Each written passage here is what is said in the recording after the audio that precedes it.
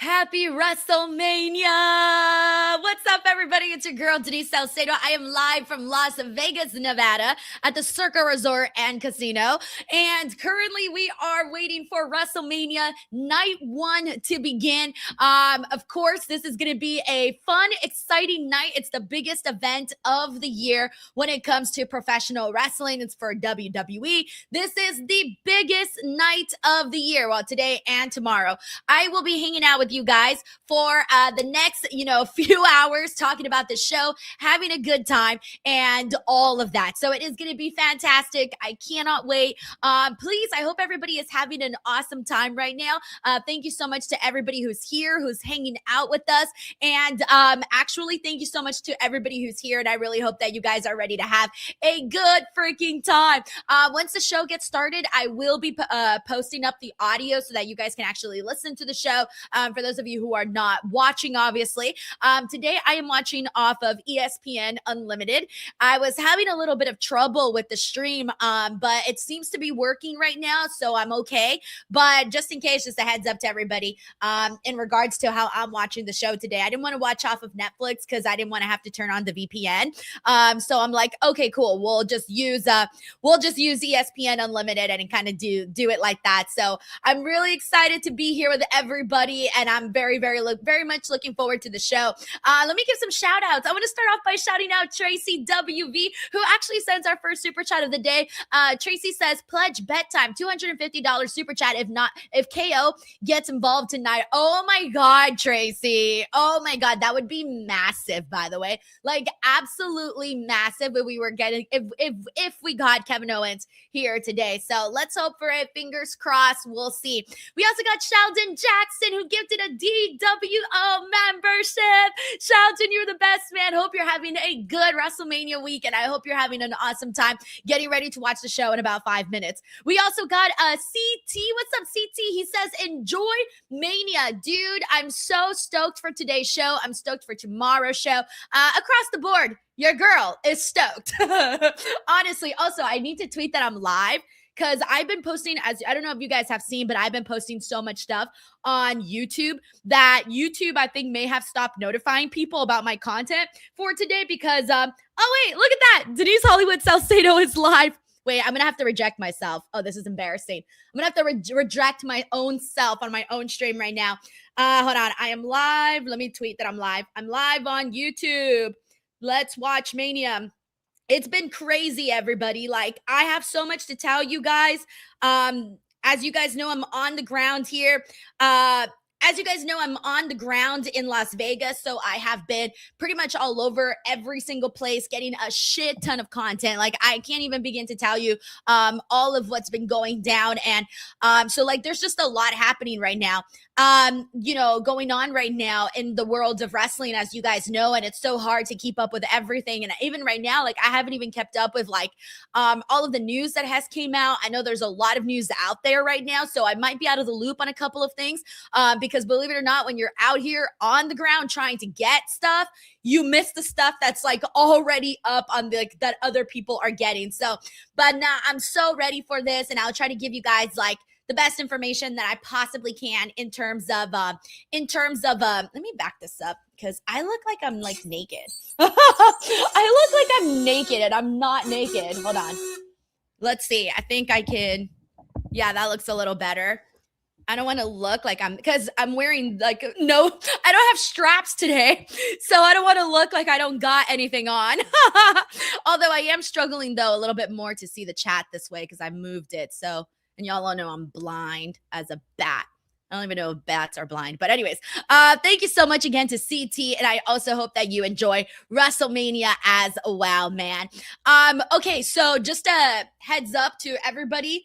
What the hell was I going to say? Yes, it's been so crazy right now with everything WrestleMania related. I've been, yesterday I was at the Hall of Fame, and I don't know how many of you guys have gone on my YouTube channel to see the stuff or on Instagram or TikTok or any of that. But the pages right now, TikTok, Instagram, and YouTube have completely blown up. On YouTube in the last 12 hours, maybe even less ever, actually less than 12 hours because I uploaded the content content last night. In less than 10 hours, maybe 12 hours, I don't know. The channel has gotten over 1 million views here on YouTube. We've welcomed in at least like over 600 and something, maybe 1,000. I don't even know. I can't do math. We've welcomed so many new subscribers here to the channel. And then over on Instagram, I think I've already crossed over to like 5 million views in the last, like, not kidding you, in the last 24 hours on the channel. And so it's brought in at least like 2,000 new followers on Instagram. TikTok's been blowing up. I'm so happy because you guys know that how much work it takes to like get all the content up. So it's very cool yesterday to be at the Hall of Fame and to be able to get all of that content from the red carpet. We did all of that in 45 minutes. So 45 minutes allotted time and just trying to knock out as much as we possibly could. But here we go, guys. WrestleMania is about to begin. Let me get the audio for everybody and let's do our audio check. Hold on one second. Now.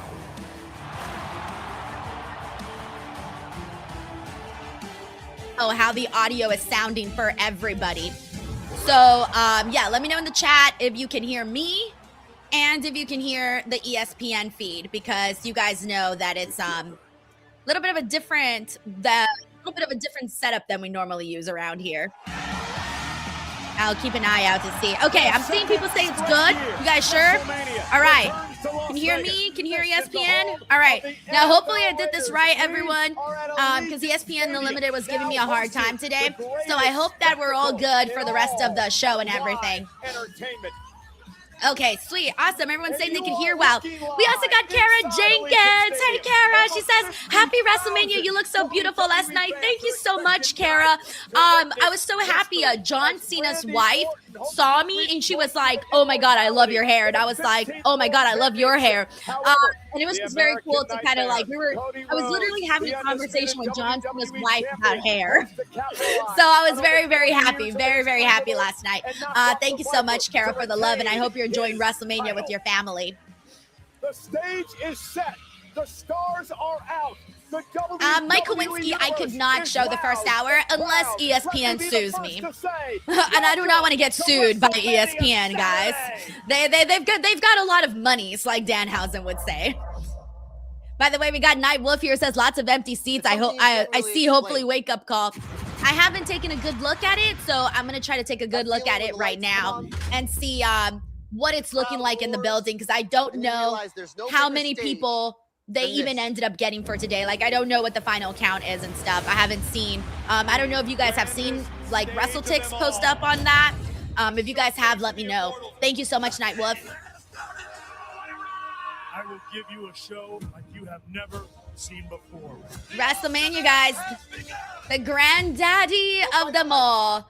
The biggest shows of the year. No louder crowd and no second takes. Not definitely no second takes at all. It happens once. Anyways, I hope everybody's eating good. Everybody eating good today. Got your WrestleMania snacks. I hope you guys got your WrestleMania snacks. I have no WrestleMania snacks.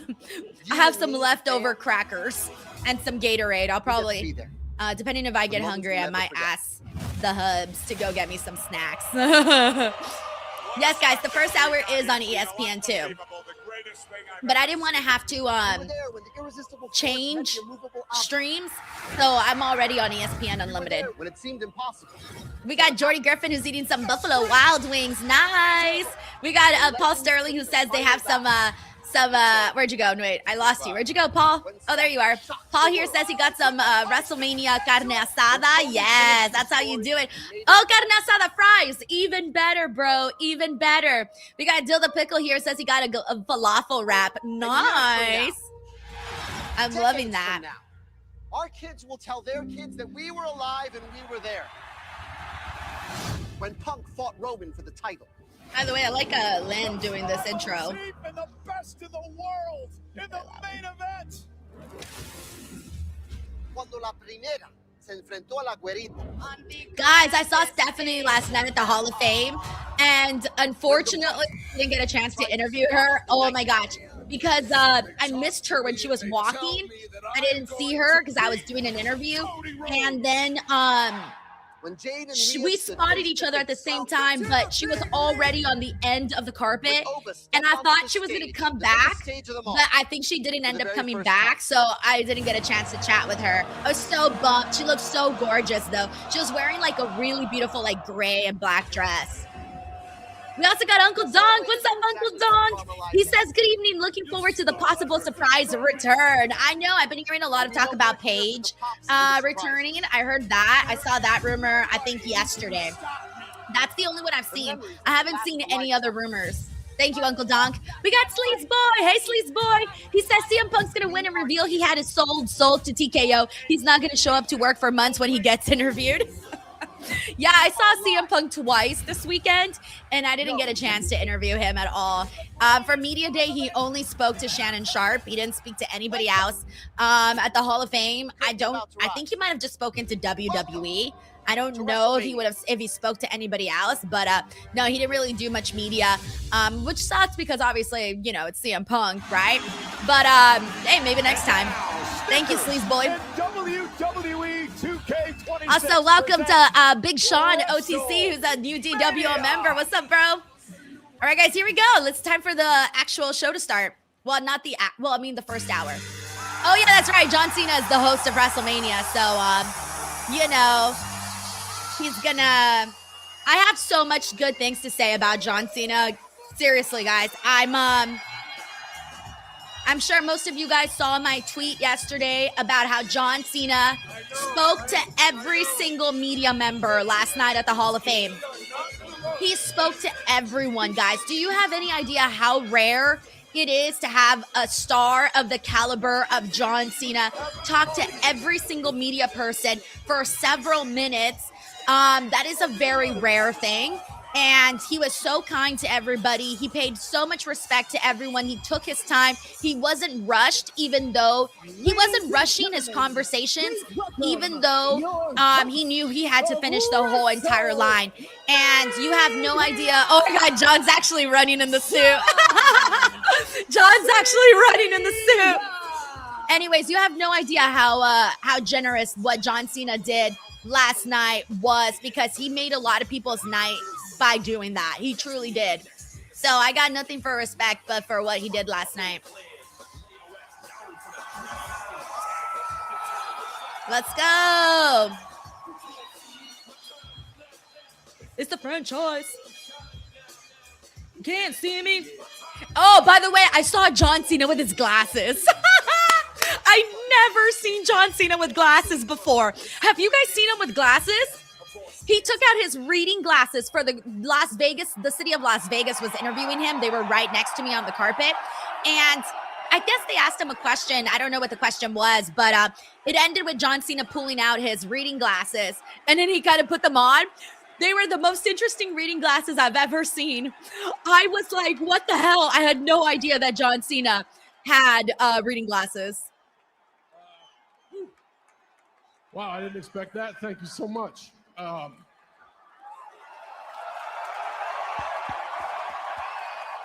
Nice suit, nice suit. Sorry, long-time fan, long-time performer, first-time host. How am I doing so far? First-time host? Like if John Cena is afraid of the mic. It's definitely not afraid of the mic. That this year's road to WrestleMania has been chaos. It has been unpredictable. And from every side, both in here, hell, even back there and out here, it has been very, very vocal. Oh, what's he going to say? One could say it's, Michael Cole, is it polarizing? Very. Polarizing. Now I see why I got the hosting gig. This is the moment I love the most, especially on the road to WrestleMania. We're all in here for the same reason, because we know the time to talk is up. The time to deliver is now. Right now, ahorita. And we are all here with one thing on our minds. Who tonight will step up and deliver? I was going to say, he's going to say stand up and deliver. It is such a great honor ladies and gentlemen, and everyone watching around the world, welcome to WrestleMania! Yeah, I'm a mark for pyro, okay, guys? So I love the stage too. I love those like elevator looking things. I know they're not elevators, but that's what I'm calling them. I'm like, that's what I'm calling them. Oh, this is different. Wait, is that where the entrance is starting for? Oh, okay, I see. Never mind, I see. I was a little confused here. I forgot that obviously Jay comes out through the crowd entrance. So it kind of took me aback a little bit. I was like, wait, what's happening here? Okay, I'm trying to notice like the seat stuff. It does look like it's like, it doesn't look bad, but you could see like little patches here and there of empty seats. It's like patches. But it's not, as of right now, I don't feel like it's super noticeable. You know what I'm saying? But oh, wait, never mind. Oh, never mind. Oh, never mind, guys. Oh, never mind. I just noticed the big, massive patches. Oh, no. Okay, never mind. I take it back, guys. I take it back what I just said. Yep, you can see the massive patches of empty seats. Sorry, guys. I didn't see it right away. Your girl has bad vision, and I have a tiny screen. But I just noticed it more so right now with the Usos entrance. That's wild, man. I've never seen WrestleMania like that. I mean, besides WrestleMania 36, where we had no audience. But I've never seen WrestleMania like this, where you know, we're seeing like little exactly. This is where Sean is saying, says it's bad looking when the camera zooms out. Yeah, when the camera zooms out, like you see the patches of empty seats, which is, oh my God, it's unfortunate. It's a bummer, man. But you know what? Respect to all those people, because those people that you see in that building, man, they paid their hard-earned money to be there, right? They really did, and they made the sacrifice to go out there, guys. It's not easy, man. So, and a lot of people had to pay for their kids, their spouses, I don't know, whoever else they might bring, you know, paying for hotels and food and toys and whatever it is you're buying. So, you know, those people worked hard to be there, man. Sending them some love. Hope they have a good time. 622 days as tag team. By the way, we have oh, I already said Big Sean, who's a brand new DWO member. We got Sleazeboy here who says CM Punk is going to be morbidly obese in a spa filled with money and women and say, I wash myself with the rag on a stick, and the Money in the Bank winner is going to cash in on him when CM Punk won't be able to kick out. Sleazeboy, you always come up with the craziest scenarios. Sometimes I don't even know what exactly I'm reading that you're saying. Also, LA Knight just came out with a big, massive truck.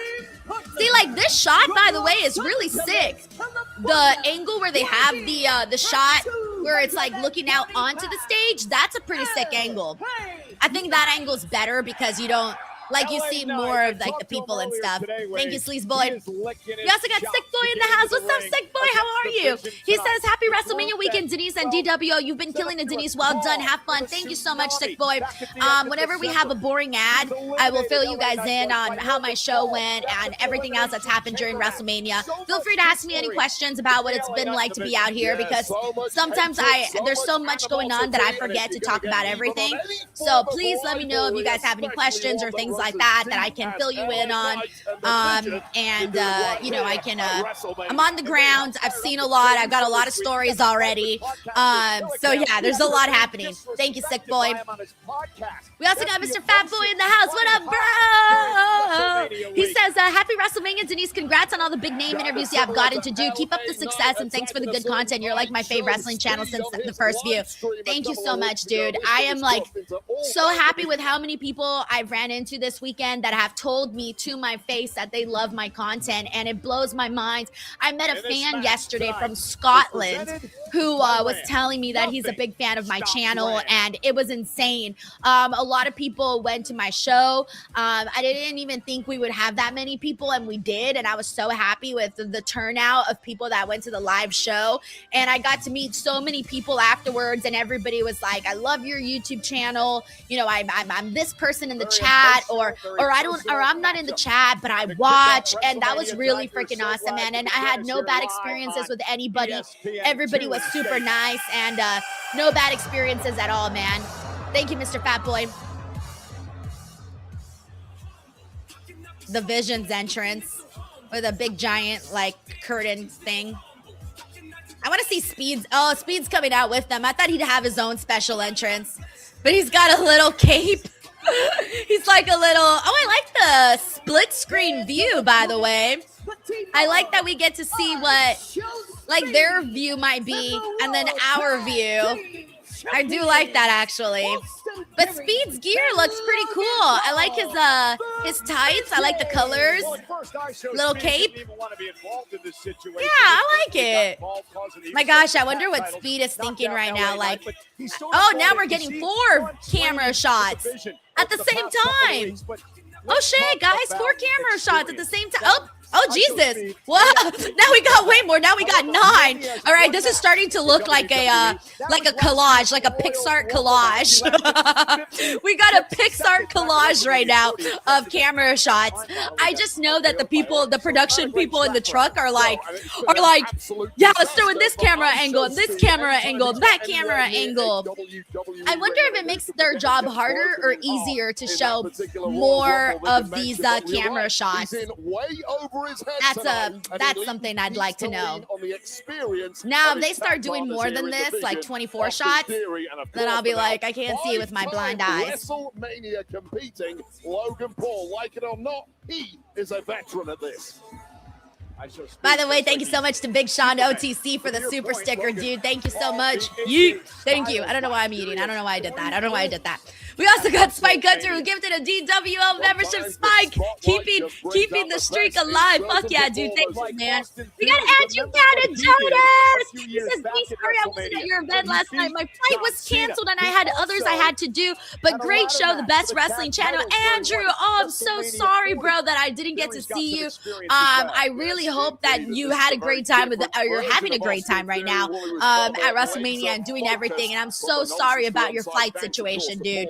I'm so sorry. I know shit like that happens, and it's always a bummer. And it's more so than anything, it's stressful. So hope you're having more of a stress-free time right now. Thank you, Andrew, for the love. All right, the match is starting. We also got Mr. GRK Chef 13, who says, loved all your videos today, especially Roxanne. I hope she gets involved in the Liv and Stephanie match, and then we finally can get Roxanne and Liv. No, I'm telling you, I still want to see, Roxanne and AJ Lee first. I'm still with that. I asked her about AJ Lee last night, and like she started glowing the second the topic of AJ Lee was even brought up. All right, Speed's kicking off this match, by the way. Look at Speed. He wants to be a little workhorse. Oh my God, LA Knight is no selling Speed's headlock right now. Speed, you're gonna have to try harder. All right, let's see how he does. Oh no, LA Knight's like, I don't care about your little flip. Here's a fucking clothesline for you. I like how LA Knight is mocking him, because I mean, Speed's not a wrestler, guys. So you know, LA Knight should be letting him know, like, nah, bro, I'm a wrestler. Oh, look at Speed, little strong boy in there. He's like, yeah, big strong boy. Oh God, LA Knight's like, what now? What now? What now? Speed actually thinks he did something. Speed's like, oh, I really did it. Then he realized he did it.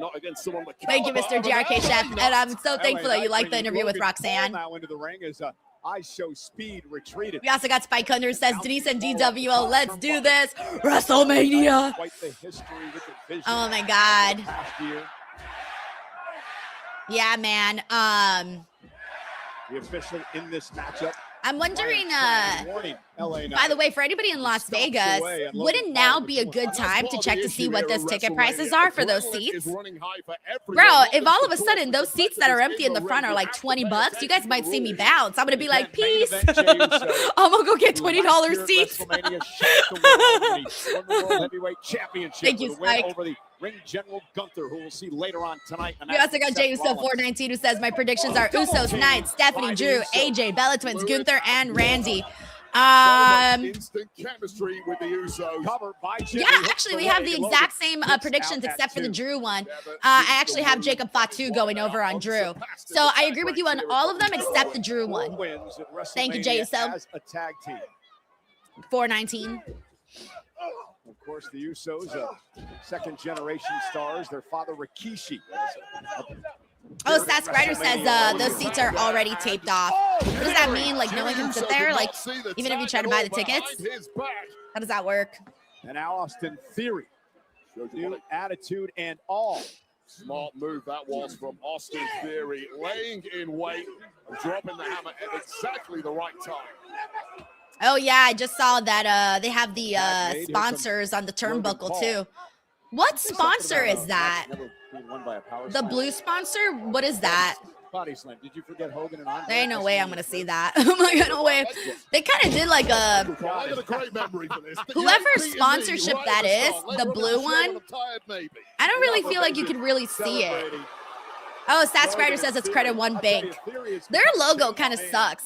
It doesn't pop out, you know? We got Wrestling Forever says if you want to see in section 200, the cheapest ticket is 136. Okay, that's better. That's better. Yeah, that's better. We got a Soundwave 80s. What's up, dude? He says you have 245,000 subscribers and 5,000 to 250,000 subscribers. Yes, you are spot on, Soundwave 80s. Almost at 250,000 subscribers. So let's pray that it happens so I can celebrate. My goal for the end of the year was 300,000 subscribers. It's very hard, but it's a goal. Thank you, Soundwave 80s. Hope you're doing good one. Automatically for ISO speed, and it really has shown from the off in this one. He knows how to do the move. This match kind of stinks. I'm like, we need this feels like Monday Night Raw. I don't want Monday Night Raw. I want WrestleMania. Social media superstar. We got Nyland here. What's up, Nyland? He says, I'm looking for Stephanie Vaquer and Liv Morgan to be in the best match of WrestleMania 42, either Saturday or Sunday. They're going to kick ass, man. Whether it's the best night of it could be the best match of the night, or it could be the best match of WrestleMania. Who knows? There's a couple of matches, man, that I really think could do spectacular work if they get a good amount of time. You know, like Jacob Fatu and Drew McIntyre could be really good. Stephanie and Liv, as we talked about. Seth and Gunther could be kick-ass. The ladder match. I mean, there's a lot of really good matches that can happen. Thank you, Nyland. Rally his brother Jimmy to the corner to make a tag. We also got Tracy WV who says Jacob's winning because Drew fell off my wall today. Oh no, Tracy. How did Drew fall off your wall? What happened? I only saw Jacob at the media day, but they only had Jacob chat with Complex. So I didn't get a chance to chat with Jacob, but I did see him from far away. And then Drew, I saw at the Hall of Fame with his wife, but I didn't get a chance to chat with him because you know how it is, guys. There's a lot happening. There's a lot of people I didn't get a chance to chat with at the Hall of Fame just because there's just a lot, and you don't have time to talk to everybody. I wish, but don't have time. Thank you, Tracy. But I did see him, though. He looks good, and his wife looked gorgeous, too. Big left hand. We also got Paul Salter, AJ. What's up, Adrian? He says, happy WrestleMania weekend, everybody. Let's go. Yeah, man. I'm so stoked. Somebody remind me, what match do they have next for the first hour here? I kind of forgot everything right now. I'm blanking on everything. All right, nice little Hurricanrana there from fucking Speed. But again, celebrating too hard. Went for the BFT. Speed just sent Knight into Paul. Thank you. Drew and Fatu is on this. Okay, thank you. I don't know why I thought it was the ladder match for some reason. Oh, I think that's night 2, huh? Night 2 is the ladder match and then Brock and Oba for the first hour, right? I think I was confusing the 2 nights for the first hour. And so much, Adrian. Oh no, Speed looks mortified. He's like, I don't want to do it. I don't want to. Ah, see, he had a good feeling about it. Wasn't meant to be, bro. Cover by Knight. And Knight and the Usos win. All right, that match was.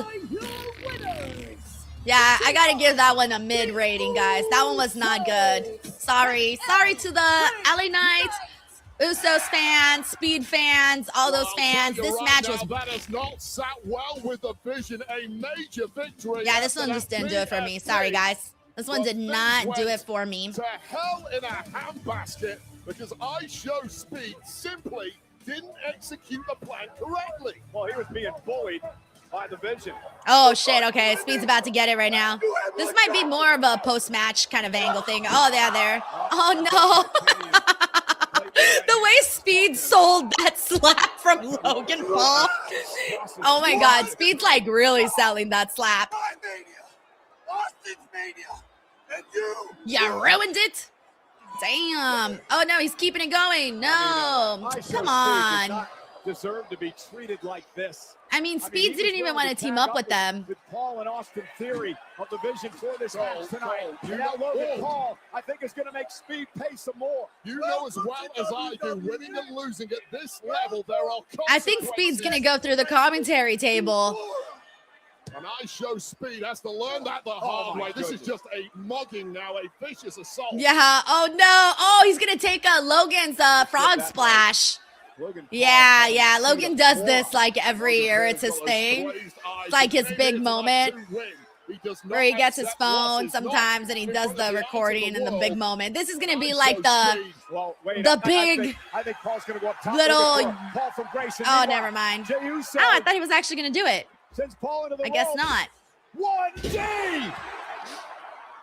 Oh, wow. I'm actually surprised they didn't do it because I thought that would be like their moment to get like a bunch of views of like Logan Paul doing that to Speed. Come here, my man. You good? You good? An unlikely saver. Wait, what's gonna happen now? Is the Speed actually gonna bond with the enemy or no?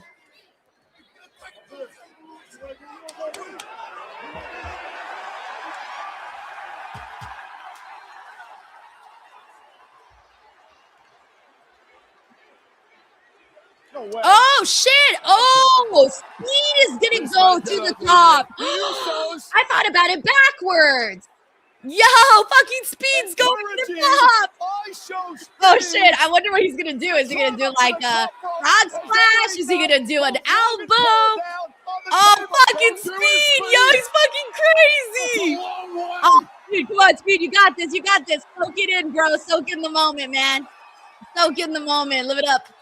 Live it up, bro. Live it up, live it up. Here, let's see what he does. Oh my god. Oh my god, I'm nervous for him. Ah! He fucking did it! Splash! Full speed! He did it! Oh, Speed, are you alive? Are you okay? Ah, dude, mad respect for him to do that. That's pretty scary, man. That's pretty scary. You know, it's a nice little distance there. To do that could be pretty scary, man.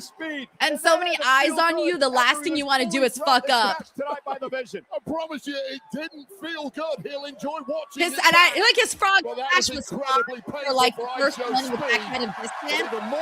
It was perfectly all right. It was perfectly all right. By the way, we got Victorio here. It says, hey, DWO peeps and queen, happy WrestleMania. I'm late for the party, just got power back on because it's been out since this afternoon. And now I'm ready to watch with you. Last night, Hall of Fame was awesome, even though I fell asleep. You know what's crazy? So I was at the Hall of Fame red carpet. I haven't actually seen the actual Hall of Fame, though. Like, I haven't seen anything from it because I left immediately afterwards. Like, I left immediately after, and so I didn't actually get to see, I actually didn't get to see any of the really anything. Like, I didn't get to see anything. Absolutely insane. I left, and but I'm glad that I left though, because I was up until close to like 1 a.m. uploading content. So honestly, I'm really glad that I didn't stay for Hall of Fame, because if not, I probably would have got into bed till like 3 a.m. and I didn't want to do that. So I made sure to kind of leave at a good enough time so that I can finish my work, and I'm glad I did, because the numbers are really wow. So I made a good decision on that. Alrighty, give me 1 second, Jimmy, everybody. Jay, what's it like being one of the Thank you greatest so much, tag teams McTaru. of all time? Well, Is this a commercial? right there. I think this is a commercial, Playlist. but I haven't seen it, so I might as well watch it. Yeah. Wait, are they doing the Cups version of Yeet? This looks like the Cups version of Yeet. Have a Snickers. Oh yeah, it's a Snickers commercial. Snickers. I hadn't seen that satisfies. commercial. Okay, Rated T. let me mute the commercials. We don't give a damn about commercials. The commercials can suck it. All right, let me catch up with all of the everybody's saying. We got Nyland here. It says I showed Speed and Logan Paul. For reals, it's kind of crazy, right? Like to get to see something like that, it's super random. Not super random. We should have all probably expected that. We got Victaru here, who also gifted 10 DWO memberships. Fuck yeah. Thank you so much, Victaru. You know, this not only helps me, but it also gives everybody free memberships, which is always very, very nice. So thank you for that. We got Uncle Donk here, says only makes sense for Paige to return at the end of Becky AJ Lee match. Yeah, and considering that match has like no, it has no stipulations. It has really like nothing. We've seen it a bunch of times. There's very, very low interest in that matchup. Like, it's not one of the matches that I feel most people are excited about. So I feel that the possibility of Paige coming out is going to add a whole lot more to this matchup here. So yeah, I hope you're right, Uncle Donk, in that does happen right then and there. Thank you so much for the super chat, and also for sending in some love. We also got Nyland here, who says I could have went to the store then watched this shit. Well, at least you didn't miss Speed's Frog Splash. I'm pretty sure you would have been bummed if you didn't see Speed's Frog Splash. So at least you got that. At least you got that. Respect to him for doing that. I actually like Speed. We also got JUSO419, who says Cole said I show splash. That's cute.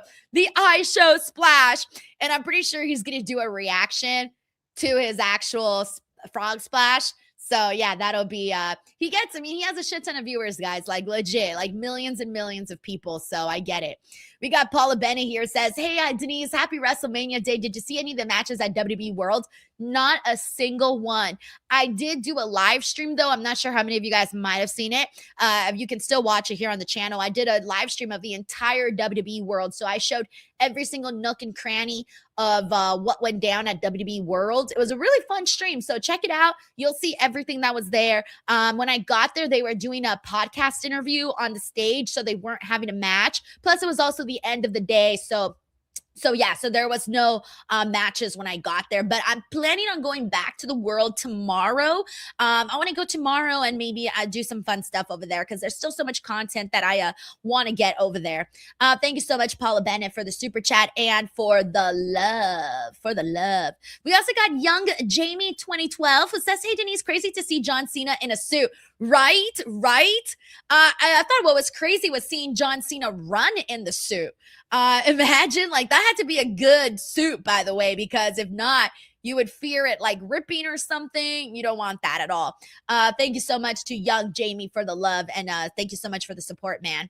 All right, we also got Stephen Marchulli in the building. What's up, Stephen? He says the viral moment was better than the match. Oh, for a fact. For a fact, man. Oh, yeah. Like that moment, by the way, I'm pretty sure is going to be like all over TikTok, getting millions and millions of views, because Speed's fans are going to be like, oh, shit, I can't believe Speed did this. And that's actually the moment that is probably going to be clipped on like mainstream websites. You know, the people that don't normally cover wrestling. I'm pretty sure that will still make it onto what people are talking about for WrestleMania that are not wrestling websites and that are not hardcore wrestling fans. So they'll definitely be promoting Speed's frog splash.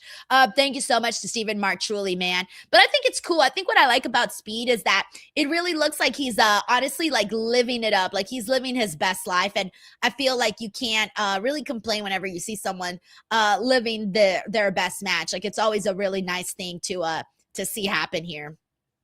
Alrighty. We also have Dawn. Thank you so much, Dawn, for the super chat. Dawn says, hold on one second. She says, hello, everybody. Happy WrestleMania weekend. Been loving all the content so far. Have to admit, seeing those kids doing their Danhausen impression was my favorite. They were adorable. So speaking of also thank you so much, Dawn, for sending the love that you did on the stream yesterday. We did a little giveaway at the World where I found 3 little kids. I bought 3 Danhausen masks, and we found 3 little kids that had Danhausen face paint on. So I asked them to do their best Danhausen impression, and they did, and they got themselves a free Danhausen mask. So they were so happy, and Mom was really happy. So was Dad. It was a great time. All right, let me get the audio back. We're finally back here. We're finally back. Okay, let's see what celebrity they got. Oh yeah, he's a big fan. Yeah, George Kittle is a big fan. He's always at the shows, and he looks like he's just there vibing, having a good time. There you go. Yeah, I like him. I like him. He seems fine. Like, he's not there to, like, you know, hog up the spotlight. He looks like he's just there enjoying himself. How about Tyrese Halliburton? Oh, yeah, Tyrese is always there, too. Not surprised that he's there. Damn. Wait, how old is Tyrese? Is Tyrese not old enough to drink beer or something? Why did he take his beer? He's like, I'm the one in the Stone Cold shirt. He's like, I get the one with the beard. There's Stephen A. Smith. I think he's getting booed. Yeah, he's getting booed. I don't know. It sounded like they were booing him. That's funny. Is an unsanctioned. All right, here we go, guys. These are my boys right here. Let's go. Disqualifications, no countouts. The only way to win is by pinfall or submission. WWE will not be held liable for damages or injuries.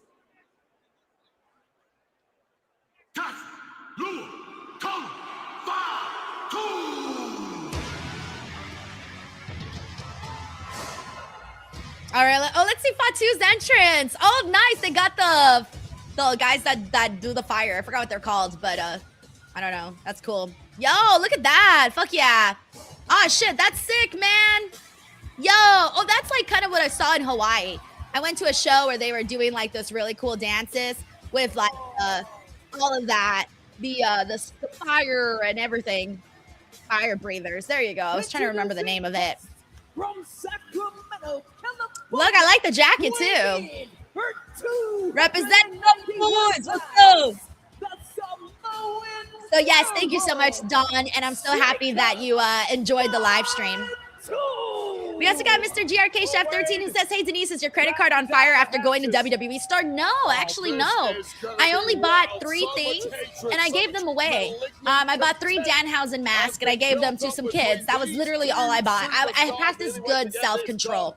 I had good self-control yesterday. Good willpower. Thank you, Mr. GRK Chef 13. We got Sleaze Boy here who says Bree's tag partner is gonna Santina Morella. They could have Kairi Sane versus Asuka with Kairi winning to continue Asuka's losing streak.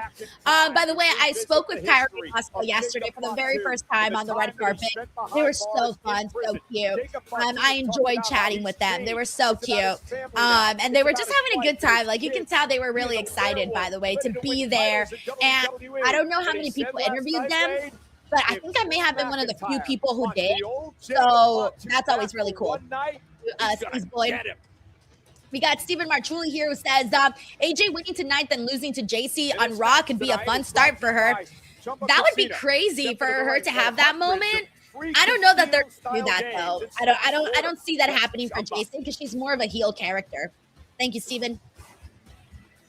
Also, holy shit, Infamous Raider Loco for thank you so much for this massive super chat. have to think My DWO leader looking incredible as always. How are you doing? Trying my best to get out of this funk depression since Lil Man's mom hating wouldn't let him be here with me has me bummed out. So looking forward to the watch along with you all. Thanks for being here. Hey Frank, I'm really sorry, man. I know stuff like that can be hard when you're sharing custody with somebody. I know that you always want to have, you know, your child with you. I'm really sorry, and I feel you on that, man. And I know a lot of people probably relate to that. But I hope that he's still able to watch with his mom at least. But on the bright side, you guys will have a lot to talk about when he gets back, because you guys will have a lot to talk about. And thank you so much, love, for the love. Oh shit, look at Drew's entrance. Okay, that's cool. A little door going down. Comes out. He looks like he's coming out of a castle and he's ready to go into battle with his sword. I mean, he could technically use that sword in this match if he wanted to. Just throwing it out there. Just throwing it out there, you know? Jacob Fatu's probably like, bruh, what? You better not be bringing that sword into this matchup. But yeah, other than that, Frank, I'm doing great, man. I cannot be any more happier with the way the live show turned out, with the way the Hall of Fame went for me. Those two things really made the whole weekend for me. So I'm feeling really good, man. Thank you, Frank. Get down and dirty with the best of them. We also got Terrence Matthews. Yo, what up, Terrence? He says Kalani engaged to Carmelo, Jasmine Nick's fine self having a boyfriend, Lola being with Damon, and Jada being with Jay. How many times could a man had his heart broken? Yeah, and Stephanie with Miles. Yeah. Hey, man. It's hard out there, man. If you find somebody, you best stick with them, you know, because it's hard out there. But all the pretty ladies are being taken, that's for sure. But you never know, though. There's plenty of pretty ladies out there. Like they say, there's plenty of fish in the sea. Thank you, Terrence, for the love, man. And I'm manifesting a gorgeous Lola Vice-like woman coming into your life. I'm manifesting it for you, okay? There, I'm making it happen, bro. All right, here we go. The match is starting. Jacob was like, I saw that first opening match. That opening match was boring as fuck. We're gonna get started hot around here. Jacob is like, I ain't gonna have no boring ass WrestleMania match. He has very little he needs to do in this match other than count the 3 count or this is one that I think could steal the show. And they time, by the way, because this is only the first hour, so they have a pretty good amount of time to do a good match here. He says, yeah, Naheem here says Jacob Fatu said, fuck your entrance. For reals. Also, what's up to Ben Wardy? How are you, man? Thank you for being here. In the next commercial break, I'll try to give some more shout-outs to people in the next commercial break. Fuck the Slim Jim table! All right. I did not say that. Just in case Slim Jim ever wants to sponsor me. I love the Slim Jim table. I like the fact that Nick Aldis made this unsanctioned, so WWE could not be held liable. Well, he had no choice whatsoever. You could have put a bunch of rules. Yeah, my electrolytes. You could have made sure this was an official. Jose says who won the first match? The Usos and LA Knights. So we had a babyface win. Don't forget it wasn't that long. Oh yeah, you're right. By the way, D Henderson says they got a new announcement commentary table. Yeah, because can you imagine like starting WrestleMania with no table? Come on now. That is PTSD. Oh man, Drew threw himself on the floor. He was so scared of that toolbox. CM Punk inside Hell in a Cell. Toolbox and tools where McIntyre had 17 stitches to his skull. And now McIntyre looking to use the toolbox. Well, maybe not. Thank you so much to Thomas McRae, by the way. Thomas here. Where'd you go, Thomas? He says, I liked your short video at Worlds. Thank you so much, Thomas. The back of his head bouncing off the steel apron. Oh no. Ow. Don't do that. Don't do that. The slingshot him, but under the ring. Híjole. It's kill pretty nasty. Kill now, and Jacob Fatu, both especially because it's like that part looks like it's like metal or some sort of steel. Oh, there you go, steel. Thank you, Michael Cole. Jacob Fatu had a We got Bucky Barnes here, says, haha, Drew about to get destroyed. I do expect Drew to lose this match. I think Fatu needs a big win because he had a lot of really good like momentum when he came in. I don't think you want to let that slip away. So I think him getting a win today over Drew could be massive. Everybody's driven spine first into the post. So much raw power possessed by both. Is anybody having trouble with the ESPN feed, by the way? So much durability. I don't know if it's just me, but Dan, that was a sick clothesline. Every now and then it kind of stops. When McIntyre collapsed the chest. But that could also be because I'm streaming a whole lot, but still. How many people here are watching on Netflix, and how many people are watching on ESPN? And how many people are just watching on YouTube? Let me know. I'm watching on ESPN today. All right, we got a son of a buck who says they're on VPN. So so you're watching on Netflix? Okay. Okay, Satscrider says Netflix. Lazy Greenhouse Netflix. All right, most people are. Okay, good. No one's having problems on ESPN Plus. Okay, good. Wow, most people are watching on Netflix. I'm seeing more Netflix people than ESPN people. A couple of ESPN people in here. Yeah, wow. So many of you guys are. Okay, we got some more people that are watching on ESPN. All right. Okay. That's what Goncast says. He's just listening on the stream. Oh, thank you, Goncast, for supporting. Right Guy says overpaying on ESPN. All right, Guy. They got you, bro. They got you. They got you, your arm and your leg. Question now is, has Drew McIntyre completely underestimated this warlord that is the Samoan werewolf? Paying homage to the Fatu's feeling himself. And McIntyre. And look at this. Fatu, pop up Samoan. Cover by Fatu. Just to be clear, Drew McIntyre is 280 pounds. And Jacob Fatu threw him up in the air and caught him with ease. Let's take another look at this from Jacob Fatu. Popped in the What is air, Superbox? Social Box? I don't know what that is. Social Box. I'm guessing is that like a thing where you can get like free things, like free shows. I'm not sure what that is. In WrestleMania history, remember when Seth Rollins beat Triple H? Thank you so much for watching your WWE WrestleMania 42 live stream here on Twitch. Thank you guys for hanging out with me. The steal was Jacob Fatu. And how quickly this one could turn around where every we got Destructocon says listing on the DWO network. Crazy C got ESPN with his Hulu account. Nice. So many times over the years. Fatu now reverses this. McIntyre almost ran into his own chair, caught him with a back elbow. But the brakes on just in the nick of time. Both men starting to drag a little here and face first into that steel ring post. And now McIntyre. It's crazy, by the way, how good in shape Fatu has gotten. Like, I feel like every time we see him, he just looks so much better. Not that he looked bad, but I'm just saying, like, he looks just good. I got some power too, Fatu. He's always pissed off. Wait, I mean, that probably. Oh, Drew gonna fly? I was gonna say, Drew looks like he's going for it. Unpredictable and hell bent on scoring a major victory here in front of the world. And the big man gonna fly. Yep, there he goes. Take it out. McIntyre. He's a Terminator in there. BTW, we got the dead man of RWT in the building. What up, Paul?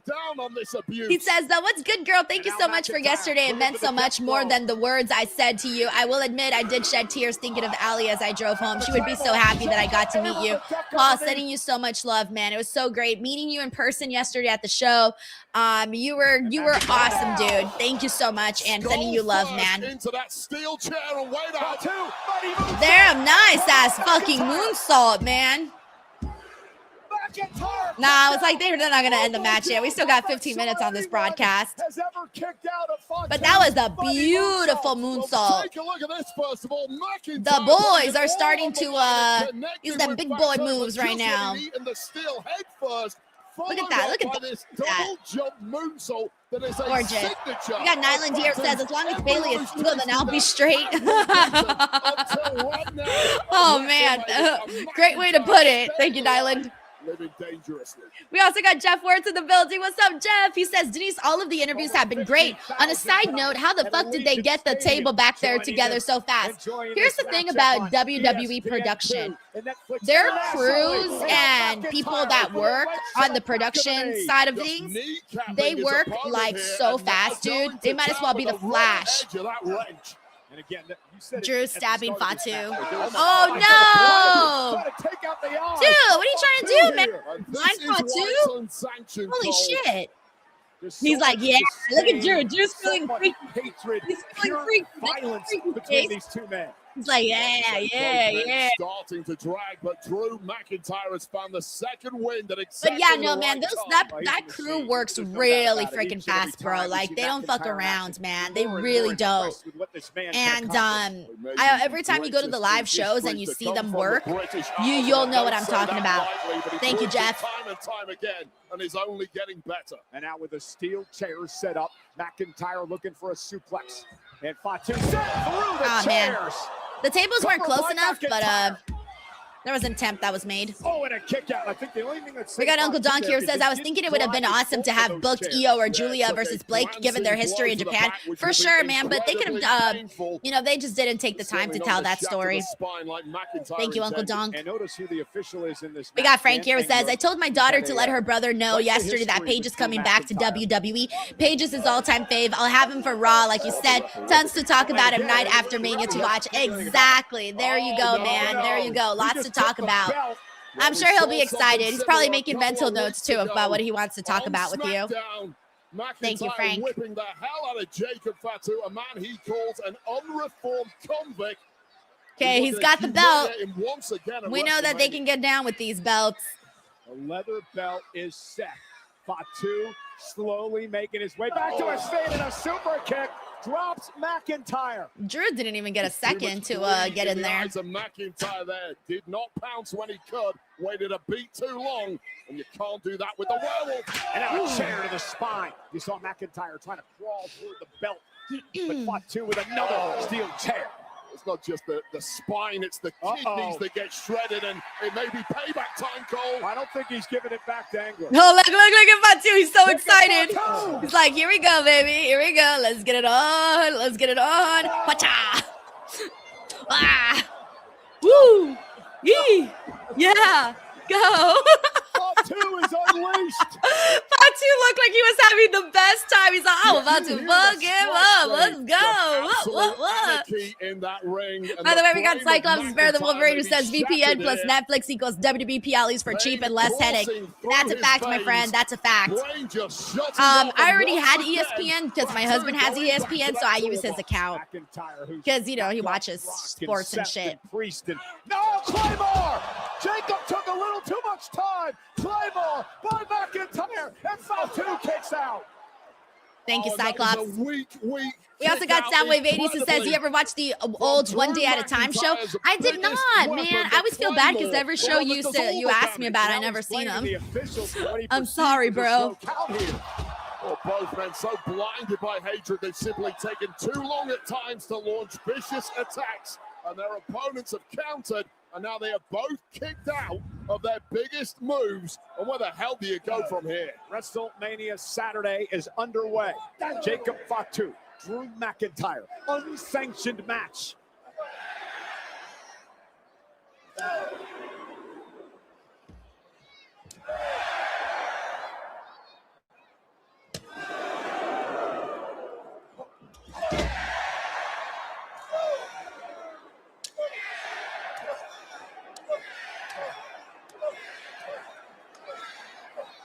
And now McIntyre looking to gain the upper hand.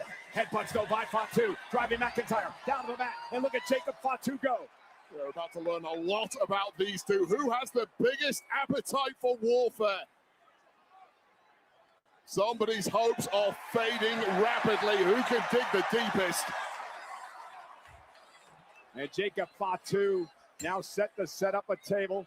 Again, thank you for joining us on ESPN2 tonight for the first hour of WrestleMania. The rest of the show will continue in just a few moments over on the ESPN app. Part of the unlimited plan. I hope I don't think I have to switch, so I think I should be good. Out as he sends him face first into the table. There we go. Sorry, guys. I was trying to send a link really quickly for the post show later on today, and it wasn't sending. So I was like, oh, I gotta send the damn link before I forget. Goodness, right across the elbow of McIntyre. Also sending you and your wife some love, Bucky Barnes. I love that. I love that. Bigger problems than fingers coming up here, though. And with McIntyre thrown on the table. We got McTaro here, says belt Wapath, Blue Chew promo code Denise. Hey, yo, that's some kinky shit right there, man. That's some kinky shit. I don't sign up for that. I do not sign up for that. Thanks, McTaro. Exactly what you've got to do. Wait until your opponent drops his guard. Don says, "Who's joining you tonight?" I'm joined by Sancho tonight.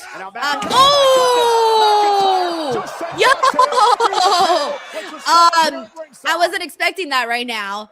Drew just fucking caused Fatu to go fall into the table, but the way that it happened, it was actually pretty sick. That was pretty sick. What a devastating landing that was. And it is now all in the hands of McIntyre to put this one to bed. Fatu just trying to roll out of harm's way as McIntyre again stalks his man. Looks for the Claymore, runs into a super kick by Fatu. And another one by Fatu, drops McIntyre. Just incredible bounce back ability from Fatu, and once again loitering with intent is that toolbox. Right off the skull of McIntyre. I like what I like about this match is nice. I like how creative they're being with all the spots that they've done throughout the match. Yes, I was right.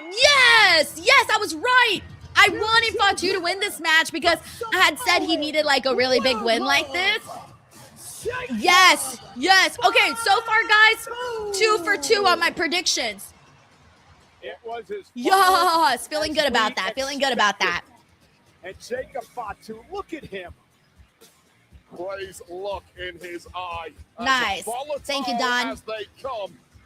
We also got Frank here who says, both you and Weezy doing watch-alongs in your rooms. If you both do a collab would benefit both of you. Take away just a thought that popped in my head. Oh, I love that. But no, everybody kind of does their own thing because, you know, everyone's got a different setup and a different routine. You know what I'm saying? Thank you, Frank. Fatu said he was going to go back in time for one night. And boy, did he ever. We also got, let me see, we got Kara Jenkins. What's up? Kara says, Denise, will there be a review tonight? Yes, I will be joined by Sancho for the review later on tonight. Yes. Thank you, Kara. The issue McIntyre has at this point, he's got to get his. Yep, I agree with Ryan Guy Murray here. Says that table spot outside the ring was wild. It was kind of like an unexpected, like, fall right there. Very unexpected, like, way to do that. From this, a 1-2 whammy. Massive moonsault through the table, and what a victory for Jacob Fatu. Why does everyone say Jacob Fatu? Like, I don't like when people say Jacob Fatu. It's like, just say like Fatu. You know what I'm saying? Like, when people say Fatu, it kind of irks me. I say Fatu because it just sounds better. But if you say Fatu, like, I don't know. I don't like that. Like, say Fatu. Jacob Fatu. Is that just me or am I crazy? I don't know.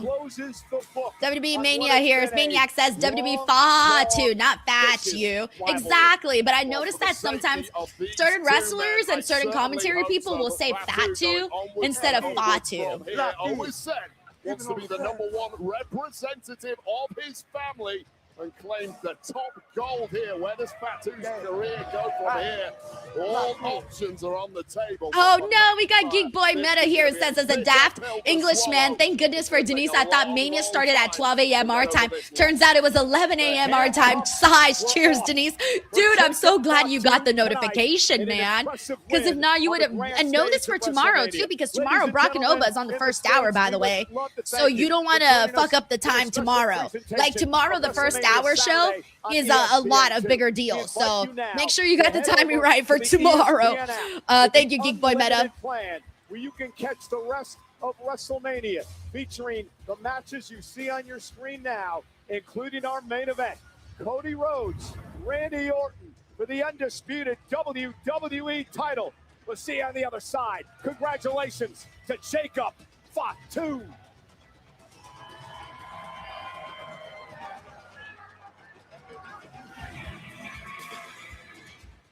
All right, we're going to a commercial break.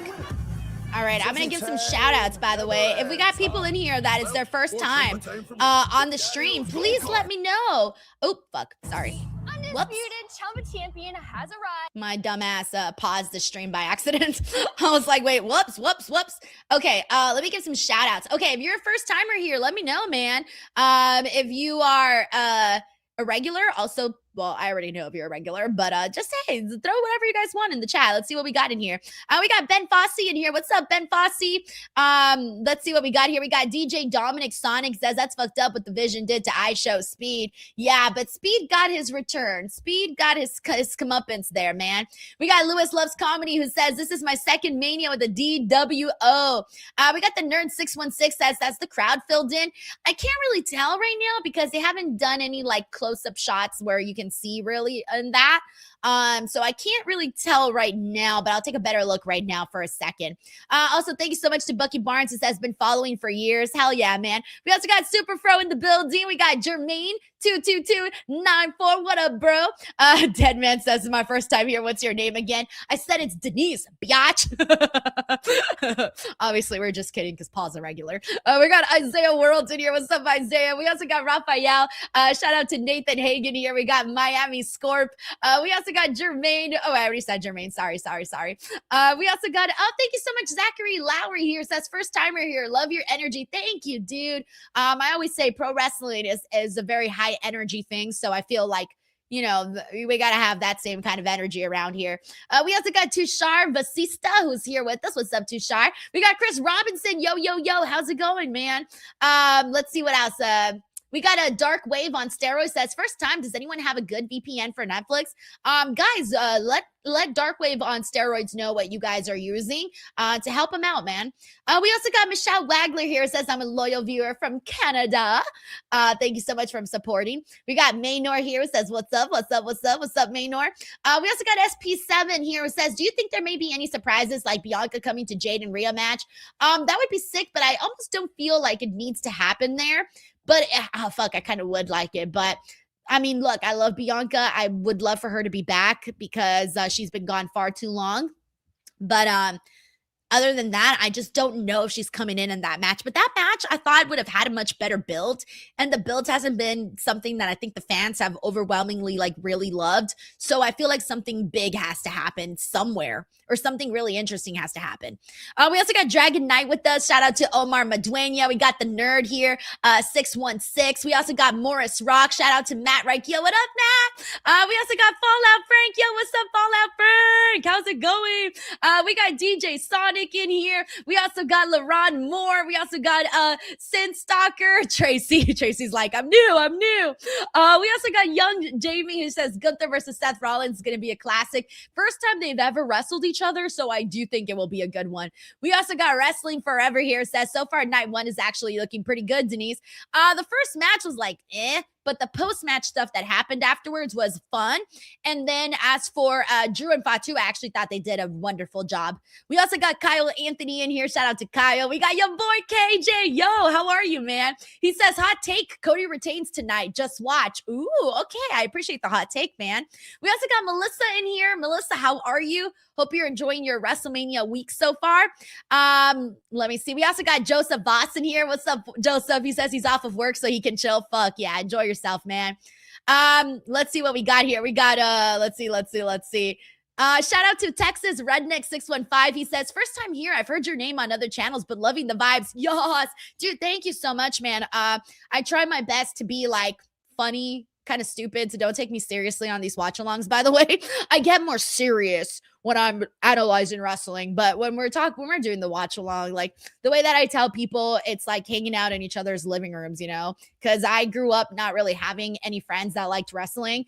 So I always feel like, you know, I didn't really have people to talk about wrestling with. So these kind of things make me feel like I got someone to talk about wrestling with. We also got Sean's Mutts here who says, love from South Africa. Dude, thank you so much for tuning in, man. Seriously, thank you for that. We also got C-Clay in here. We got Dizza Scraps. We got Marcus Robinson who says, this is my second WrestleMania with this channel. Chat, fudge, yeah, fudge, yeah. We also got Leon Good here. What's up, Leon? Says, happy WrestleMania, first timer, great show opener so far. I'm happy my Usos won their matches this evening. I appreciate that, Leon. Happy you're having a good time, man. All right, let me see. We got a couple of super chats. Give me a second. We're also back on the show. Year, tried, tested, proven, legendary. And we are inside Allegiant Stadium. We got a Frank here who says, Austin shirt, Alexa Bliss socks, smoking skull belt on my shoulder, have my sons, Cody Wade belt on the bed. Also 2 for 2 on predictions. Let's effing go. Damn, Infamous for your loco out here looking like WWEshop.com. I'm going to start calling you WWEshop.com. Oh, man. Oh, man, I love it. Thanks, Frank.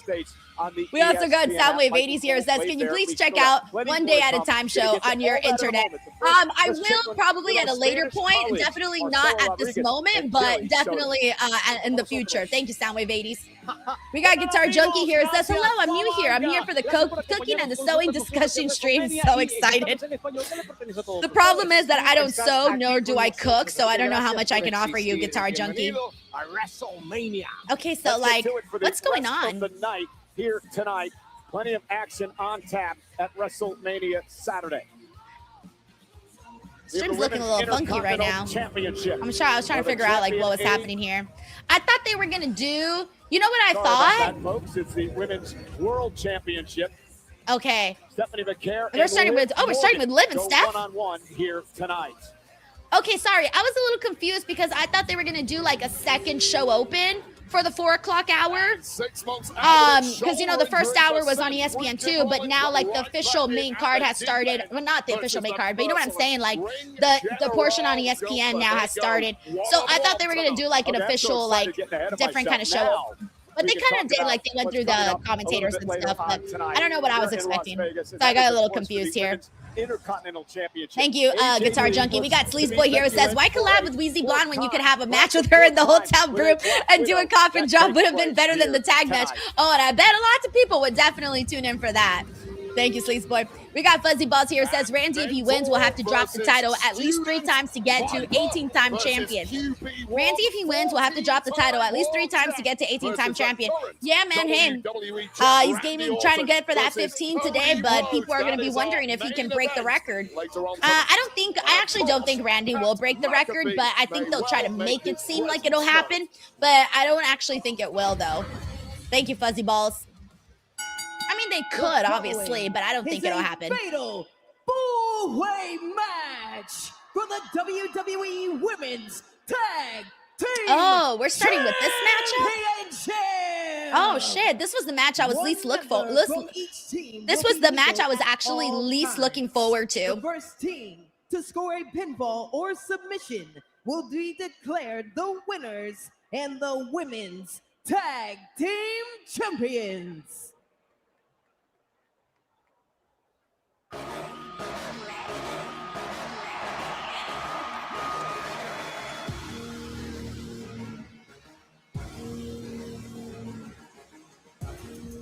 I want to see Alexa's, oh shit, dude, look at her gear. Wait, are those like, it's like a butterfly wings. Oh, look at her makeup. Dude, she looks freaking sick. Look at the hair with the big like poof. The makeup almost looks like so well done. It almost looks like a filter. That's how good the makeup is. Wow. No way, I really love this look. This is like an iconic fucking look. Like they got to make a doll of Alexa Bliss like this. Literally.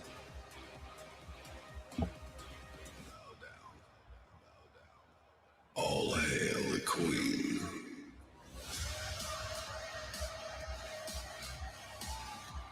Oh shit, wait, look at Charlotte. Oh wait, I love that she's like, you're a butterfly, I'm a butterfly, but they're polar different opposite butterflies. They're literally giving Wednesday vibes with Wednesday and her friends, because you know it's like the dark colors and then the light colors. Oh, I love that. Two totally different types of butterflies. That is so cute. I would wear both of those looks. Definitely both of those. That's sick, man. They really are the real life friendship between from Wednesday.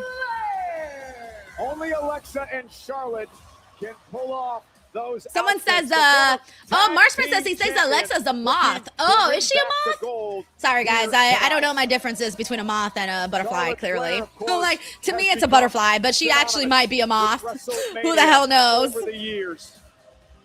WrestleMania 34, when she beat Asuka to end the record undefeated streak of the Empress of Tomorrow. She beat Rhea Ripley back at Mania 36. Ronda Rousey at Mania 38, and of course, Wade, the history-making WrestleMania 35, where Charlotte Flair, Ronda Rousey, and Becky Lynch will be a part of the first ever women's match to main event WrestleMania. Just so we're clear, Cole, I think you could pull off both of those outfits. Oh, thanks. Let's move on because we've got two. He's really saying that Michael Cole could pull off both of those outfits. Oh my God. Can you imagine Michael Cole wearing any of that?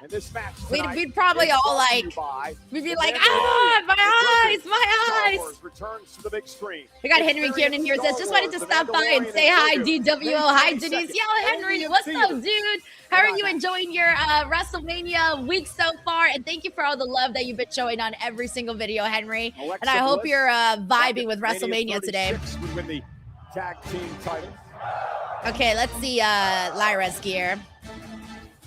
See, like the women, they just do some kick-ass gear. Okay, what are they doing? What do you got going on here? Okay. I like the matching gear. Yeah. It's not as like outlandish as what we saw with Alexa and Charlotte. By the way, we got Nyland here who says that no matter what, Bliss will always continue to bliss. Yeah, she's got such a great look, such a great style, great vibe. I love her. We also got Infamous Raider Loco who says, this is not a drill. I repeat, this is not a drill. The goddess is here looking lit. Get the tank. ITK about y'all, but Alexa wins this costume contest for me. That it's going to be hard to top. I'm telling you, like the makeup looks almost like those, like a filter. You know how filters look really flawless? Like whoever did her makeup today, they deserve like a bonus or something because it really does look kick-ass. Thank you, Infamous Raider Loco. When she beat Io Sky to win the WWE Women's Championship.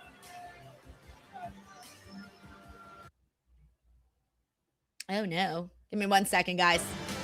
Oh, there he goes. Oh no. Okay, sorry guys.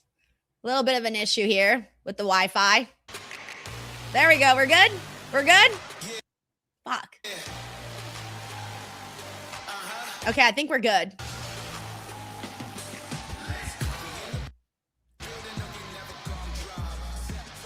All right, look at Lash and Nia.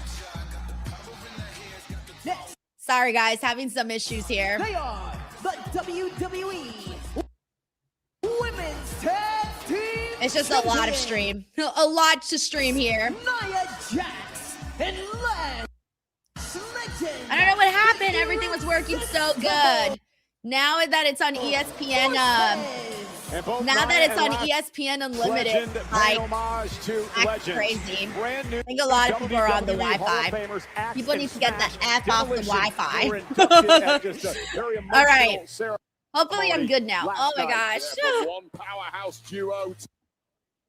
What the fuck? Here comes the Nia, and here comes just give it a second, guys. The reigning tag team champs here for the women in WWE, and what an unstoppable powerhouse duo they make. Yeah, they won the tag titles back at the end of February by knocking off Rhea Ripley and Io Sky, undefeated as a team. All right, I think I'm good now. Yeah, sorry guys. I'm streaming a lot here and I'm on hotel Wi-Fi, so like, you know how it is, all right? Think we're good now though. So if that happens, just give it like a little bit and eventually it comes back. So it just takes a second. All right, but we're good. We're good to go now. It seems like we're good. It's driving me crazy though. I don't know what the hell. I kept seeing Lash and Nia in slow motion. I'm like,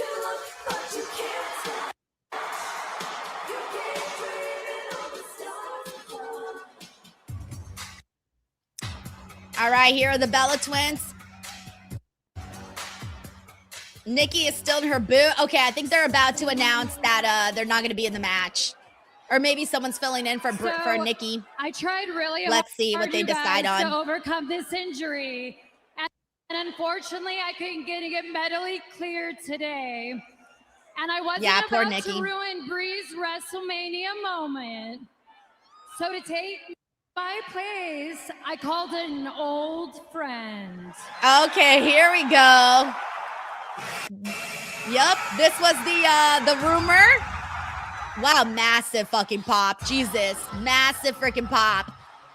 There she is, guys. Paige is back in the WWE like many people had expected. After all of the rumors started to fly off the wall. Now she's here. And she looks great like she always does. She's got a massive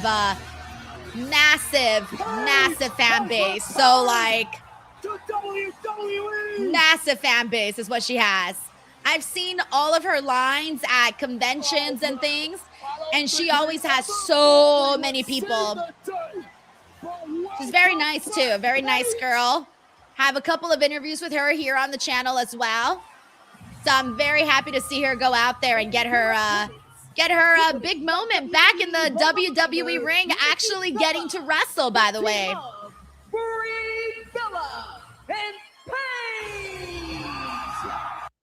Oh, they look so happy. We got Cyclops is better than Wolverine says, no matter where's the Wi-Fi, Denise's job me now. Look, Cyclops, you complain about my Wi-Fi, I'm sending you the bill directly. Thanks, Cyclops. We also got Fredo here. It says, does Darlie Gleer not feel like a dig at Tiffy for not making Mania? No, dude, absolutely not. Do not read into it like that. Yeah, no, absolutely not. Plus, she's been wearing gear like that now for a while. She's been doing those kinds of colors now for a while.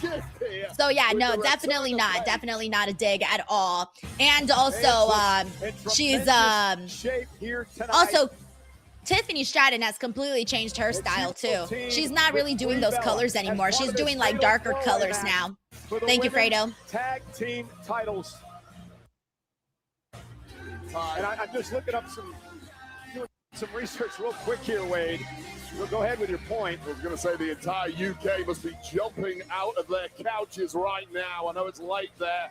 I'm sure you're buzzing with energy thanks to the return of Paige, part of the famous Night Dynasty over there, while she's back and she's coming for the goal. And apparently, I believe this is Paige's first time in a WWE ring in more than 8 years. Damn, that's crazy. 8 years. 8 years. Main roster debut is and in a match like this, like she doesn't really got to do that either. So, you know, that's good. In the ring at one time. First team to gain pinfall or submission will win the tag titles. Meanwhile, Paige made her main roster debut. Man, this is not going to go well if this Wi-Fi shit keeps doing that. It like keeps stopping. I'm like, this is a terrible way to watch WrestleMania. I'm like, oh man. Maybe it's because I said this was the match I was least looking forward to. And now it's like, oh, okay. Lash legend has been so impressive and incredible. Now they're like, we're gonna keep stopping on you, Denise. These two fail. Let's be honest, two powerhouses. I might have to both worth refresh the stream. It's basically this is acting all crazy. I still can't stop looking at the apron. All right, would you guys mind if I refresh my ESPN stream? Give me like 30 seconds to refresh it because it's not doing good. So give me 1 second and then I'll have the audio back for you guys, I swear. It's just that this is kind of going through it.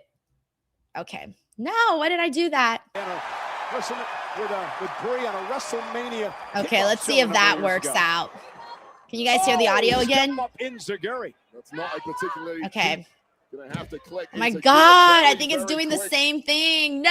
That's tough to do when you've got Nia Jax rearranging your stuff. Yeah, everyone's like, you're getting behind. I know. I don't know why it's doing that. I love everything. And I can't even jump to live. Legend for many people, that is the future of the women. I think ESPN is just doing like a lot here. There's a small example of exactly why. I did get cursed by Danhausen, so maybe that's what it is. I'm cursed by Danhausen. No. Yeah, I'm falling really behind here because the stream keeps like. Charlotte.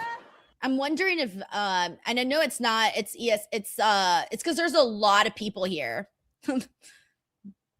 Okay, hold on. Using those veteran wiles now is Charlotte Flair. All right, we're just gonna have to make it work like this. Hopefully it gets better. And now Bliss.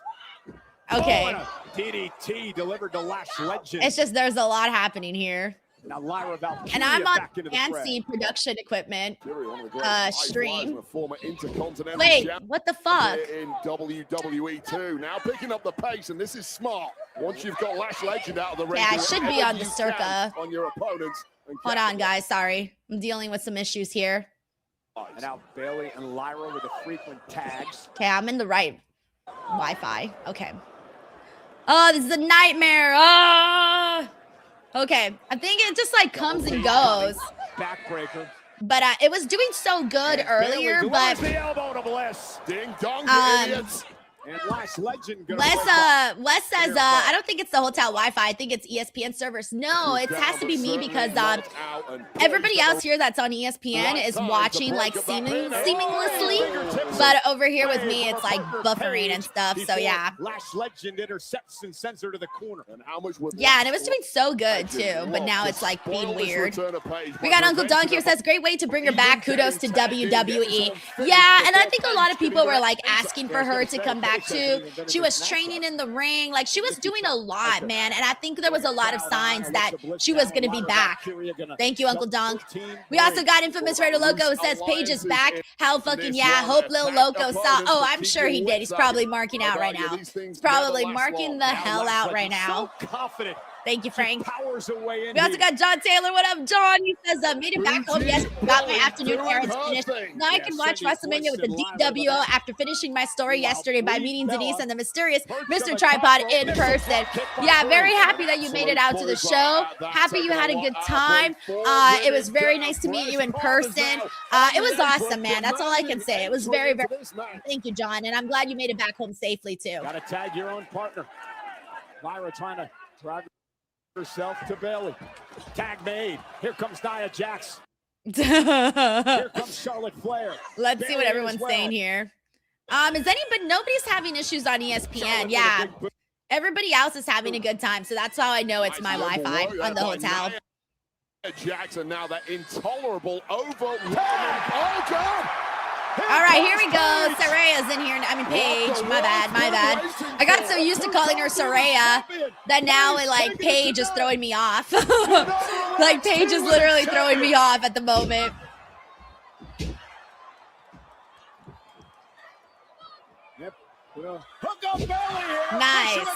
Nice.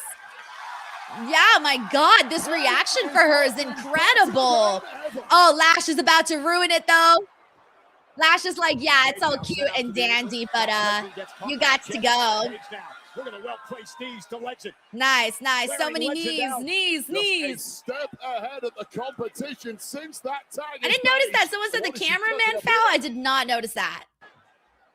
Paige now off the top rope, cross body. Lyra Valkyria rolls through. Beautiful. Nice, Lyra. Lyra looking for Nightwing. Paige able to counter. Scrambling out at exactly the right time. Paige Turner. Is it enough to put her away?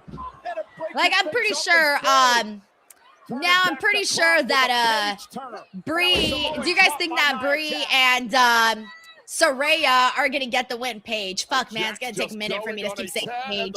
Man, these people don't even have the same name everywhere, man. It's killing me. Here and dump Brie Bella out on her head, but denied. Oh. Nia Bree go down. Lash Legend from behind. Okay. They're going to hook up Lyra for a Lash extension here. There we go. Cover. Paige and Charlotte break it up. And they needed to, because that was game over for Lyra Valkyria.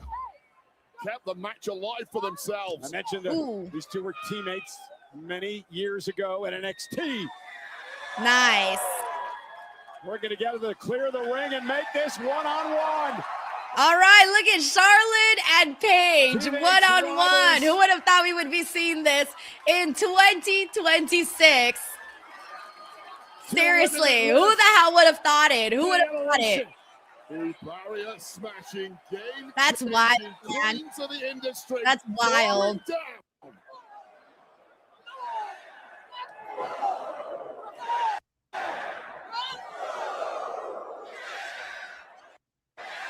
Now Paige trying to get the upper hand on Charlotte. Big shot by Charlotte. It's so cool getting to see Charlotte and Saraya. God dang, Paige together like that. Charlotte at 2. Paige is looking right. Ooh. That could be good night right here, but gotta move quick. Okay. While the rest of the teams are down. Alexa Bliss with Paige in trouble. Brie Bella yanking Charlotte out of the ring. Yeah, like I have a feeling we're gonna see. Oh, she's using. Oh, Nikki's using the crutches. Nikki with the crutch. Oh no, that's distracting Alexa. Oh wait, not enough to. Oh no. Paige got her knees up. Paige got her knees up on the Twisted Bliss. She might get the win here for her team. Dude. There it is. Damn. Now she's the freaking tag team champion in WWE. Isn't that crazy how things just happen that way? Oh, you can tell she's so happy. You can tell she's so happy. Wow. Like you can literally tell she like probably never thought that something like this was gonna happen ever again, you know? Wow. Wow. She's so happy. Like you can tell she doesn't even know how to like process all the emotions she's feeling right now. This is the moment Nikki Bella got involved from the outside. Of course, cruelly taken out of the match with that ankle injury. Now attacking Charlotte Flair with that crutch. Wiping out Flair, distracting Bliss, giving Paige enough time to recover. Bring up the knees on this Twisted Bliss. Right, and then really make it count. Moments later with this cradle DDT. Rampage. And we have new tag champs. Yeah, like you can tell she really was like thinking it was probably never going to happen ever again. And now look at her, like she's now, you know, back in the WWE. She probably thought they weren't going to like want her back or whatever she might have thought. And now she's out there like basically killing it. Like that's insane.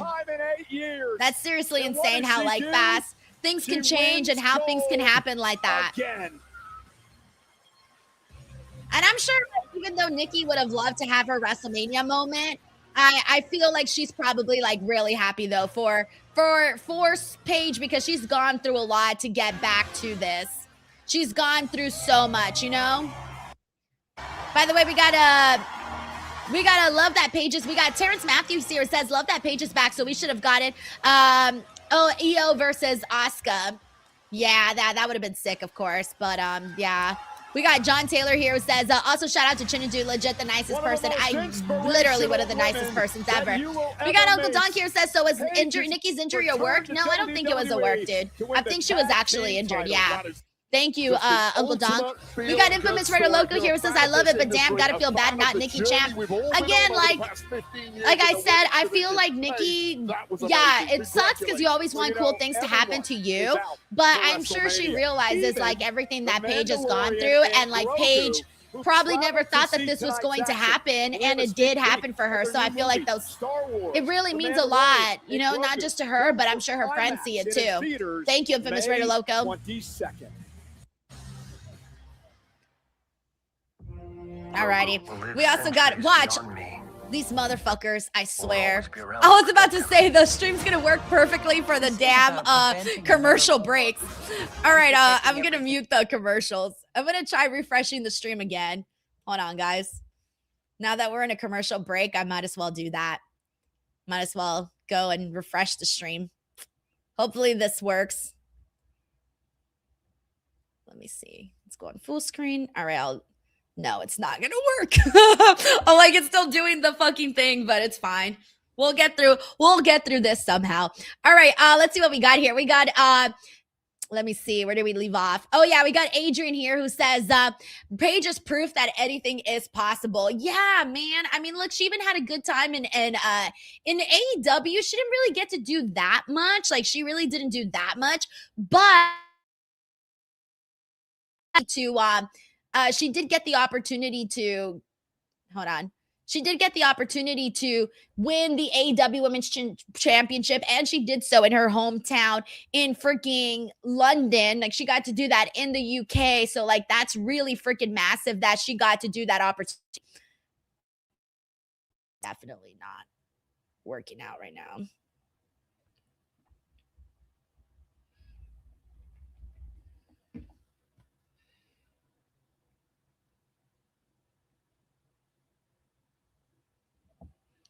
Hold on.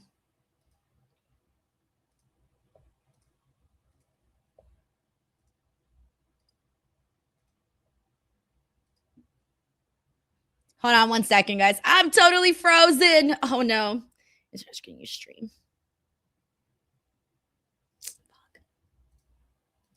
Fuck. Let's try this. Hold on 1 second, guys. We're having some issues.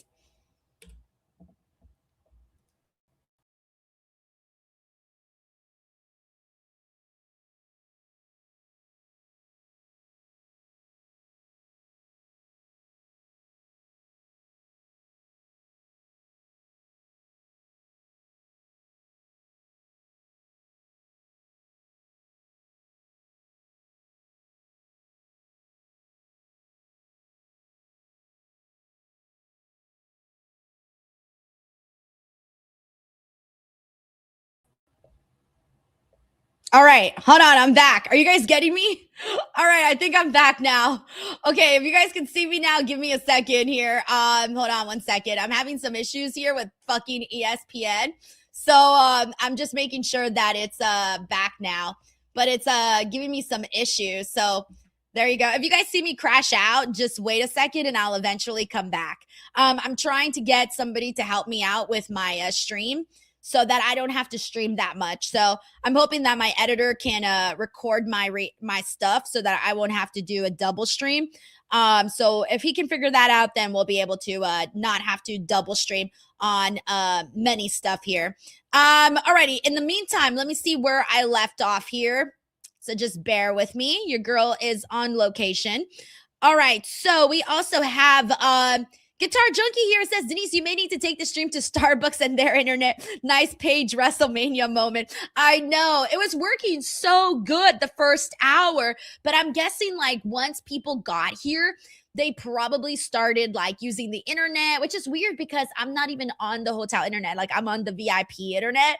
So I would have thought that that would be like, you know, okay, because we streamed here last year and everything went like super smoothly. So I was hoping that everything went super smoothly again, but I guess this time they were like, no, not today.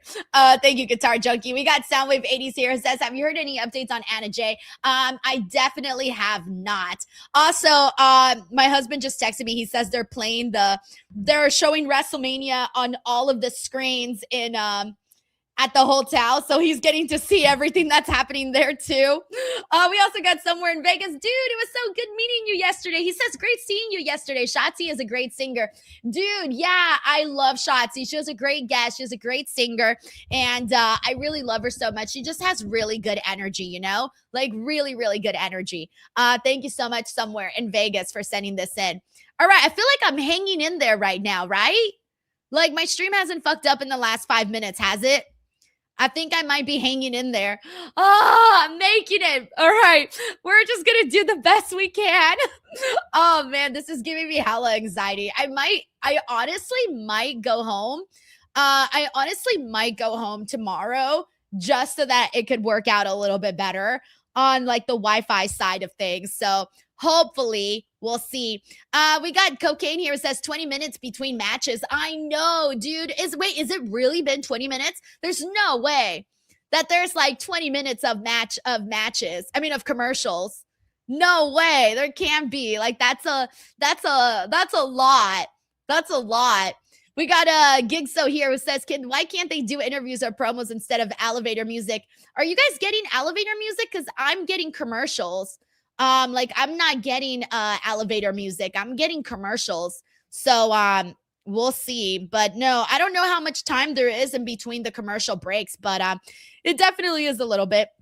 Tracy says, no, it's 4 minutes of commercials. Yeah, I was about to say 20 minutes is crazy. There's no way. There's no way. No way. All right, we're back here on the stream. Let me get the audio back. Oh my gosh, we're going to have to officially licensed WrestleMania apparel, including WrestleMania t-shirts, hoodies, hats, and so much more. From action figures and autographed photos to WrestleMania commemorative plaques and replica championship belts, there's no shortage of ways. Mike Kowinski says, Denise, why are your cheeks red? It's called makeup. Mike, entertainment. You might have heard of it. Only like $1 billion trillion industry. Only $1 billion trillion industry. Tony Hinchcliffe, the WWE special of Kill Tony. Now, the live event happens tonight. Oh, the live events? I thought it happened already. I didn't realize that hadn't even happened yet. The Kill Tony stuff. I seriously thought it had happened. Hey, the drums. Start that again. The drumstick squad is taking over WrestleMania. The energy is electric. All right, guys, give me 1 second. The charge, the one and only OG drumstick cone. Chocolate, creamy, crispy. This arena. Give me 1 second.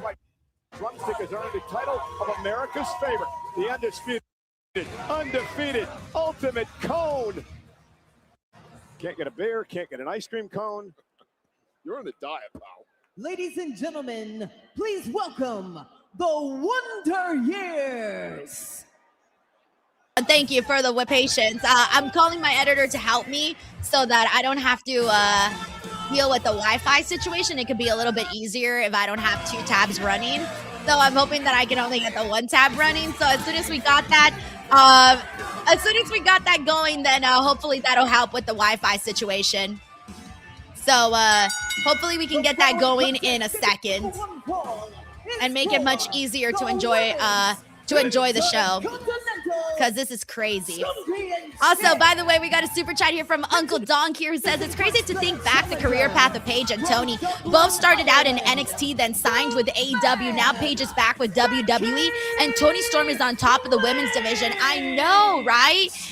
They've had, I mean, like, think about all those girls and everything that they've gotten to do. It's really incredible to see their growth. And I mean, Toni Storm, man, she reached new heights, like massive heights that a lot of people didn't realize that she would hit. You know, she, with this timeless Toni Storm character, it really took her in a whole different direction. So yeah, no, you're right. It really is great to see how everyone's career sort of turns out. Thank you, Uncle Donk. We got Tracy here who says, Becky's dress last night was beautiful. Yeah, it really was. She looked great in the all-white look.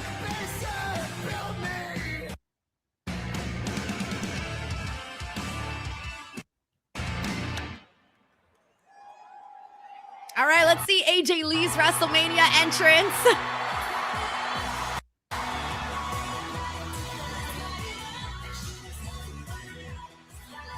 Oh, that's so cute. Wait, she's got a bunch of like little girls with her doing the little skip that she does. That's adorable.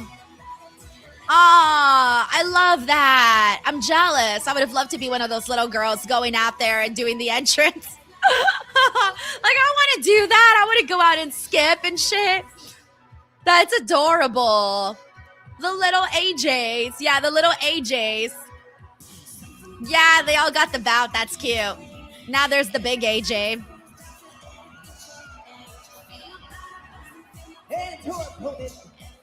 I love that. City, New Jersey. She is the women's That's so cute. That's so cute. We got Dan Jackson here who says one of the little girls looks like Roxanne Perez. I'm pretty sure Roxanne Perez wishes that was her. I'm pretty sure. Tiger Claw says there's a big AJ is a stretch, Denise. I mean, she is super tiny. Yeah, for sure. Okay. You saw Becky confronting the official, Jessica Carr, moments ago. Go ahead. I am absolutely furious. Sorry to take the shine from this entrance of AJ Lee fans, but I cannot fail to notice that I'm really glad that they did something like this because that's really cute. Okay, so I'm still expecting that AJ Lee wins this match. So let's see if she does, but I am expecting her to win this match. Who has been a major thorn in the side of the challenger, Becky Lynch, for the past 12 months, costing her several matches. And I'll tell you this right now, Michael Cole, there is zero chance Jessica Carr is going to be unbiased in this one. It is a conspiracy. It is a scandal. We got Infamous Very Loco says one of the little girls ran back. LOL, the audience spooked her. Too cute. She was like, nah, this is too much. She's like, I didn't sign up for all of this.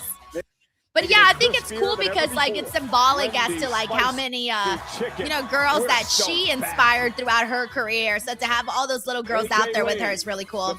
We got Adrian here who says, I hope that little AJs get to keep those belts. Lol. They probably have to send them back to fucking WWE World. They probably got to go to WWE World and give them back. I mean, I don't know if they get to keep the belts.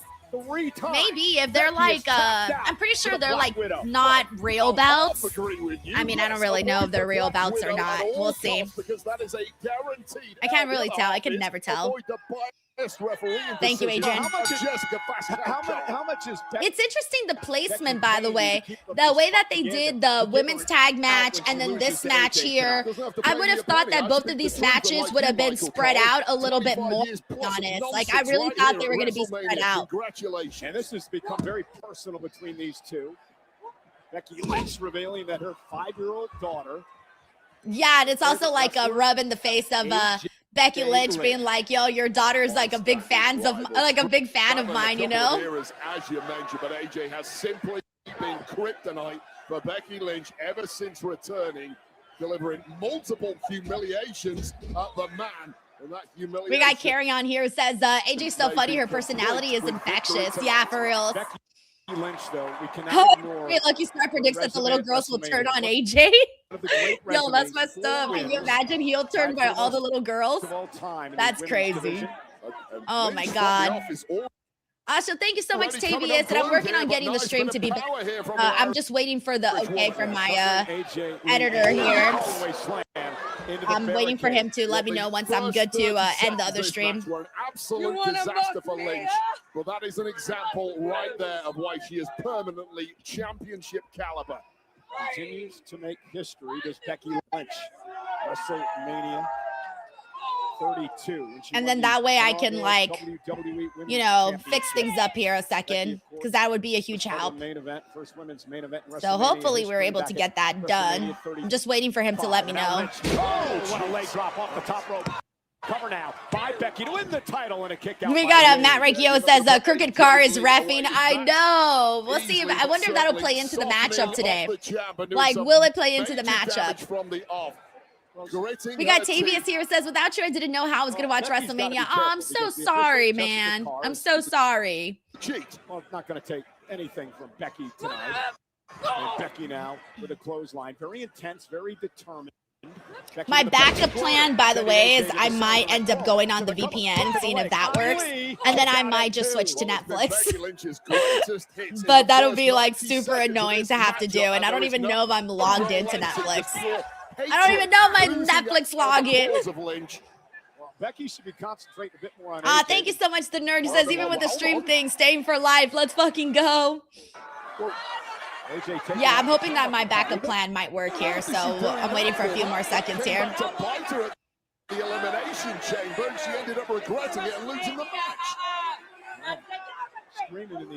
Oh yeah, look, it's played into the matchup. We got Becky and Jessica are arguing now. So this is definitely going to take from the actual matchup.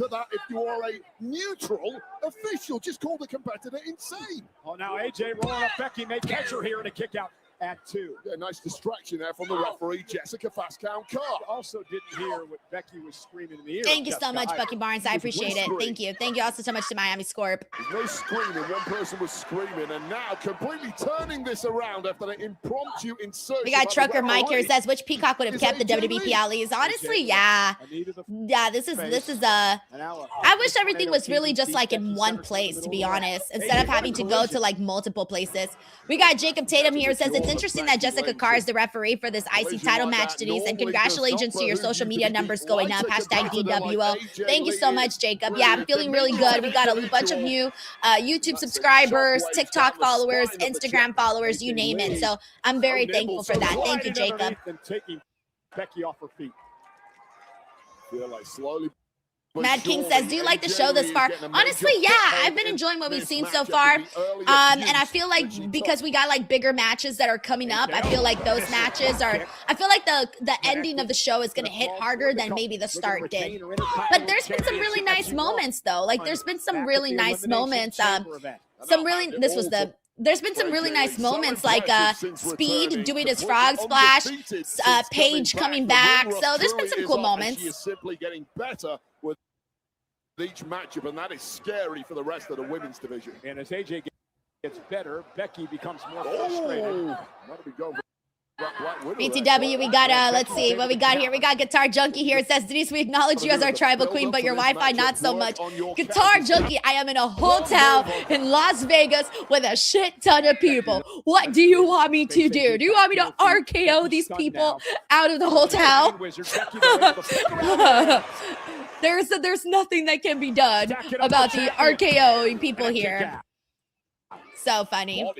Also, thank you, Trucker Mike says, first time joining your stream and seeing a lot of your interviews. Usually things work out a little bit better than this, trust me. Lynch using that to her advantage on a highly tight stacked pin there.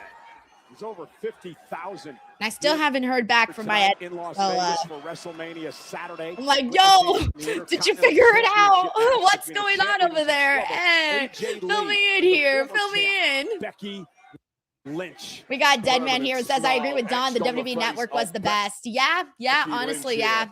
Yeah, thank you, Cocaine. He says, you make wrestling fun. I like your humor. Oh, thank you, dude. Yeah, once I figure this shit out, it'll be much more enjoyable. And a kick now to the back of the neck. It's that speed, that pace of AJ Lee that really is the difference maker here. Oh, God. And Becky Lynch swings her into the second rope. Great counter by Becky. And that's what Fight Camp has been all about for Becky Lynch. That one move, that's been the problem. Dio Poro says, yes, do it. We're all the voices in your head. RKO them.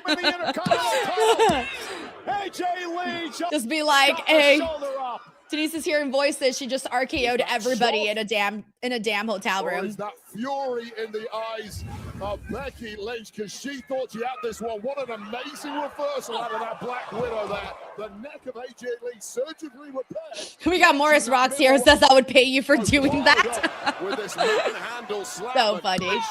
We got McIntyre here. Says we need surveillance camera of Denise RKO everyone in the whole asshole town. I know, bro. I know. Be like, bitch, get out of my Wi-Fi zone. That's crazy. That's crazy, man. Yeah, like there's a bunch of people that are here, so because I mean, you know, they have Stadium Swim, so there's a bunch of people that are on Wi-Fi. All right, it's getting personal here with Jessica and Becky. So I guess this really is the direction that they're going in here with Jessica and Becky.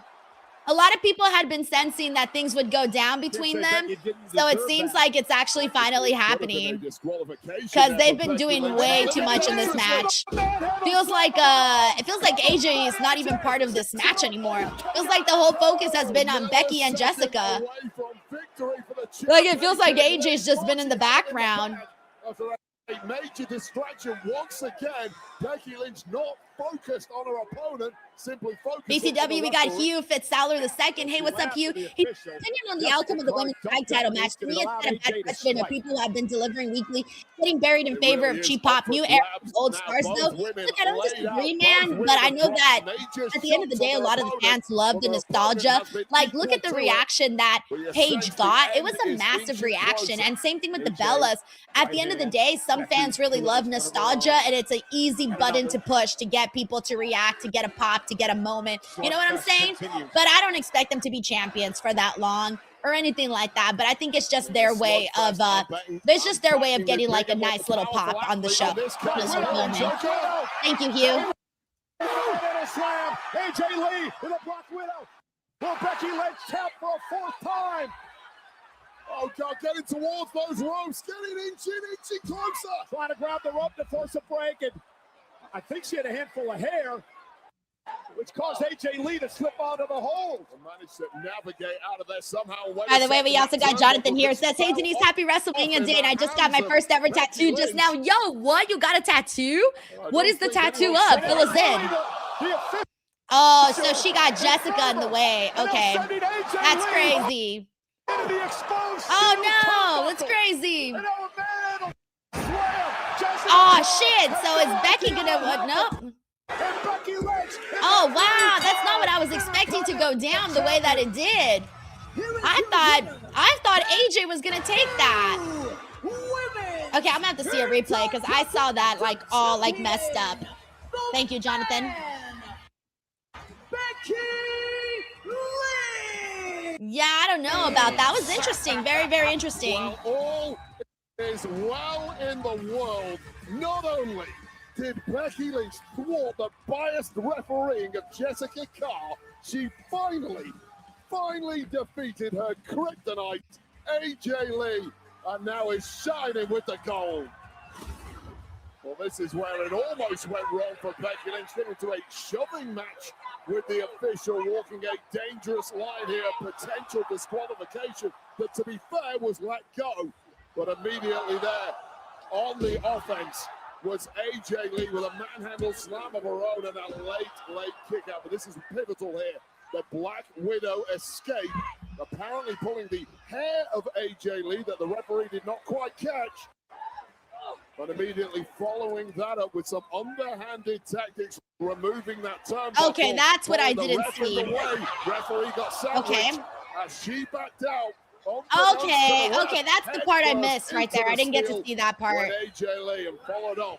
Yeah, I didn't love this finish, guys. I didn't love this finish, and I actually think it was I actually think that AJ should have retained. I feel like going back to Becky, it's just we're going back too much to the same thing. Like, how many times now has Becky been champion? Like, it feels like she's been champion at least like 3 times now, right? How many times has she been champion?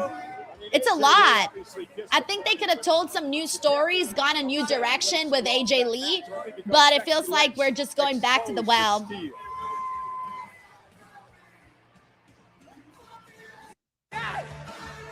Club WWE is the ultimate insider membership program designed to bring fans closer to WWE than ever before through exclusive access, rewards, and experiences. If you're interested in becoming a founding member, you can join the waitlist now by visiting www.com/club-WWE. Yeah, they're really promoting Club WWE. They were promoting it a lot over at the Worlds. Like, I was seeing so much stuff for, they had like a whole section for Club WWE. Yeah.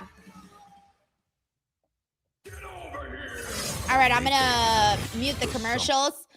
In the meantime, let me see what else we got here. We got Frank here, says, live stream goes black and don't hear from Denise again. Then I see my feed, crazy famous YouTuber Denise Salcedo goes crazy. RKOing guest at the Circa. I'm on the news. It's breaking news. So yeah, I'm with you, man. Thank you, Frank. We also got Jonathan here who says the tattoo. I can't tell what that is. What is that? Oh, never mind. I could see that. It's a lightning bolt. Sorry. I have it on a smaller screen. So I was like, what is that? I actually first thought it was like a plug. And I was like, wait, why would he get a plug? I'm like, wait, what is that? Then I realized it was the lightning bolt. Thank you, Jonathan. We got Kev here who said, just wanted to say thank you for all your hard work. Still the hardest working woman in wrestling. Thank you so much, Kevin, man, for the support continuously and just noticing all of the work that I'm doing on everything. Like, there's not that many people that do podcast plus reactions plus interviews plus watch alongs. Like, not that many people that do everything. So I always feel like whenever people actually notice all of the work that goes into everything, it really, really makes me happy. So thank you so much for saying that and for showing some love.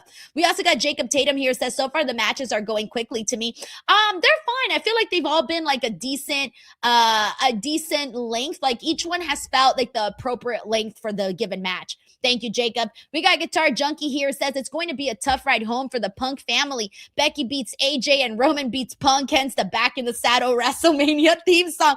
Dude, you're right about that. I didn't even think about it like that. But yeah, it's not looking good for the Punk family at all right now. Thank you so much, Guitar Junkie.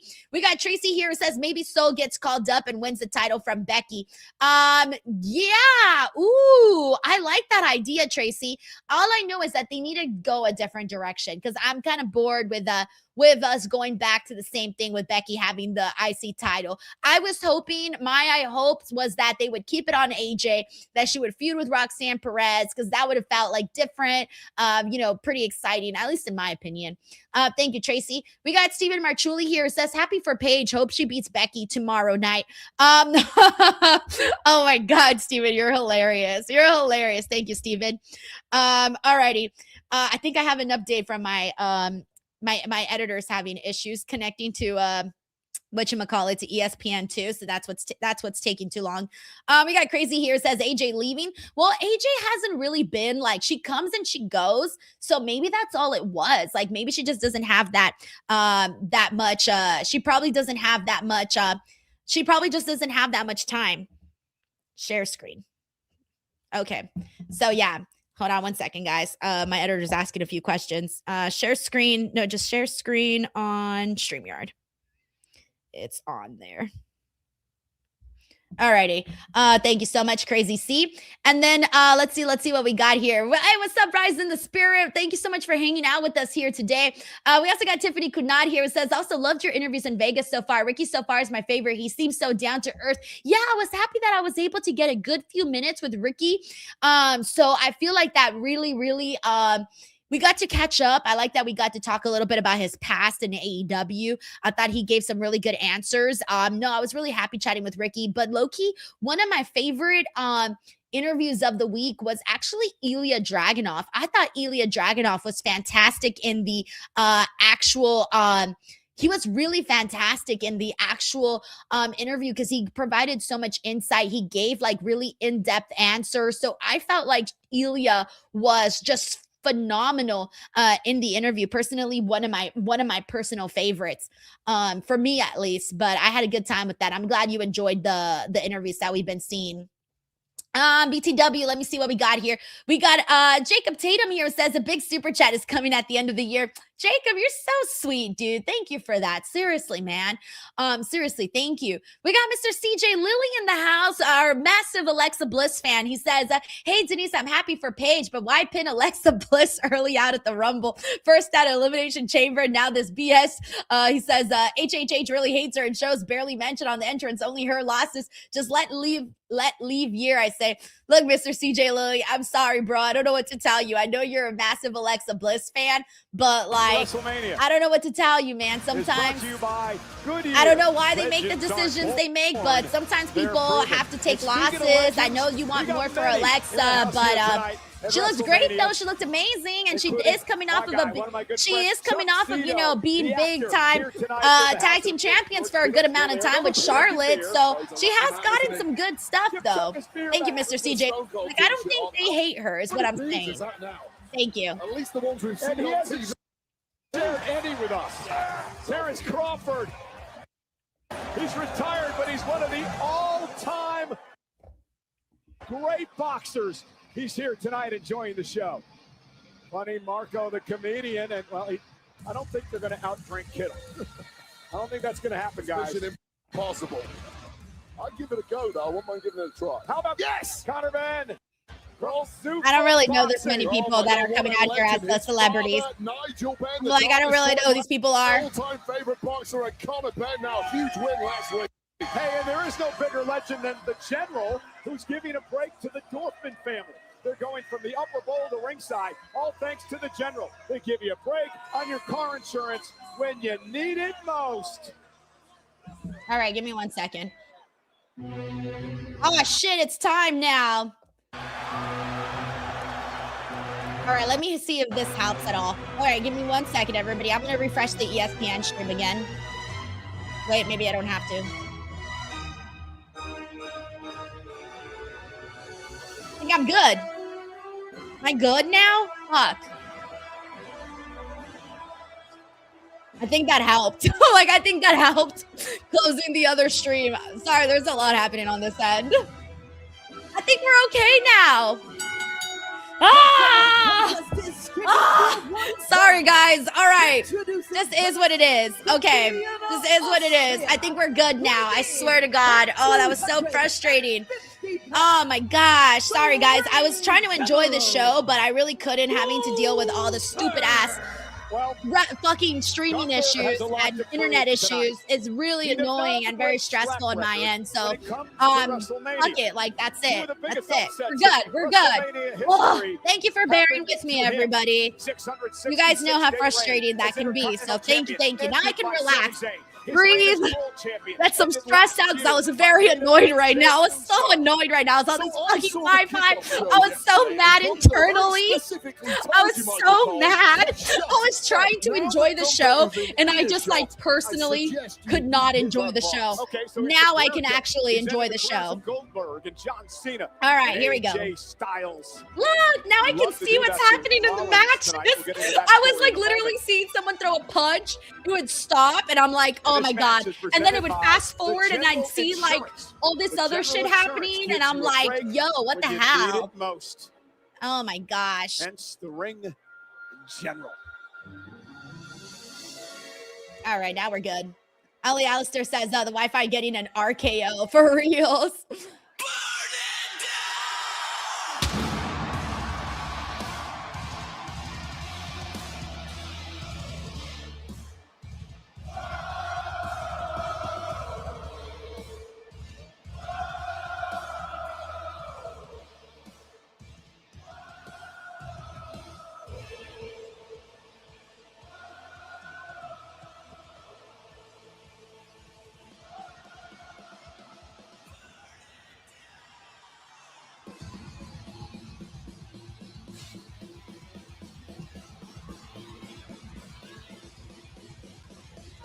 Oh, shit, what the hell is that? Oh, that is creepy. No, I don't like it. I don't like it. Oh, no, I don't like it. Seth Rollins' eyes. Oh, no, thanks. Oh, my God.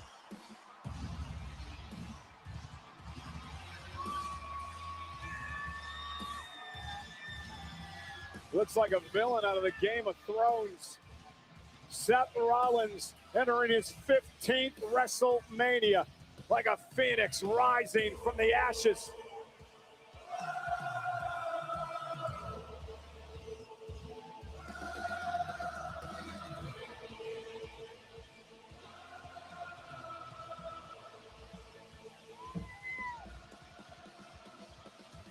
Oh, I don't like it, guys. I'm not a fan. It gives me the heebie-jeebies, man. It gives me the heebie-jeebies. Like, literally the heebie-jeebies. All right, hold on 1 second. I think I'm behind, so I'm just gonna refresh the stream and go live again. Hold on. That way I can be caught up with everybody, because I think everyone's ahead of me. All right, there we go. Now I'm live. Okay, here we go. Live. Wait, when is the last time? It's so creepy. I don't like it.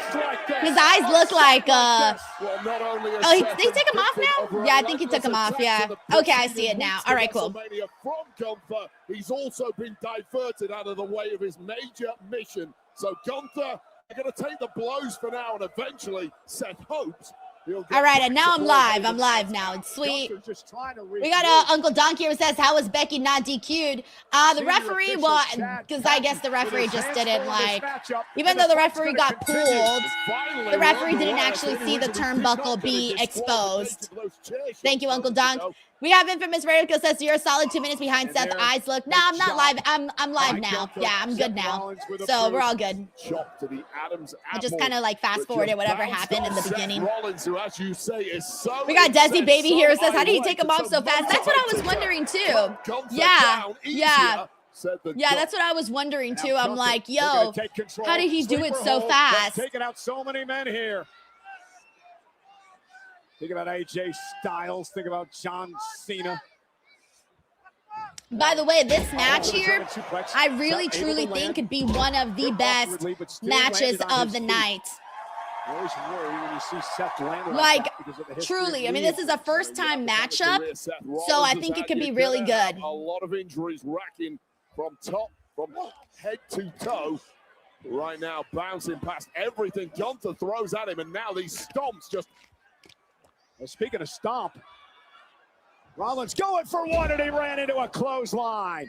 Wait, this is I agree with Guitar Junkie here. Says it could be a show stealer. Yeah, it really can. Would have expected this, knowing full well these are two technicians. However, clearly bad blood coming to a boil here, and Gunther's game plan from the off was to make this as fast-paced as possible. But yeah, like Gunther's totally got to win this match, by the way. Like, he's totally got to win this. Well, Seth passed the early test, but can he dig deep enough to show some major durability here? Well, Gunther tried to get the upper hand early, and all it did was enrage Rollins. But now Gunther has slowed the pace to where he likes it. That methodical beatdown of your Gunther opponent. always manages somehow to do that slower, like Michael Cole was saying, methodical beatdown.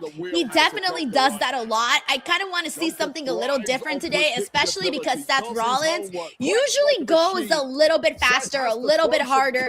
So I want to kind of see like a mix between Gunther's speed and Seth Rollins' speed, you know? Gunther has not strategized for, but first of all, you've got to get from beneath the boots of the ring general. It's interesting that Gunther brought up the fact that these two men had one match 7 years ago.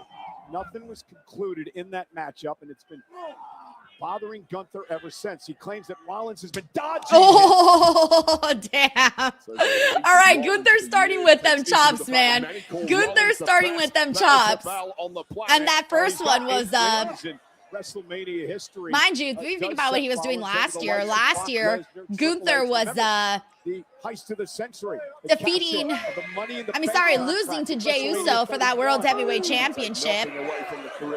And then Seth last year, while he was starting something totally different. Isn't it crazy how much happens in like 1 year and how much can change in 1 year? Like, it really is interesting. It may be exclusively to Gunther now. Things he wants to prove in this match tonight. We also got Tracy WV here. Says if Seth wins $50 super chat and you have to be nice, Dee. All right, I'll try my best to be nice to Seth Rollins, but he's not winning though, Tracy. Like, there's no way. It's got to be Gunther. Like, Gunther's going to go after Brock, so I think Gunther's definitely winning here. Thank you, Tracy. No warm-up matches. No easing your way back into. We got Infamous Ritter Loco here. It says 3 of 4. I had AJ winning. I got Gunther this match. Last 2 matches, I went with my heart. Took Stephanie and then Randy with him as my Joker pick. Double points. Has Seth in trouble. Rollins near the top rope. Let me see. Oh, I see what you're saying. Okay, I see what you're saying with Stephanie and Randy taken as a double points. Okay. Position, perhaps. Yeah, no, I'm pretty sure I mean, my thought process was that Randy was going to win. I think I'm still on that one. And then Stephanie would be the one that might throw. If Stephanie wins, that's the one that I'm pretty sure Liv is winning. But if Stephanie wins, that one will definitely throw me for a loop. And Gunther just isn't used to being thrown around like that. Position for a stomp. Gunther, once again out of harm's way, delivers a release German suplex to Rollins, who ends up on his feet. Sends Gunther into the ropes, German suplex of his own. And a clothesline stops Rollins in his tracks, back up to his feet, and one of his own. Rollins is possessed tonight. Yeah, one of the embers were burning inside Rollins just enough to throw one big lariat of his own. This was after this impressive buckle bomb from Seth Rollins, dropped with a massive swinging clothesline. But hey, I got some of that too, Gunther. Both men now laid out. It is an incredible scene tonight with over 50,000 at Allegiant Stadium in Las Vegas. It's definitely got a little bit more than I expected. Saturday. But that who knows though, because WWE always exaggerates on the number though. And I'll tell you Thank right you, Frank. now, I thought Seth Rollins was going to be toast by now, especially given the frenetic pace of this one from the off. But the fact that Gunther is the one who's laid out and Seth is the one who looks closest to being recovered is absolutely stunning. Also, in the meantime, shout out to Jeremy Barnett, who's here with us. We also got Stel Guapissimo, who's here with us. Shout out to Corporate Gohan. We also have Brian Starr with us as well. We got Eddie Vulcan. We got Ryan Guy Murray. We got Wes Watches stuff. Thank you guys so much for hanging out with us here today. Not looking to show off their scientific skills, just looking to beat the other man into submission. Gunther just has a massive chip on his shoulder. Rollins upset with the way that this matchup came about. And Gunther's done a really nice job of slowing Rollins down. Yeah, no, this match has got, I want it to speed up a little bit. I don't want this like slow pace matchup. The of Seth freaking Rollins, well, we just haven't seen enough of that so far from Rollins. And that's because Gunther has backed him into a corner. Oh, thanks, Jermaine. He says, loved your interview yesterday. I love the Ricky Saints interview the most. Hey, you're the second person who says this. Oh, shit. Oh, shit. I love that. I always get glad whenever people give me feedback on the interviews and stuff. Okay, now Steph's getting in there. Chopping Gunther. Yas. Stacks him up. Kick out by Rollins. See how quick Gunther is? Yeah. Rollins momentarily glanced at the official, and it allowed Gunther to do this. Yeah, two things. Speed of mind, and on top of that, just a sheer power, explosive advantage. Yeah, I want this to be more of a sprint. I feel like this is a little bit too slow paced, but maybe they're just making working their way, doing maybe a little bit of a lengthier matchup here. Maybe that's what we're seeing. No doubt about it, but I'm going to give some credit to Gunther here. Look at the names he's retired over the past 12 months. BTW, we got Infamous Radio Loco says, sorry, it's Wrestle Talks Wrestle League. They do for predictions each quarter, top 3 wins, Amazon gift cards, Joker picks worth double, and title matches worth double. So it's double dip. LOL, Randy, seem easy. Oh, I see what you mean. Okay, no wonder. Well, I figured you were probably placing some bets somewhere. Like, I just figured it'd probably be like on a draft picks or something. I don't know, or whatever website, because so many of these like places now, they have like, you know, they have so many places where you can bet on wrestling. So I figured you were doing something along those lines. Thank you, Frank. Cool Bree says, let them cook. They got to cook faster, bro. I'm hungry. Speed it up. I'm hungry. I'm hungry for some violence. Yeah, he's the yardstick for the current era. I just don't want Gunther to have the exact same match that he had with CM Punk. And right now, it's looking like the match that he had with CM Punk is what I'm saying. Looks in the best shape of his life. It's completely matchup proof. I don't care your style. High flyer. Joseph Ramus says, let's pick the speed up boys. Yeah, I'm telling you, I thought that with Seth Rollins, I thought with Seth Rollins, I really thought we would see a little bit of a faster pace there. Okay, now look. See, that's a little bit more of what I want there. And this is that pace that's so crucial for Seth Rollins against. We got Infamous Very Loco says Gunther needs to stop doing Rhea's pin, LMFAO. Gunther's like, I look sexier than Rhea. I'm sexier than Rhea in this pin. Thanks, Frank. Pedigree, which he finally hits. Gunther tried his best to get out of it. Didn't get a full pedigree there, but got enough. All right, and the stomp. Cover by Rollins. Two.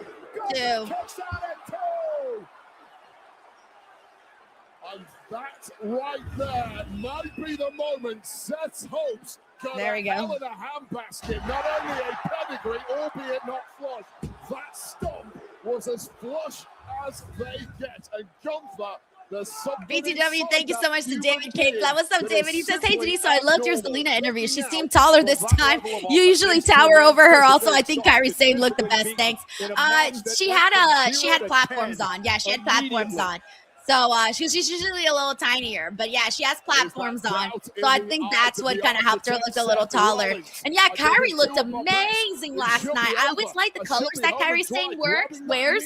So I feel like she looks really good when she's very colorful. Yeah, she looked awesome. Thank you, David. Yeah, we saw him come down on it a bit awkwardly early on in the matchup. Now Gunther back to his feet. Is Seth Rollins going to launch himself? Went for a big stomp there. And Gunther was able to move out of harm's way. Rollins rolls him up, stacks him up, shoulders down. Gunther kicks out into a sleeper. Great counter by Gunther into a sleeper. Magnificent counter by the ring general. Unlocked center of the ring, 1,000,000 miles from any rope. Way out of reach here for Seth Rollins. And that is a bigger, stronger athlete pinning him in position. What a spectacular counter by Gunther into the sleeper. Rollins trying to hang on, trying to create space, trying to create separation. All right. Yeah, by the way, the people are really into this matchup with Gunther and Seth. Like, they're really into it. I feel like they've been the loudest for this matchup. Now being priced away. And Rollins is out of the sleeper. Boom! Big discus punch by Rollins. And another. And two men running on fumes here. Someone's about to drop here, Cole. Oh, did you hear that? Yo, that clothesline from fucking Gunther. Yo. The wind in his sails. And it looks like Gunther's ready to take flight, and it might not be of his own volition. And now Rollins hooking Gunther. Superplex. Vintage Rollins, ladies and gentlemen. Falcon Arrow. Gunther kicks out. And now Rollins with a sleeper. Rollins with a sleeper. Out of the front. Damn, I was going to say, Seth Rollins is fighting really hard here. He's fighting really, really hard. Is Gunther going to tap out again at WrestleMania? Is Gunther going to tap again at WrestleMania? Gunther's fading here. Gunther's fading. Oh, and he gets his foot on the bottom rope. We're talking about it time and again, that huge frame of Gunther.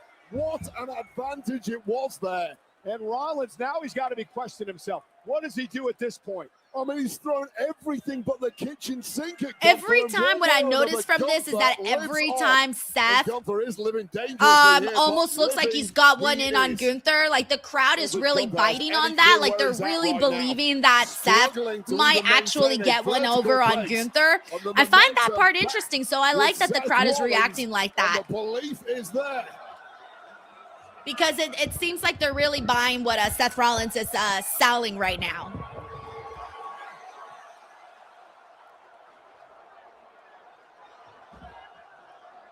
Rollins, suicide dive, takes out Gunther. And I don't think Seth's done yet.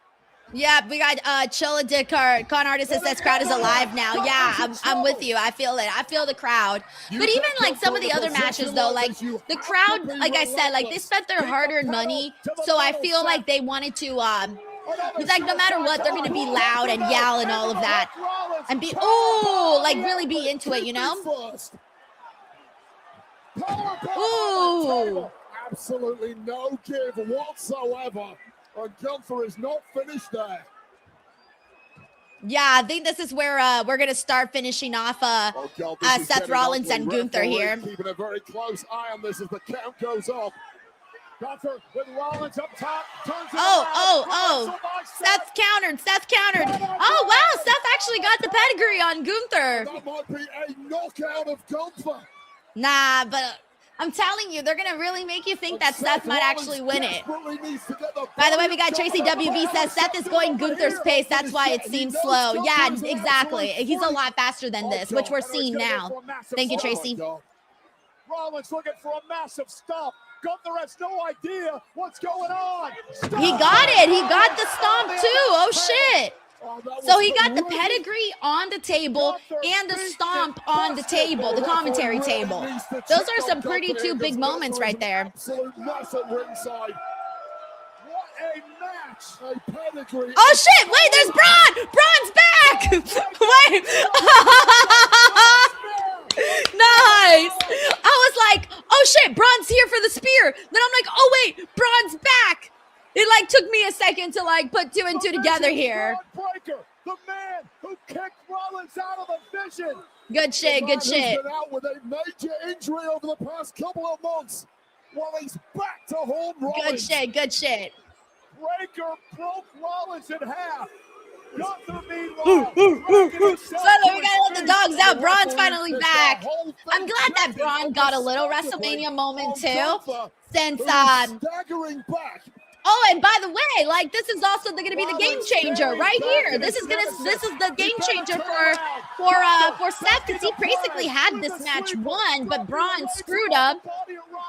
But then again, like I'm very happy that Braun Breaker got a WrestleMania moment.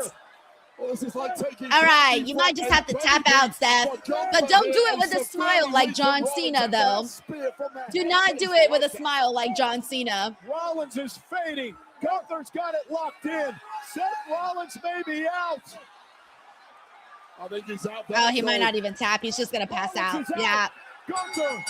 I wish he would have tapped out in a way, but I get it. They're trying to protect Seth there, too.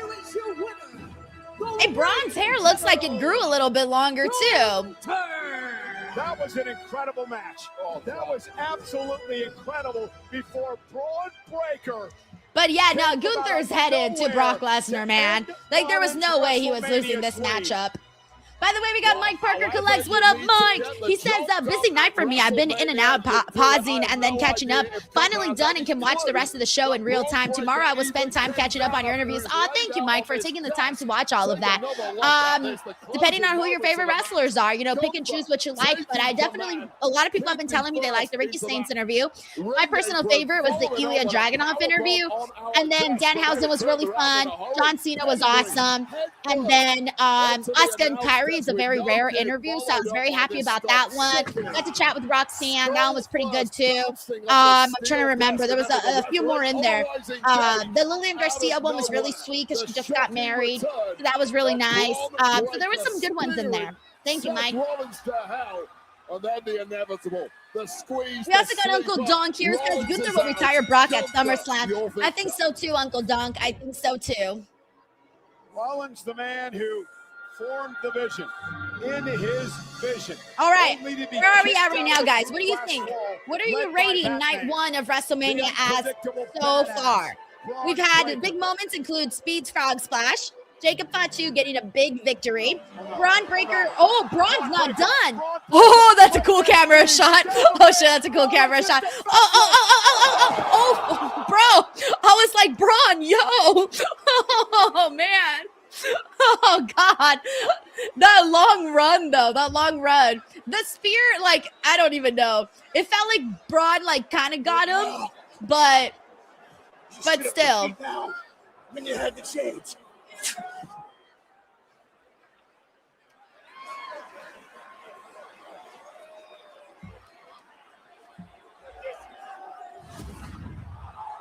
That's crazy. Oh my gosh. I like to see Braun run. Directed at the midsection of Seth. But yeah, like he barely got like Seth. But I'm like, I get it. He was coming like at such a fast speed. Oh, the people said one more time. Looking unapprovingly.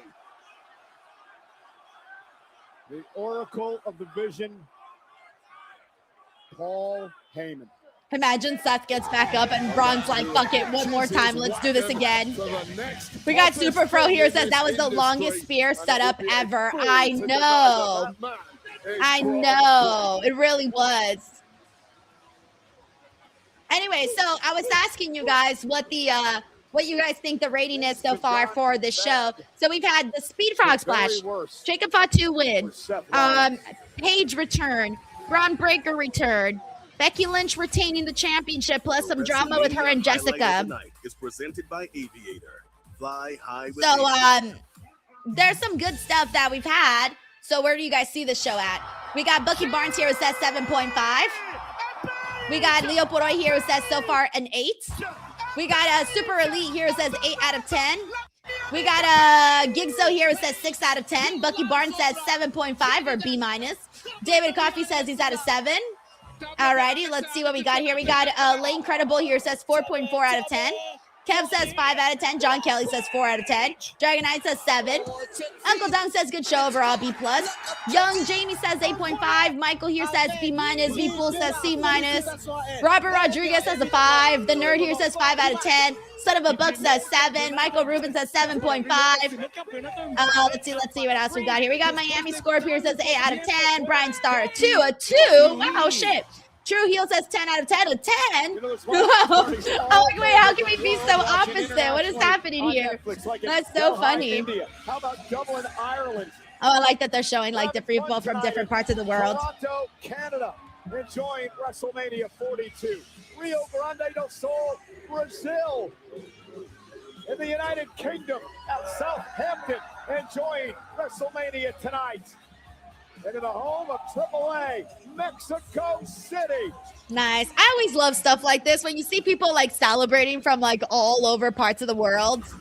And WrestleMania is brought to you by. Oh, like there's the Danhausen blimp. Step into the ring, play hundreds of That's cool. It's so crazy to see like how Danhausen is literally freaking everywhere now. Like, wow. Look at that. Look at that Blimphausen. Like, that's crazy, bro. He was everywhere at the World. They had a Danhausen exhibit. Like, he's everywhere. And the returning Paige. We also got Frank here who says, in my Denise voice with Pac, Braun looks bigger. Hey, we love the meat around here. Meat. Thank you, Frank. Hall of Fame class. Oh, here we go. It's the class of the Hall of Fame here. Represented by Nick Hogan, Robin Musinoff, WWE Hall of Famer Jimmy. You know, I didn't even see Nick Hogan last night. I didn't even realize that he had, like, I didn't realize that he was, like, right next to me at one point. Literally did not even realize it. I was like, oh, shit. I didn't realize it until afterwards. Bad News Brown. The Worm, Dennis Rodman. Nice.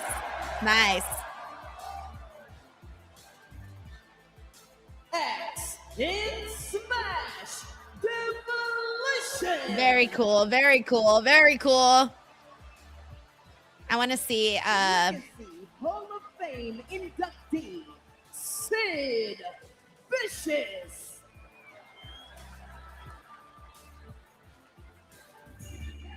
All right, here we go. We got AJ. The phenomenal AJ Styles. Looks nice in his nice blue suit.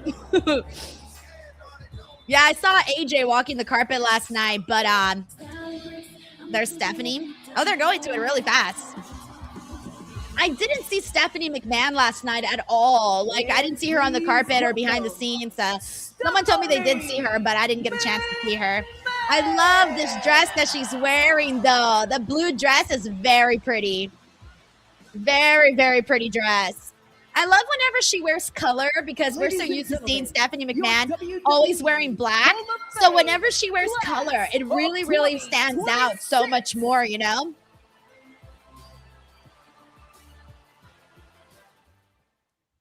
All right, that was your Hall of Fame class. All right, let's see what else we got here. We got David Kaplan who says, so I saw a few minutes of your live and you couldn't move the arm game. You need to hit the gym. Wait, what? Saw a few minutes of your life and you couldn't. Oh, yes, you're right. I forgot that. I was like, what are you talking about, David? I completely did not know what you were talking about. So during the live, I did like a sledgehammer Triple H thing. It was so bad. Like, I am not good at those at all. Anyways, I got to like 13. And literally you can get up to like hundreds, like 800, 1,000, like really big, massive numbers. And I got up to 13. It was so bad. Thank you, David. We got Frank here who says that here's my nervous match. My Dark Queen La Primera, Stephanie Vaquer, would do a match here. Let me mute the commercials. He says, here's my nervous match. My Dark Queen La Primera, Stephanie Vaquer, would do so much for Stephanie winning her first Mania match against Liv. Sorry, Lil Loco.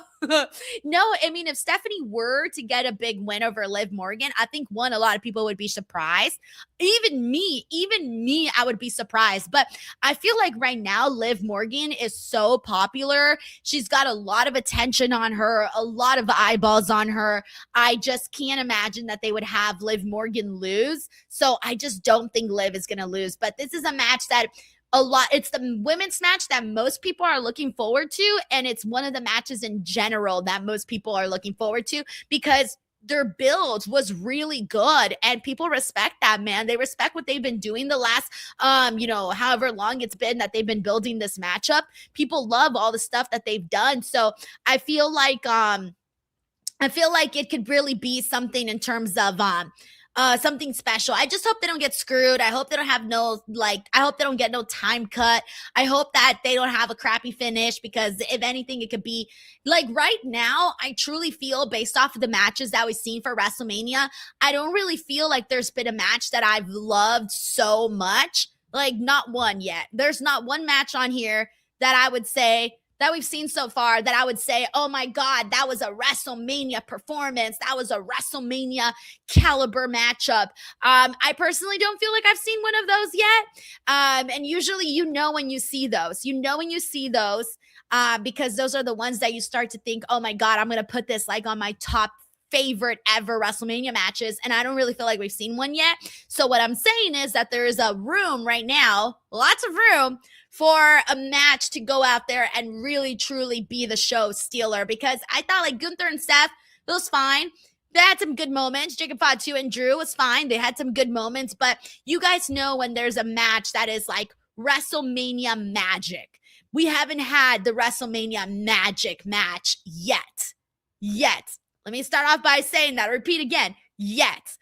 There is potential. So who knows? What if it's Stephanie and Liv? And what's up, well-rounded Leo? How are you, man? He says, sweet. Oh, wait. He says, sweet. The Legacy Hall of Fame induction of Sid and Bad News Brown was so disrespectful. Oh, he said, He says, so the Legacy Hall of Fame induction of Sid and Bad News Brown was so disrespectful. So I was saying earlier, guys, that I didn't actually stay for the Hall of Fame. I left. So I haven't seen what happened. Like, I haven't seen anything in terms of what happened with that. Please fill me in here. I know that there's been a lot of stuff to keep up with, so I haven't really been online that much, believe it or not, because I've been posting online, but I haven't had time to scroll online. So I haven't even seen the clips from that. We got Stephen Marchuli here who says Gunther versus Rollins was good. Nice Braun return. I was very happy to see Braun, especially because I wasn't expecting Braun right at that moment. Like, what I will say that I think Gunther and Seth did a good job of, they did a good job of making me forget that we had talked about the fact that Braun Breaker could come back and cost Seth Rollins this matchup, because we had talked about this. Like, we had talked about the possibility of Braun Breaker coming out and costing Seth Rollins the matchup. And so we thought, like, we figured, like, okay, like, this could be a real true possibility. But once the match actually got started, like, I kind of forgot about that prediction about seeing Braun Breaker go out there. So I was very happy that he did end up having a big moment there. Thank you so much, Stephen Marchuli, man, for doing that. Also, let's see what else we got here. What is everybody saying? Let's see. Okay, Corporate Gohan says Sid's son vented about how they did his dad at the induction, considering Steph got damn near an hour. But they do that, though, all the time, though. This happens all the time where the bigger names, I mean, how long was Triple H's, how long was his acceptance speech last year? It was like nearly 3 hours or however long they did it. So usually like those people always get more time. But again, I don't really know how much time they got or anything like that. But at the same time, I do know that the other people always get way more time. Yeah, we got Citizen Sane here who says every match has been fine. Not bad, not great, fine. Wait, I have a perfect description of what we've seen so far. Hold on. It's almost there. Wait for it. Where did it go? Fuck, I'm never ready for this stuff. Here we go. Fine. I don't know why it's coming out all loud and squeaky, because really, I'm fine. That's so far. All right, that was your post right there. All right, let me get the audio back. 10 a.m. Central Time via Ticketmaster. Okay, let's see what else we got here. For the 2-day combo tickets will begin Thursday, April 30th at 10 a.m. Central. Additionally, an exclusive pre-sale offer for Chase Freedom card members will begin Wednesday, April 29th at 10 a.m. Oh, okay, we got Michael here who says, because they didn't go out and advertise Sid and didn't sell merch on Sid. Oh, okay, I see what you mean. Okay. I see. We got Crazy Scene says Bad News Brown's family wasn't on stage at the Hall of Fame. Oh, I see. Okay. But we are not done tonight. Okay. Yeah, no, I hadn't seen what had happened like exactly, so that's what I missed out on. ESPN for the first time ever. We got a Well-Rounded Leo who says Sid and Bad News only got a brief mention and the families was not allowed to give speeches. Oh, so they didn't even get to say anything? I was under the assumption that maybe their time just got cut. Maybe they got like 5 minutes or something. We got Shane K. Andrew says they recognized that while they were sitting in the audience, but they didn't even stand when they were recognized. Oh, they didn't? Oh, shit. Yeah, I'm telling you guys, I haven't seen anything from the actual Hall of Fame show. Oh, wow. Then his dream would come true. 20 years ago, his WWE debut in the reborn ECW. Then he would win his first World Championship in 2008. By the way, we got a ABCD. Yeah. Thank you so much for the super chat. He says, we need more inductees to go rogue like Mr. T did. Go rogue.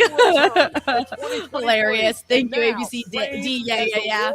Good username, by the way, man. Good username. We got Patricia who says my Netflix is buffering like a fiend. Oh no! Hopefully it works out, man. Watch me. Oh wait, I was saying watch me instead of bite me. My bad. I made the wrong word. I sang the wrong words. There you go. I wonder. Imagine she performs her own entrance. Okay. They actually are doing the dance here. All right. Oh, I think she's going to do like a strip where she like removes the suit and she reveals her gear.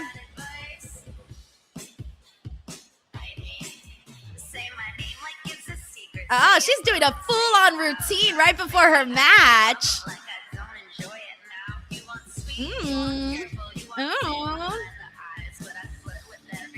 Ooh. I like how she's doing a full-on routine right now.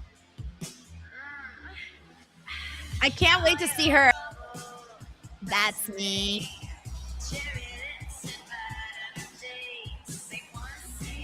It must be really cool to come out to a theme song that with like your voice on it. Oh, nice. And she still has to do a whole ass match now. Oh my God, I can't wait to see Stephanie's entrance.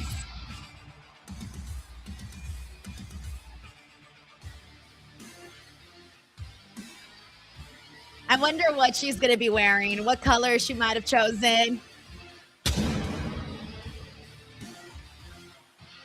Oh, look at our dark goddess. I like her headpiece today has like some additional stuff from what I'm noticing. Like some more detailing in there. Yeah, that's really pretty. Really, yeah, she added like a lot more to the headpiece. The orange is very sexy too, with the orange and the black. It's giving Vixen, of course. I want to see the back. Oh, there you go. I wanted to get a good look at that. Love all the confetti falling behind her. It almost looks like she's getting married. Like if she was a gothic themed wedding with a long train at the end. It's giving like gothic wedding vibes. Walks to the ring and she's the women's world champion in a matchup where she faces Liv Morgan for the very first time ever. A match that has become so personal Just look at the face of Liv Morgan. The bruises still on display after an attack a couple of weeks ago. Yeah, exactly. We got Joseph here says getting dirty Christina Aguilera vibes from that. Exactly, exactly. A couple of times, earned this opportunity, chose Stephanie Vaquer, and here we are tonight.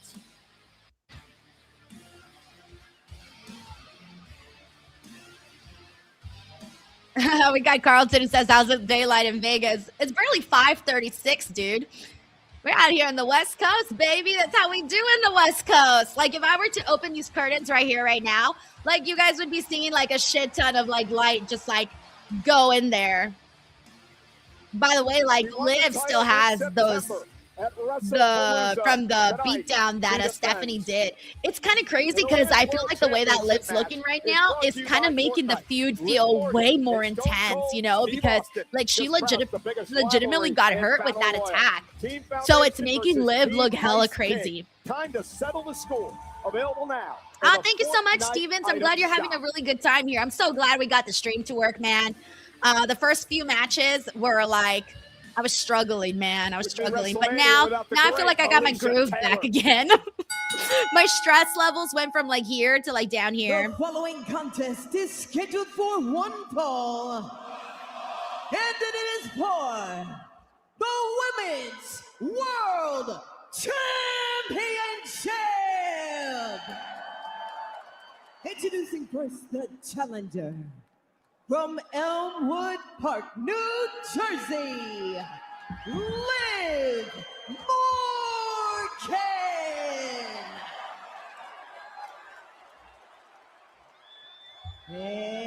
I really like how she looks with those colors too, because you just feel like you're seeing like a lot of skin, a lot of skin. The Women's World Champion. Yeah, now that I'm getting a closer look at Stephanie's like corset piece, seeing all the detailing on that is really nice too.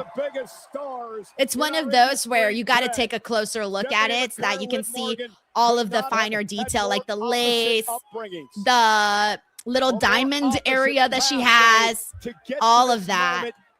All of that. The official Eddie Arango will be the referee for this match tonight. And I'll tell you right now, hey, what's up, Angel Guevara? I've been good. Honestly, I had a really nice time today. I went to my aunt and my uncle are here in Las Vegas, and they're staying at the Bellagio, and they have a cabana. So they invited me and my husband to the cabana. Okay, here we go. And they like gave us breakfast and like took care of everything. So it was really, really nice. I ate really good too. Nice avocado bread. It was really good. Between these two women, Morgan and but I'm gonna be hungry pretty soon for sure. All right. I like that this is starting off like a fight, by the way. This is starting off like a fight. Morgan has to an extent, but she's off filming music videos, cutting that brand new song Trouble. You think her head's here or elsewhere? No, absolutely not. I think that's a pretty good point. She had one of the saying she might be a little distracted, but I think based off of like the way that Liv was looking hella crazy on Monday Night Raw, I think we know where her head is at now. Did the right thing in January. By the way, thank you so much to Mike Parker. He says that some kid's mom just walked into the room during those sexy moves and freaked out. That's what my mom would have done. Dude, parents always walk in on the most embarrassing things that you do not want. You do not want them to see. Like, I still remember when my grandpa walked in on me watching the Jennifer Lopez video, the one where she drops the water on herself. And he walked in and he was like, you shouldn't be watching this. He's like, this is for adults only. And I'm like, I'm watching a music video. I'm like, it's not that serious. But Jennifer Lopez was just being a little too sexy, you know? My grandpa was like, you can't watch that. Thank you, Mike. I'm like, yeah, I'm pretty sure that I'm not going to like go grab a chair and start pouring water on myself just because J-Lo did it. Like, just because J-Lo did it doesn't mean I'll do it. Liv Morgan now finds herself in control. What does Liv have to do to win the title tonight? Damn. Pressure on Stephanie Vaquer at all times. We know full well that Stephanie Vaquer with a wind in her sails only ever leads to victory. And Liv Morgan has to be acutely aware of getting the upper hand, which she has, finishing the job. Liv now from high above the ring, top rope, went for the frog splash. And there you go. It was that beat on top of the turnbuckle that Liv Morgan doesn't normally pull off. That one moment was all the care needed, and here's your favorite move, Michael Cole. Stephanie's like, you guys know what's coming. By the way. And yours, don't I like that at WWE World they had the action figures of Stephanie doing the Devil's Kiss on Liv for like WrestleMania 42. To stay quiet.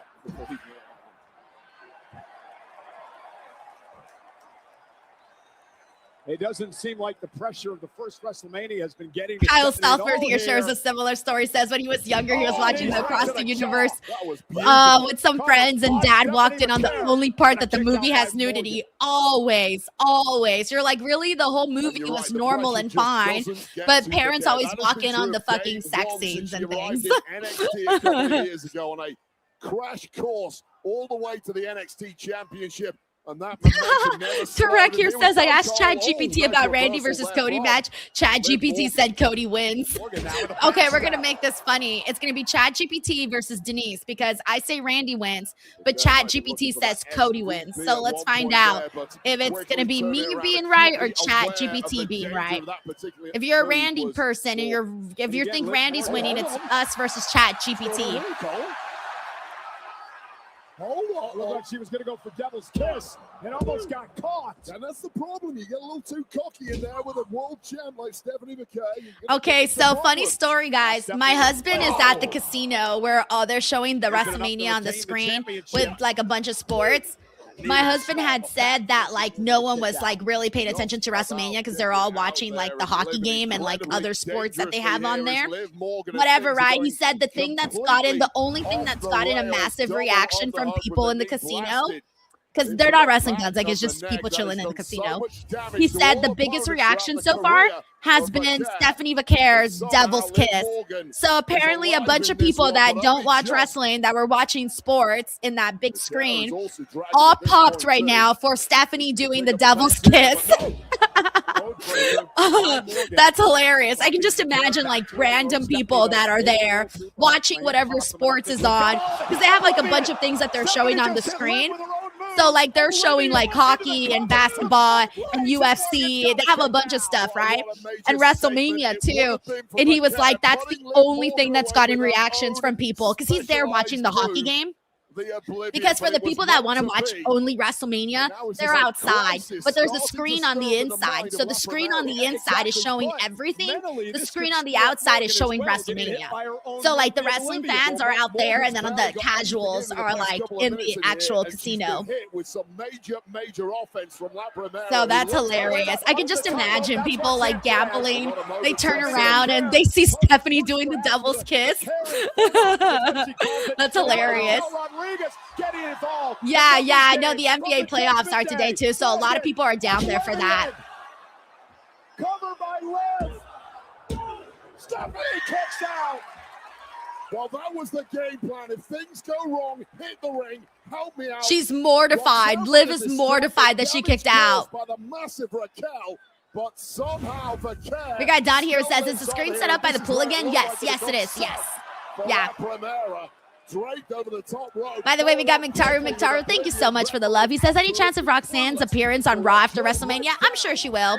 Yeah, I'm sure she will. Like, she's back already, so I'm sure she will. You just hit your finishing move, couldn't put Stephanie Vaquer away. Well, was clearly going for a second bite of the cherry. We got Super Elite who says, got WrestleMania on one screen and the Laker game on the other. Nice. Well, that's always been the playbook of the Judgment Day.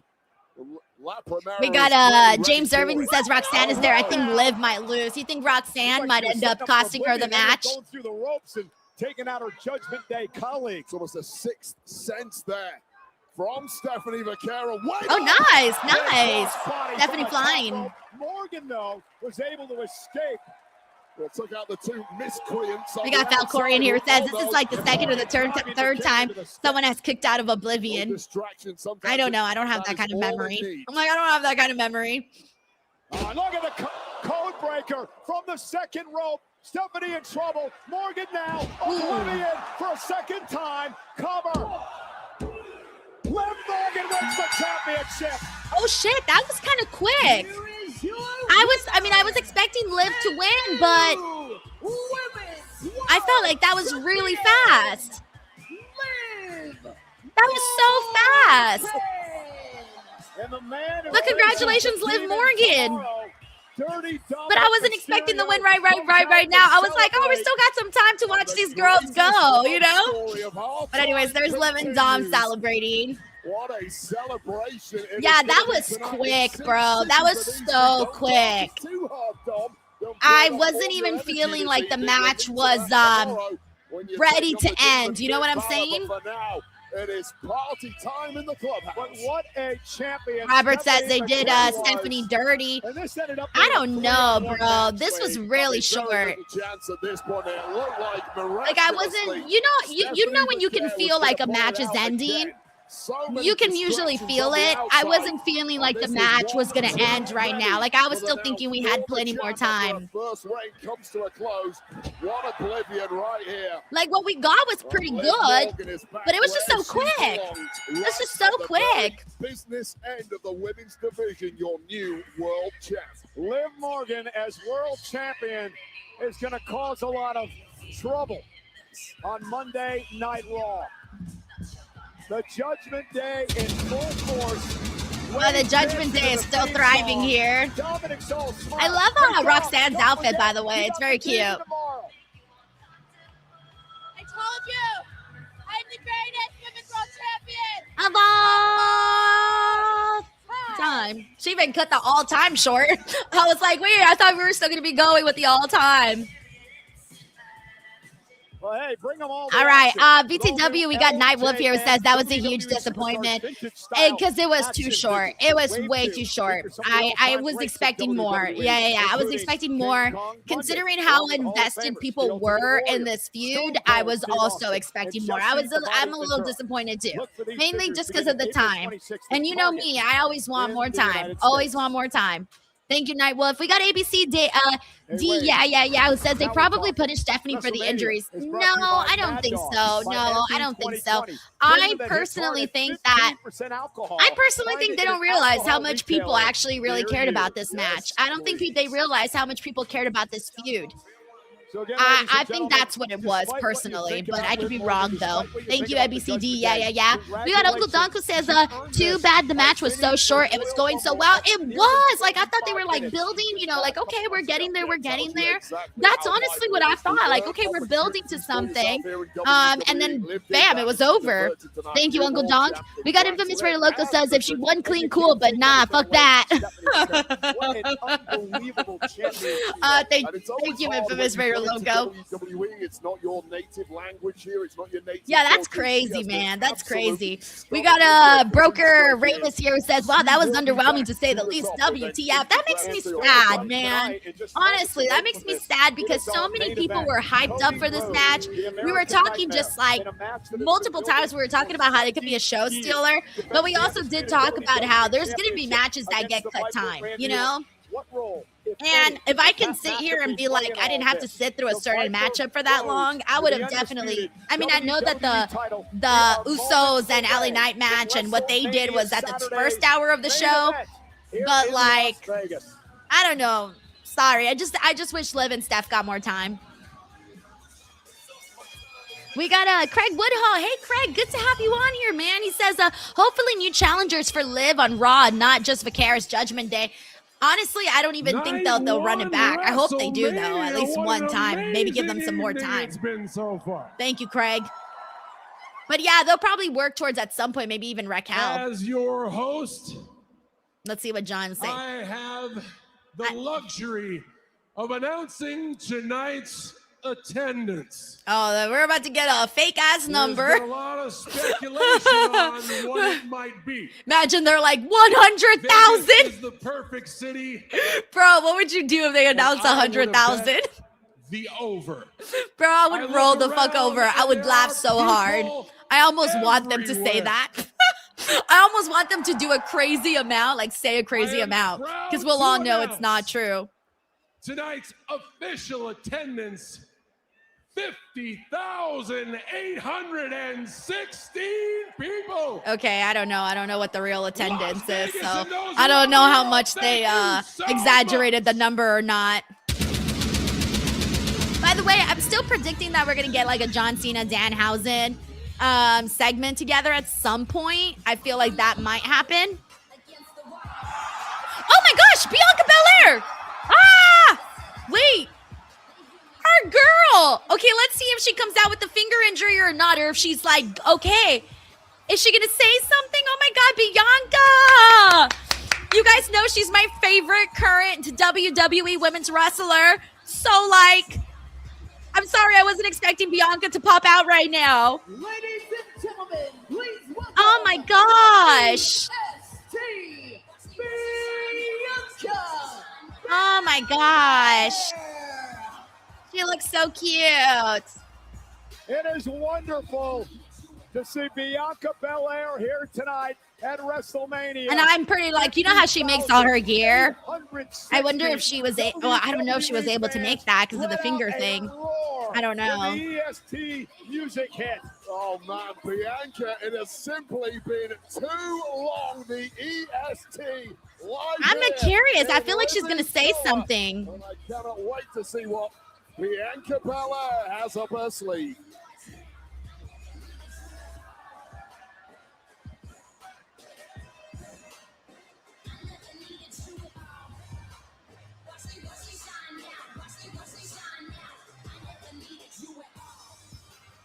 I don't know. I'm seeing what you guys are predicting here in the chat. I don't know.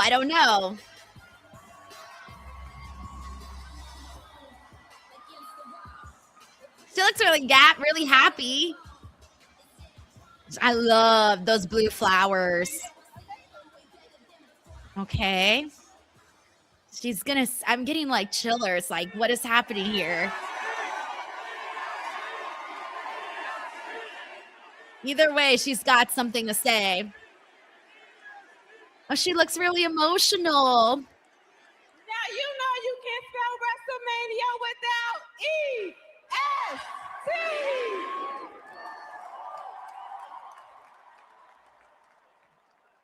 Now I know it's been a long time since I've been out here with you guys, and I just want to say from the bottom of my heart, thank you so much for all the love and all the support, whether it's me at home or me in this ring. Thank you so much. I missed you too.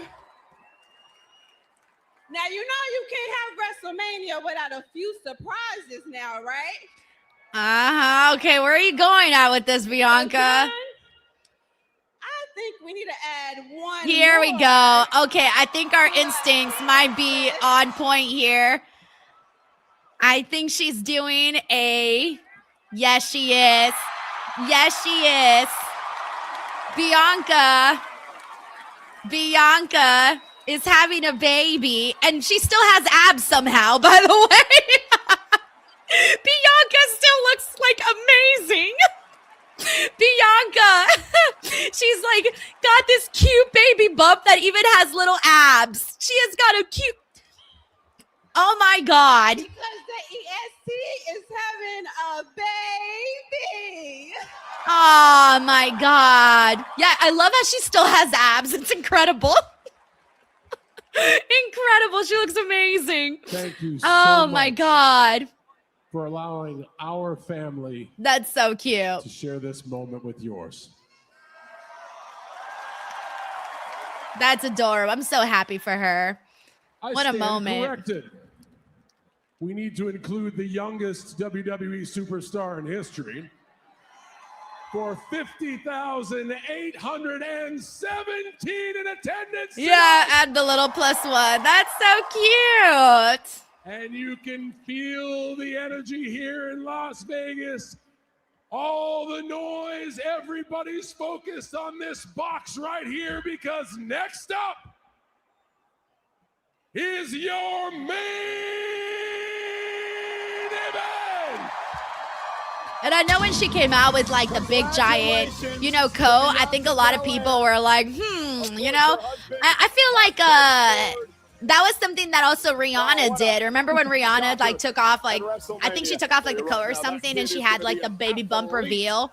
Didn't she do that? I feel like she did that somewhere. Cody and Randy. All right, But WrestleMania fans. everybody's like, where's Montez at? And one of the most That's true. I wonder why he didn't go out there too to like share in the moment, or maybe like run out there afterwards and like give her a hug or something. They were like, "No, we just want Bianca out here." That's crazy. That's crazy. That's so funny. That's so funny. Oh my God. But no, that's really awesome. I'm really happy for her. So yeah, it's looking like it's gonna be a lot more time until we see Bianca in the ring. I mean, I don't know how far along she is. No idea on that. But it's gonna be a while, guys, because she's gonna obviously take time to have the baby. Then she's gonna spend time with the baby, and then like after all that, she's got to recover, and then on top of that, get back into ring shape. It's gonna be a while. There's a whole checklist of a million things she's gonna have to do before she gets there. But she looked really happy. She was glowing, and yeah, like she looks amazing. She looks amazing. By the way, we also got a infamous Rare Loco says, glad I didn't bet Lil Loco. He wanted Roblox. That's hard to say. Roblox. Okay, there you go. I got it. Roblox Bucks. Isn't it Roblox Bucks, or they call him Roblox Bucks? I can't say it. Robux. Oh my God. Dude, all the kids want that. I've heard the kids, like my siblings, say that all the damn time. We got Soundwave 80s here who says, I think the real reason they are short because we got a free to watch WrestleMania 42 because of the affiliation with cable satellite providers. Well, that was just the first hour. But I don't know why. I feel like, dude, they're adding things, segments, obviously the Bianca thing, the Hall of Fame stuff. There's always these additional stuff that get thrown in there. But then we got a million commercials. I mean, we didn't have 1 million commercials. We can get more time. But of course, the commercials is where, the money comes in. So I get it. We got a Plus Ultra Adrian here who says, we know WWE is lying like a motherfucker about that. I mean, it's their thing. Like, they've been known to do this for years and years. That's why I'm like, if you're going to lie, you might as well lie like crazy and just say 100,000. Plus Ultra Adrian. Thank you so much, man. We also got Samantha Miller. Hey, Samantha says EST and Paige back on night 1. This is awesome. You're right. We did get 2 really nice returns. It's funny because like when Bianca's music hit, like I'm vibing with it for like a split second. And then I'm like, wait, no, that's Bianca. Like, what? Oh my God. It took me like a split second to realize what was happening here. Thank you, Samantha. We got Tiffany Kunad here who says, hell yeah, Bianca, if she doesn't go after Jade, if Jade retains, she could go for Liv. Let's see. I'm guessing you sent this in before the pregnancy announcement, probably, right? Because obviously she's not going to be going after nobody for a while. And who the hell knows that by the time she comes back, who knows where Jade Cargill is going to be at? Who knows what any of these girls are going to be doing by the time she comes back? So much can change in such a short period of time. Thank you, Tiffany. We got McTaro here. It says first Naomi, then Bianca. Congrats. Yeah, it's always really nice to see that, man. Really, really nice. Man, Jade's the only one, because you know how they had like their trios? Jade's the only one who didn't announce like, a baby or something like that. Like, in the last whatever it is that Naomi announced it. That's kind of funny. Like out of the 3 girls, 2 are having a baby. That's funny. Thank you, McTyro. We got Guitar Junkie here. Says congrats to Bianca, Mark Henry, and baby hand number 2. Oh my God. I did not need to think about that right now. I did not need to think about the baby hand at all. Thank you, Guitar Junkie. Oh my God, that's hilarious. BTW, let me go through some more. By the way, Spiral X Fingers here. Spiral X Fingers. Spiral X Warrior, excuse me. He says, how did her finger look to you, Denise? I don't know. I saw that she had like tape and stuff, but I can't tell like if a finger looks good or not. Like, how do you tell if a finger looks good? If it's all fucked up like this, you're like, oh, it's not looking good. But like, you can't really tell, Like, I don't know. I'm sorry. I'm not a finger expert. Oh my gosh. Let me give some shout outs. What do we got in here? Shout out to, we got Carlton Line back in the building. What's up, dude? We got Corinda Snowden, who's here with us as well. We got JPL Hawk 18. What's up, JPL? We also got Cocaine here, 214. We also got Morris Rock 70, who's with us. Cutest says 4 months pregnant and still has more abs than me. Wait, did she say she was 4 months? I didn't catch that. Did she actually say how many months she was? I didn't catch that.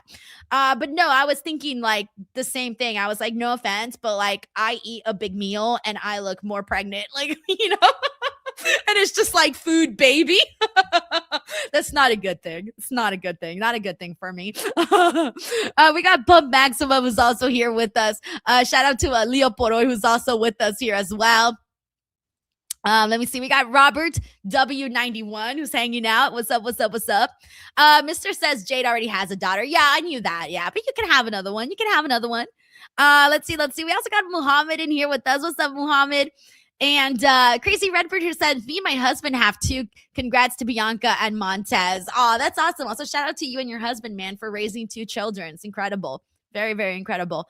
We also got Charles Creda, King Live Jada, who's here with us. King Life Jade, excuse me. Sorry, guys. I don't got my glasses, and this screen is very, very far and very, very tiny. All right, let me get the audio back. Every single shot and create your own WrestleMania moment. Grab your copy today. WWE 2K26, the show never stops. We also got Drew Oakley. Wow, I really need my glasses, y'all. I'm like, Drew Oakley. People are going to think I don't know how to read. Maybe I don't. I've been getting by all along. Anyways, what's up, Drew? We also got Super Elite with us. He says show's going to be over before 8 p.m. How many more matches do we got left? I don't even know how many we got left. I just show up at this point. We also got let me see. Shout out to Draville317 hanging out with us over on the Twitch side. For the first time ever. Okay. From the Kingdom of Saudi Arabia. BTW, we also got Uncle Donk here says time to call up Soul, Blake, JC, or Miss Paca. All of them. I love all of them.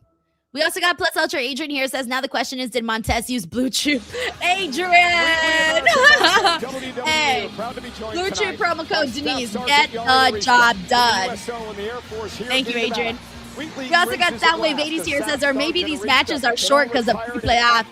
I don't know, guys. I think some matches just got screwed so that other matches could go longer and that they could do all these extra things. Wait, main event time already? Huh? Are you serious? Sorry, guys. I didn't realize there was already main event time. Relationship between Triple H and Randy. Holy shit, this show flew by. It's 6 o'clock. The relationship wasn't as cozy. Sorry, I'm processing here. We got Infamous Raider Loco here who says dinner, BBQ chicken, and tri-tip with white rice, mushrooms, broccoli, and garlic bread. And that's bullshit how Stephanie lost. LMFAO. Yes, I'm still upset. I'm with you, Frank. I'm with you. Okay, I'm thinking this whole thing is going to be like an hour of time, right? I'm not your son and I'm not your brother, but I have always been proud to be your boy. And after the main event of WrestleMania, I want you to know, I will always love you.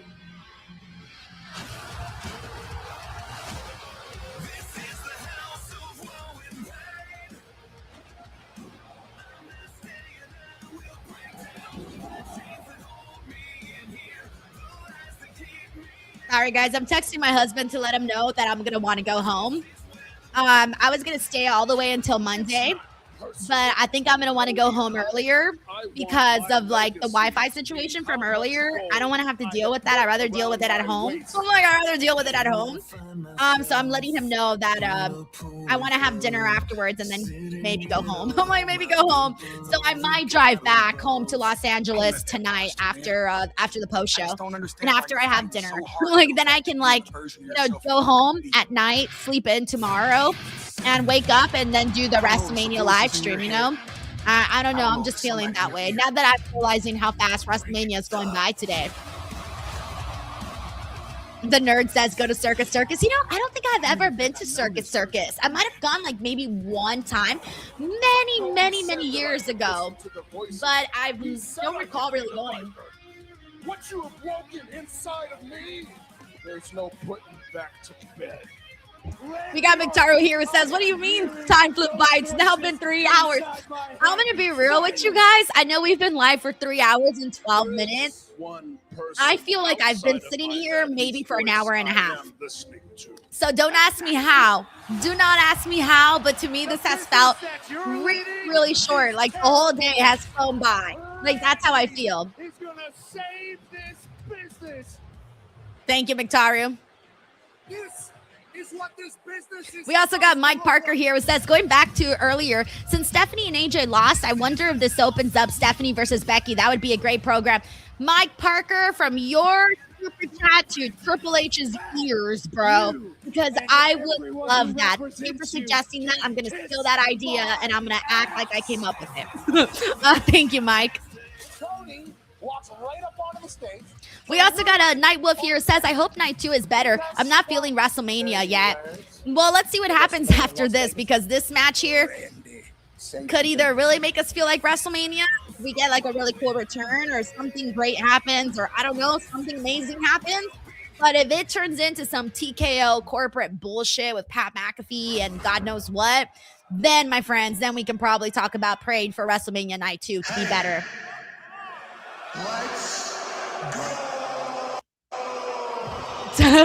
We got Genius Does It who says time flies with ads. Oh my gosh. We got the nerd here who says, Denise, what do you rate the show so far? 1 to 10. I would say like a 6. A 6. A 6 is not bad. I don't think a 6 is. I mean, a 6 is not great, but it's not horrible either. We got Cocaine who says you're used to a 5-hour AEW pay-per-view. I don't even know how long Revolution was earlier this year, but damn, bro, I think I was there for like, I really am used to long streams. Honestly, now that I think about it, I am. I'm used to being here for a long time, which is good, right? Because then if not, I would be like exhausted by now. And I'm not. Like, I honestly feel like if you wanted me to stream another 4 hours, I honestly could. I honestly could. We got Legit King on YouTube here who says, last year WrestleMania didn't end till 10. Why does it feel like it went by fast and feels like they either have shorter matches this year or shorter time? I don't know. Legit King on YouTube. I don't remember what time WrestleMania ended last year. Thank you, Legit King on YouTube. Here with this massive ego, and claims that he's going to change the way things are done around here.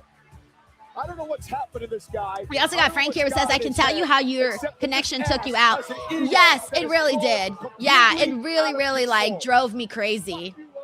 I was so mad, honestly, because you guys like reason to the rhyme of some of the things has said in recent weeks. Well, you guys know it's like, imagine you're streaming on a channel doing everything, and then like something out of your control just like gets in the way. It can be very, very frustrating. So I was just like, God, I was so mad. I was so mad. But then finally, once everything got better, I was like, all right, good. Thank you for Miss Raider Loco. We got a Tiffany could not hear. Says maybe it's just me, but the weekends have been like 30-minute lunch breaks while the regular week drags on. Always happens like that. Like, you know what I wish? I wish I had like Friday night feelings, you know? You know how Friday night is so good when you don't have to work Saturday and Sunday because you're like, oh my God, it's Friday night. I have 2 days off. Like, I'm really going to enjoy it. And then Saturday you're vibing, you're feeling good. And then Sunday you're just like, oh no, I got to go back to work. Thank you, Tiffany.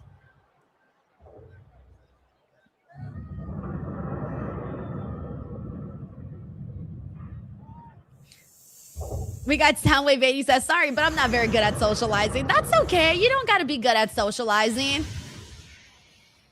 Like, you're out here, just have fun, you know? You don't got to socialize. Just chill and vibe.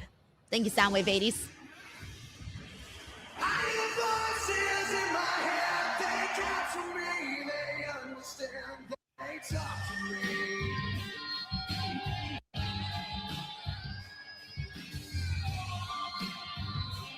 Delito says they still have that Kill Tony roast thing after this. Oh, yeah, you're right. They were saying that earlier, Genius Does It says the longest match was 15 minutes. Seth versus Gunther. No way, bro. For reals?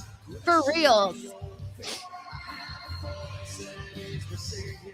We got the nerd says, how's your husband talking game? I have no idea. I don't know. He's chilling. He's chilling at the casino. He's just watching. So the Circa has like this really big, it's essentially like 3 floors of a big giant casino area where you can like watch all of these games on this big giant screen. And that sounds nice. So he's there.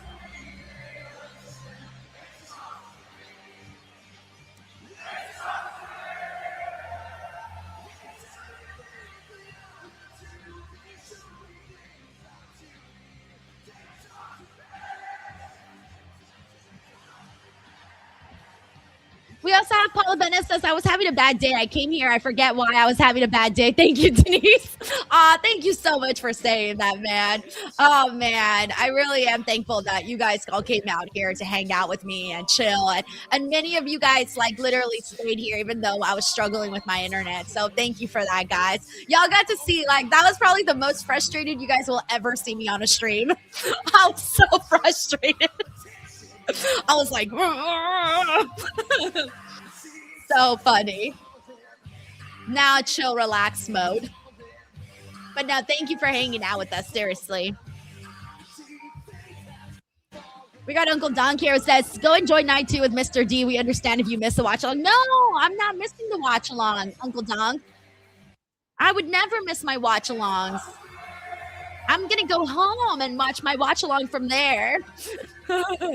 Yeah, no, I don't run from the grind, especially not for WrestleMania. That would be crazy. That would be so crazy.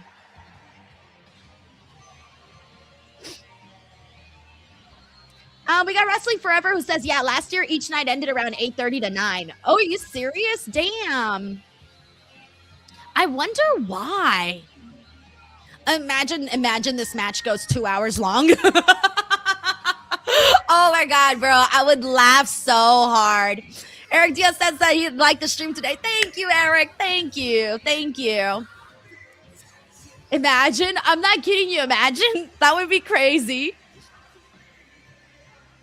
They talk to me. They talk to me. Yeah, Andrew. They're going to have WWE does a post show. Yeah, they do a post show. I'm going to be here doing a post show too. Sancho's going to be joining me. And I hope we have a good amount of stuff to talk about, depending on what happens here with Cody and Randy.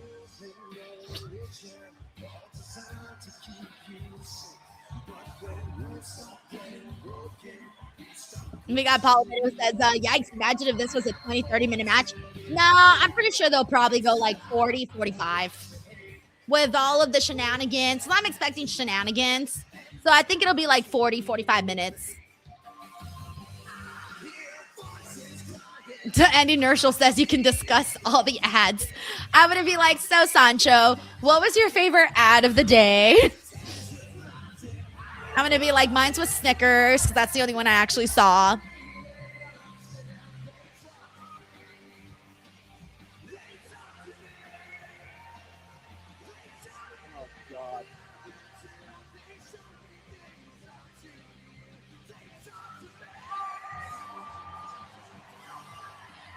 Look at this jock rider. We got a young Jamie here who says, I don't see a title change here. See, before Pat McAfee even got involved in the feud, I was expecting a title change from the beginning. With Pat McAfee now, I still think it'll happen. I still think it'll happen. Grab an American Mule today with Wheatley, the official vodka of WWE. BTW, we got Tracy here who says, I don't think this is a bad Mania. I'm enjoying it, says Tracy. It's just a fast one. It's a fast one. Thank you, Tracy.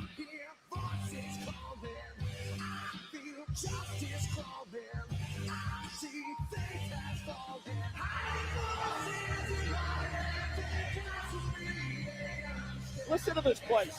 I don't understand why Orton Desert says 3-hour show, 58 minutes of wrestling so far. No way, bro. Are you serious? Did you add up all the times on Wikipedia? Did that lead to 58 minutes?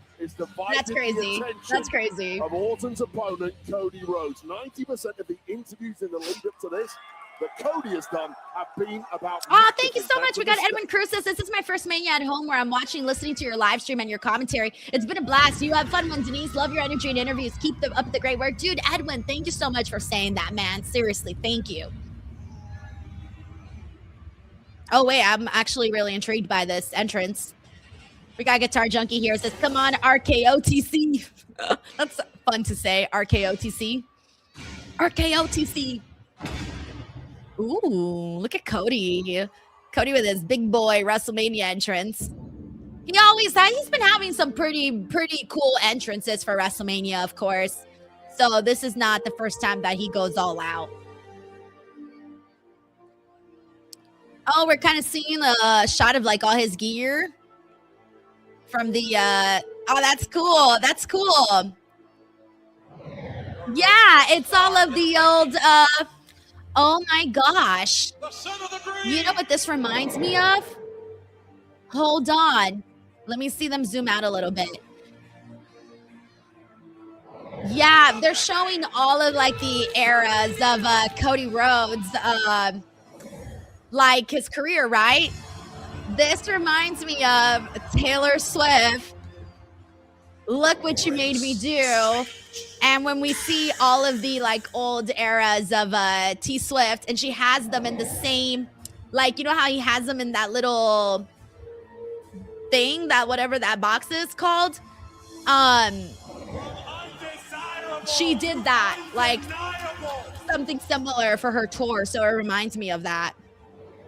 Yeah, see, look, Kara's like, oh, it does. Exactly. And I know that Cody Rhodes is a Swiftie, FYI. Just FYI. I know that. That's exactly what this reminds me of.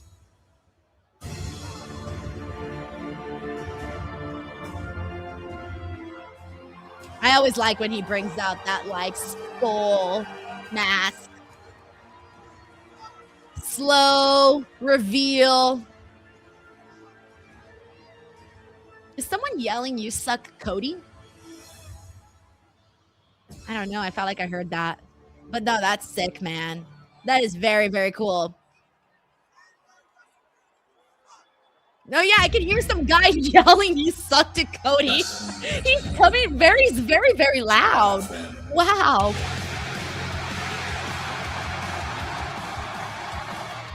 Incredible. Incredible. Wow, look at how gold that is. Very, very nice. Whatchamacallit, Cody's family for WrestleMania.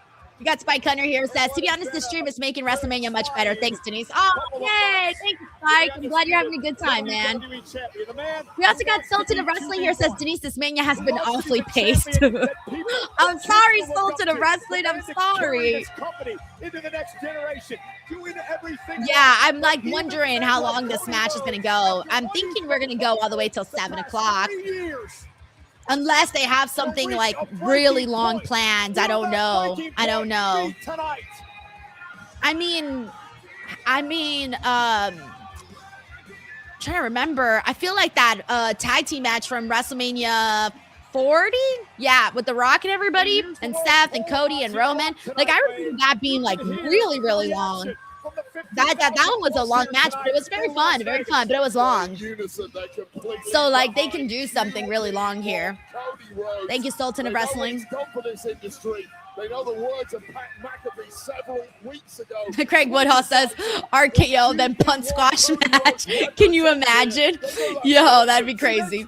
We got a Guitar Junkie here, says, love Cody's gold dragon scale coat. Best coat. It's very nice, dude. Looks like $1,000,000, honestly. $1,000,000 is what it looks like. We also got Grapple Geekery. What's up, dude? He says, what would Pina WrestleMania license song and entrance be? Gear Wonder. Meanwhile, I don't watch WWE, but I watch Las Vegas, Salcedo. Let's go. Thank you, Grapple Geekery, for supporting, man. Well, there is a song. If you like pina coladas and getting caught in the rain. I could probably come out to that theme song. Pina colada. I'd come out with like pina colada. Pinos, little pina. I'd wear like a little pineapple. That would be the gear, and lots of pyro. Thank you, Grapple Geekery. WWE Championship. We also got Frank here who says, I laugh when I hear people say this sucked. I'm like, sucks for you. I was entertained, and that goes for both AEW and WWE. Go watch novelas then. Well, here's the thing though, Frank. Like sometimes some shows are just not as strong as you think they would be. You know, sometimes some shows could be better. Listen up, you disgusting pigs. Make some noise! Because I can't sit here and lie and say they knocked it out of the park, because I do not think the show knocked it out of the park. Did it fly by? Yes. Were there some cool moments? Yes. Was it like overwhelming, amazing? Probably not.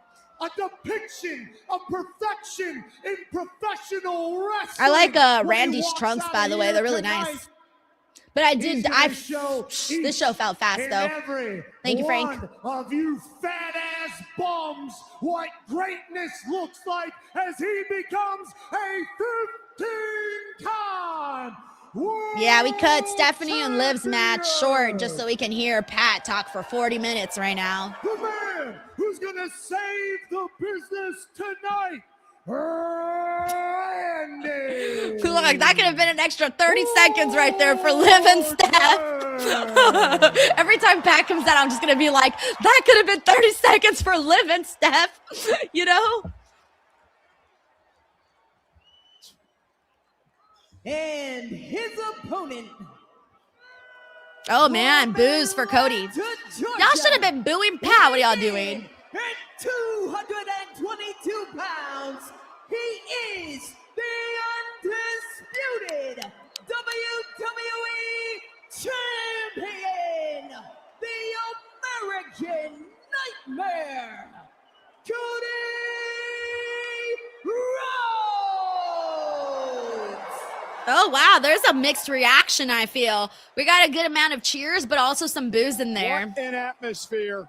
Senior official Charles Robinson will referee this championship match tonight, a match 20 years in the making. The mentor Orton, the student Rhodes. Guitar junkie says fire Alicia hire Pat. Bruh, I would cry. Oh my God! No, we're seriously starting like this? Assaulting Rhodes with a microphone. We're starting like this? Beating the hell out of the champion, and the match hasn't even started yet. And right before the bell We're starting like this? McAfee knows exactly what he's doing. No, let's not start like this. Oh, Pat's like, I thought Pat was just going to be like in the corner, you know, doing his own thing. I wasn't expecting Pat to be like in the match at the very beginning, you know? Get him! Crossroads! Well, good night, Pat McAfee. Take a walk, McAfee. Thanks for coming.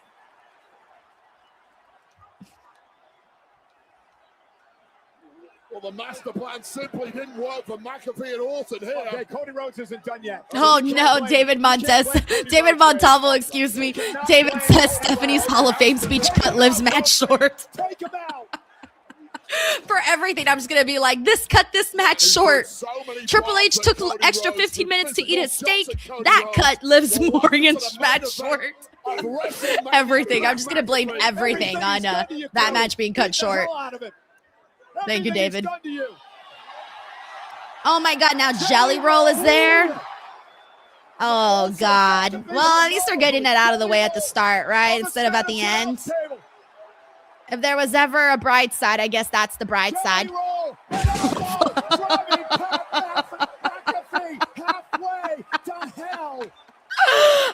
my God. Oh, my God. Oh, my God. Yo.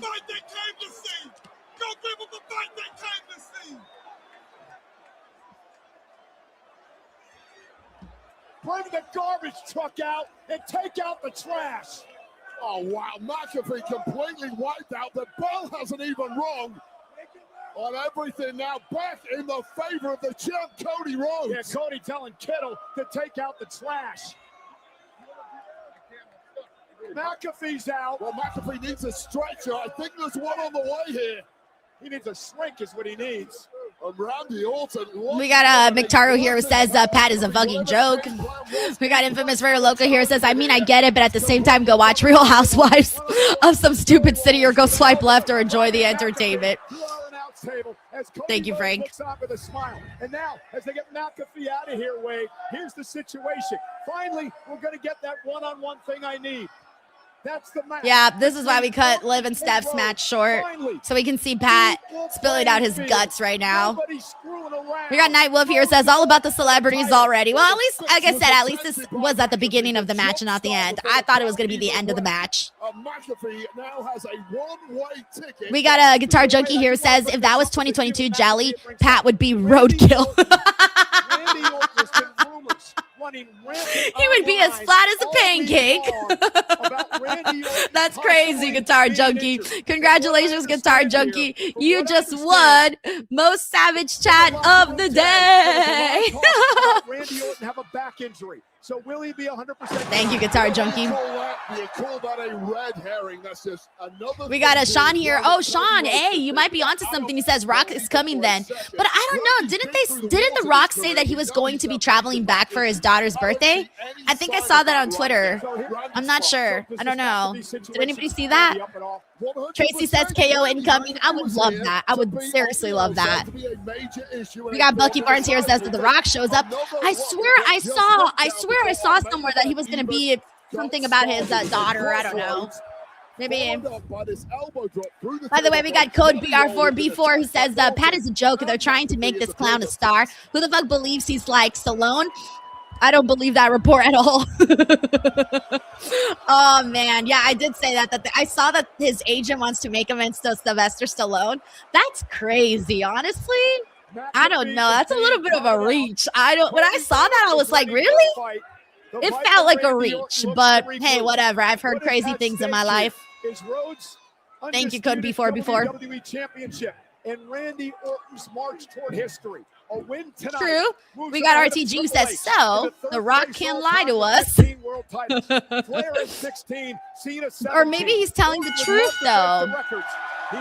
Okay, finally, here we go. So they got that stuff out of the way, guys. I'm glad that they got it out of the way so we can move on. Because everybody was cheering, you know? The second the bell rang and people were like, all right, cool. Now it's just about Cody and Randy. At WrestleMania. Also, thank you so much to McKean814 Trucking for the nice comment, and thank you for supporting on Busted Open. We also got Tracy here who says Randy talked about KO last night. Gut feeling, yo. And I mean, there's so much history in regards to that. Of course, we all know Randy was supposed to face KO last year at WrestleMania. So we know all of that. We know this history. Thank you, Tracy.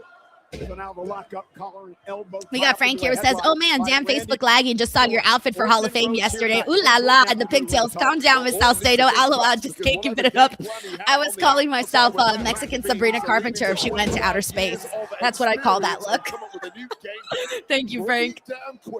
For Cody Rhodes, a man who's had a mixed bag in WrestleMania over the years. What does Cody need to do to keep the title? Well, Cody needs to stay calm. He's been popped through the wood chipper by Randy Orton emotionally and physically over the past several weeks. Needs to block that out, realize this is just another man you are competing against. Time and again, Cody has beaten the best of this industry over the past 3 years. Well, he needs to do it again tonight. Well, Randy Orton and Cody Rhodes, the relationship dates back 20 years. The formation of legacy with Ted DiBiase Jr., Cody Rhodes, and Randy Orton. Orton really giving Rhodes his start here at this level in WWE. And there's the shoulder tackle by Orton, who seems to be moving crisply so far. Don't believe a word of the hype. We also got Infamous Rare Logo says, so Pat coming back in the ambulance. But at this point, I don't expect them not to do something like that. Pat comes back out and he's like, I don't know. Something's going to have to happen in the end, though, if they got this stuff out of the way in the beginning. Thank you, Frank. We got Steven Marchuli who says, hot take, WrestleMania tonight better than night one last year. Honestly, yeah. No, you're right, Steven. I don't think that's a hot take. I do think this well, mind you, I don't remember last year's WrestleMania night one like the back of my hand, but I remember last year night one, I was very disappointed. So maybe. Thank you, Steven. Drop down with the right hand. Randy misses wildly. Cody Rhodes on a power slam. I'll tell you right now, speaking to Cody, I was very close to him during my in-ring career, and Cody would always talk on in rental cars at bars about how Apple Geekery here says Pat can always come back. It would be very WWE TKO. Imagine he comes back with Ari Emanuel. I'm just joking. Do not take me seriously. I'm just fucking around. Got caught by Orton now, and Randy. Oh, and we haven't seen Randy do that in a while. He delivered a backbreaker. Thank you, Randy Apple Geekery. came up a bit late. Oh. I really hope The Rock is coming, Michael. I hope you're right. But I don't want us to be like, expecting it though. That's the thing though, because if we're expecting it and then it doesn't happen, it's gonna be such a bummer. Code before says, why is it Oba versus Brock here? That should have been the main event. Yeah, I can't blame you, man. I can't blame you. Jonathan says, don't give him any ideas, Denise. For reals. That sometimes happens. Early in matches, you're not quite warm. Those long I'm sorry. A lot of nonsense on the outside before the match even starts. Sometimes your body cools down. Randy may have just tweaked a little something, and once the body temperature gets back up, he'll be running fast. Oh, Cody Rhodes delivering Randy with the slam. Randy now. Randy's like the right hand, and Randy looking very frustrated. He's going to roll out of the ring.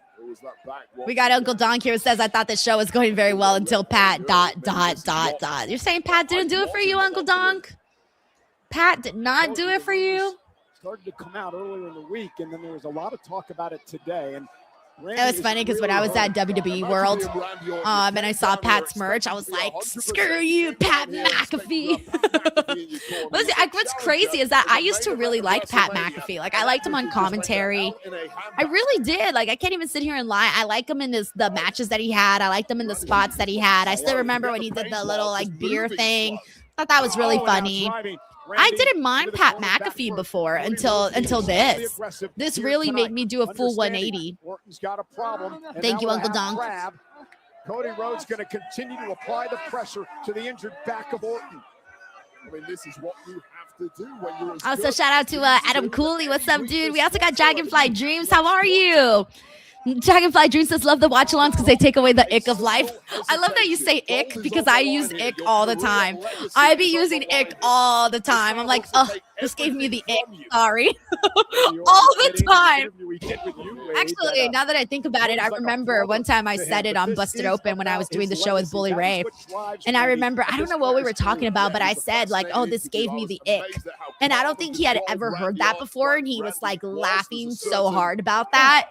I don't think Bully Ray had ever heard anyone say like, oh, this gave me the ick. It was really funny, actually. And that absolute beast inside him comes out to play. And I'm impressed with what Cody's doing tonight. No hesitation to attack the weakness of Orton. Well, not at all, and this is what you have to do at this level. And after everything Orton has done to Cody over the past 4 or so weeks, this is exactly. We got Adrian here who says double turn incoming. You know, when I was doing the show with Brian Alvarez for the prediction show for WrestleMania, he talked about a double turn happening for Trick and Sammy. I think Trick and Sammy's match will have a double turn. Cody Rhodes is the one that I mean, if we did have a double turn here with Randy, I don't know how we can turn Randy though, because Pat McAfee's so annoying, and like because Pat McAfee is so annoying, it would hurt that for Randy. You know what I'm saying? Like, I can't, like, yes, I love Randy and I'm going to cheer for him, but then if I see him with Pat, I'm going to be like, you know what I'm saying? Last year, Randy momentarily hesitated to put Cody away in that match. We got Hood Intellectual here who says women say ick all the time. It's hyper girl coded speak. The ick. I love it though. I use it all the time, and people get it. You know, you just say like, "Oh, this gave me the ick." Like you don't got to do any further explanation. They 100% understand what you're trying to say. Well, not if you listen to Randy. We also got Guitar Junkie, who also agrees that, oh, wait, never mind. He disagrees. He says there will be no double turn. Never mind. Never mind. I thought you agreed here for a second. I don't even know what that means. Hyper girls? Do you mean hyper girls like girls with a lot of energy, or is there a different meaning for hyper girls? And again, right to the kidney area. And Randy's having trouble just standing. Look at the way his feet are. He can't even stand right. Randy is Randy's been that has been on the road to WrestleMania that got himself here. Well, it's all gone awry tonight. Cody now delivers a suplex. Tracy says cringe is her word. You know, I don't really use cringe that much. Yeah, I think I could use it more. I don't really use it as much as I do. Yeah, absolutely. As much as other people do. For the midsection, constantly having to squeeze your torso, and you're right, that kick out just triggering whatever sciatic issue that might be. Okay, see, Genius says it's like Hyper Beast, but for women. See, I don't even know what Hype Beast is. What is that? Like, what TikTok lingo is this? I don't know those words. Like, what TikTok trend is this? Absorbing abuse. And Randy Orton able to cause Cody to lose his balance, and now Randy has a chance. By the way, Isaiah World says your Danhausen interview has been the best thing I've seen WWE all week. Yo, dude, and I was going to go longer with Danhausen, but they were rushing our interview because he had to go do something else. And I was like, damn it. Like, I still had more questions, obviously, for Danhausen, but they were like, oh, like, you know, wrap it up. And I was like, damn it. So I was like, okay, thank you, Danhausen. Bye. And then afterwards he left, and then he came back and they were like, oh, do you need Danhausen? I was like, I just got Danhausen. But then I thought about it. And I was like, you know what? I should have done a part 2 so that the interview I could have done one part of the interview and then done another part and just put it together. I didn't consider it at the moment. Out the pain enough to deliver enough damage to Cody to put him away. That's the problem. This is not smart. No, not at all. Orton. Not at all. Randy letting his instincts kick in, but a superplex to Rhodes won't be good for Orton either. Cowboy Bob Orton style. Randy Orton reverting to type and clearly regretting it. Well, look at this. You go big or you go home at WrestleMania, and it may be time for Randy Orton to go home because going big there was a big mistake.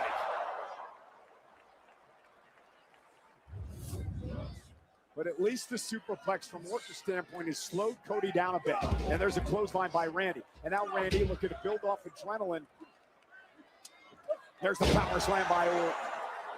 This is Randy looking back to his superlative best. All right, well, at least we know that they're going long. I mean, in case you didn't already realize that from the beginning, just in case, at least now you can tell a little bit more with the actual pacing of the match. There is a path to victory, and this is it. BTW, we got Matalik. What's up, Matalik? He says challenging last year's WrestleMania for worst main event. No. This is not like my heart isn't pounding with excitement at the moment, but no, John and Cody at WrestleMania last year was on another level of not good. This one, they're taking their time right now. There's more than one way to skin a cat. Back to his feet, went for the RKO. Cody able to counter. Randy grabbed his back again. Now sent out to the floor right here in front of us. I really hope that it does get better because that would suck if Cody had 2 back-to-back bad Las Vegas WrestleMania matches. Like, that would really suck. I don't want that for Cody. Knocking the wind out of Cody at the right time. Oh, Genius Does It says someone who follows trends. Oh, that's what it means. Oh, look at me. Hyper girl. Let's go. Hyper girl. Oh, man. The nerd says, so how's the weather? Oh, man. 75 degrees in Las Vegas right now. Does have the advantage tonight, being the champion. Kara Jenkins says, how many announce tables that we've been through?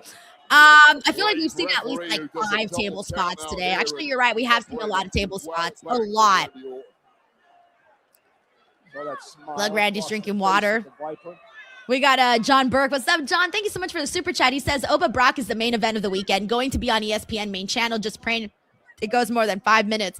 Dude, I'm so fucking excited for that match, dude. That match is like the thing that I'm most looking forward to for this whole damn like WrestleMania. Like, truly, I'm very excited about that. Like, it does. I hate to say this, but I kind of agree with Paul Heyman, where it does feel like the real main event. And in a way, like, I hate to say this too, but in a way, I'm also kind of. It's weird because I don't want to be like. I wish it was the main event. But I know there are a lot of people that are interested in watching WrestleMania that do not have unlimited. And there are a lot of people that are going to find it way easier to watch it on that first hour on ESPN. because I was talking to people that aren't hardcore wrestling fans, but they were like, oh, I'm interested in watching WrestleMania. Like, they were interested. And then when I told them, like, oh, you have to get, like, ESPN Unlimited, they were like, oh, I didn't know I had to do that. And they were like, oh, never mind, I guess. And I'm like, oh, okay, damn. Sorry I broke that news to you. I'm talking, like, super casual, not even casual, less than casual fans that I was talking to about this. Thank you, John. Taking advantage of everything he can against Randy Orton. You imagine Cody Rhodes 4 weeks ago perhaps would have had some sympathy, some empathy from his former mentor, from his former friend. You can't show that tonight, Cody. Yeah, but a lot has changed in the last 4 weeks. Of the industry. Oh my God, the crowd is booing Cody even more now because of what has happened in this rivalry. Cody. Oh no, maybe they might do a double. I don't even know. Cody never thought he would be in this position tonight. He didn't think he'd get a Viper so softened. Maybe Cody hates Las Vegas. I don't know. Cody showing no mercy at all. Guys. Oh man. Is the disaster kick by Rhodes. No. Randy Orton drops in the ring. Cody's got a chance into the cover to retain the championship. Orton just gets the shoulder up. Well, Orton now the crowd's really booing. Like, I feel like they're starting to boo more for whenever Cody gets any sort of offense. Rambo style tonight.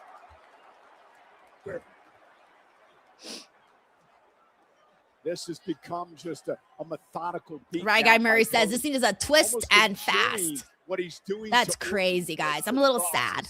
It bums me out. Cody through over the past month or so. Well, here's your reward. And I keep thinking that guy in the front is Steve Carell. I think I've confused that guy for Steve Carell at another show. Did I not? There's a guy in the front of the row who looks like Steve Carell, and I feel like I've confused that guy on another show for also looking like Steve Carell. I know for a fact this is not the first time I've seen a Steve Carell look-alike in the audience. We got I see, this is what I'm thinking too now. Bobby Means here says, based off the reaction, I think Cody's turning heel tonight. I started to consider that too, based off of the reactions. Yeah. We got Infamous Raider Loco says, all-time double face turn Austin Hart WrestleMania. That was done masterfully though. Masterfully. Infamous Raider Loco. So then I'm thinking to myself, like, maybe they added Pat to like make you, I don't fucking know. The Pat element ruins it, honestly. If it was just Cody and Randy, just them, then this story would have been just more exciting. His legacy. It's about Cody's legacy as well. Jay Talifa says this match is an indie fan's worst nightmare. Oh man, I don't know, guys. It really is game over, and Cody wants to do it in style, my God. And now just mocking Randy.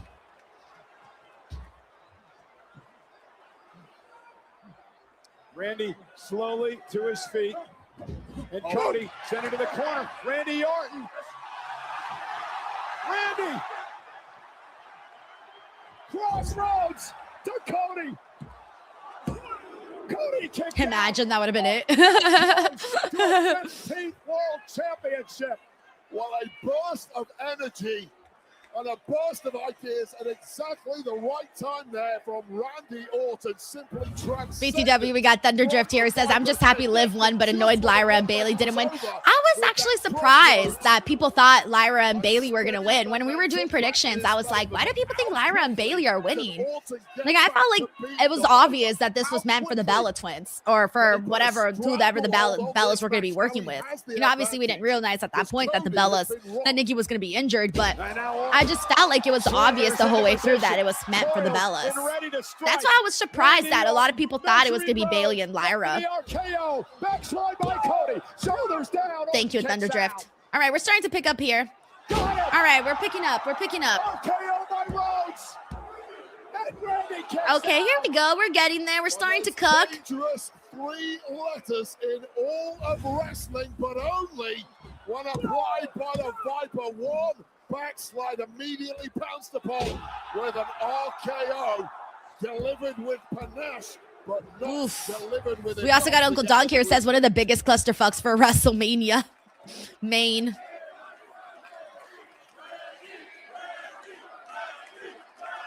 Thank you, Uncle Donk. It is crunch time. In the Undisputed WWE. Also, shout out to Brian Sports Entertainment who's hanging out with us. Randy Orton, the busted open challenger, who just collapsed on the floor in front of us. Cody, the man who has this industry pumping through his veins, the man who has defended us against all the insults from McAfee, from all the attacks by Randy Orton, now looking to finish the job. Randy Orton took the low road while Cody Rhodes happy to meet him there. And now delivering. Orton slammed to him as well. And this is a completely different Cody Rhodes. The breaking point has been reached for the champion. It's WrestleMania. It's the main event. The gold is on the line against your current most hated nemesis, a man who tried to take from you everything you hold dear. I don't even know if Randy knows. Thank you so much, Brian. That's very nice of you. Thank you for that. Lewis Lewis says this match is making me fall asleep. Bro, I've been having to go to the bathroom. And I was like, damn, I could have probably gone. I was thinking about that right now. I was like, I could have probably gone. And I was also starting to get cold, and I was thinking about putting my sweater on. Nowhere! Randy for a 15th world title. Rhodes kicks out. Well coiled, ready to strike. I don't know. I'm starting to think that I'm starting to think Cody may be cursed in Las Vegas. I don't know, man. Something's going on. Like, I love Cody matches. You know, I'm a fan. What the hell goes on with Cody in Las Vegas? I'm starting to wonder. We got Sleazeboy here, says, never forget WrestleMania could have taken place in New Orleans. Randy Orton's going to win and then announce he's retiring and will award the title to Pat McAfee. Nah, bro. I think people would start throwing things into the ring if that happened. Like, legit. I think people would throw things. Of WrestleMania Saturday. Everything Thank you, Sleazeboy. The prestigious WWE Championship. We also got Cody here, says piss break main event. No, that's terrible. That's so terrible. Thanks, Code.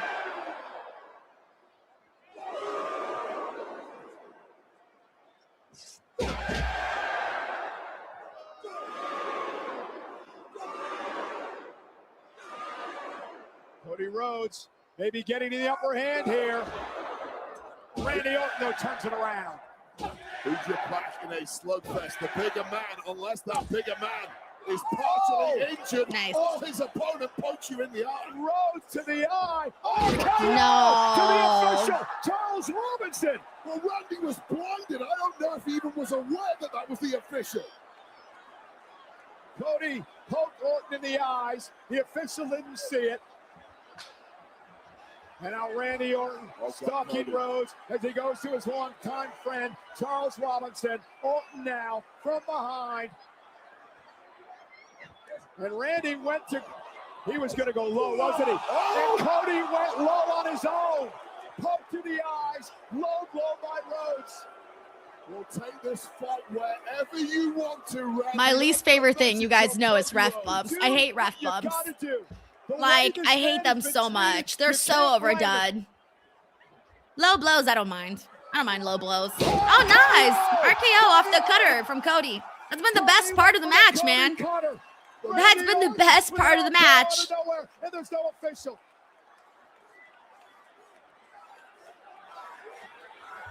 Oh, Jesus. All right. Oh, no. Guys, no. Who gave him a referee shirt? All right, guys, it was a nice run, by the way. It was really nice being a content creator here. Thank you guys so much for all the support that you've given me on my channel. I'm retiring. Peace, I'm retiring. That's it, guys. I'm retiring. I don't know what to say. I don't know what to say. Ah! Oh, my God. There's no way this is legal. Pat McAfee apparently protected by higher-ups in TKO, as has been alluded to on SmackDown the past couple of weeks. Who knows at this point, Cole? Referee Charles Robinson starting to come through. Randy Orton now. RKO on the back of Oh, God. Thank God. Oh, thank God. Oh, thank God. Cover. Cody retains. Oh, my God. Look at, there's a guy going crazy in the crowd. Oh, my God. What did I just see, guys? What did I just see? What did I just see? Honestly, what did I just see? The student became the teacher tonight. Okay, Cody so Rhodes with the killer instinct.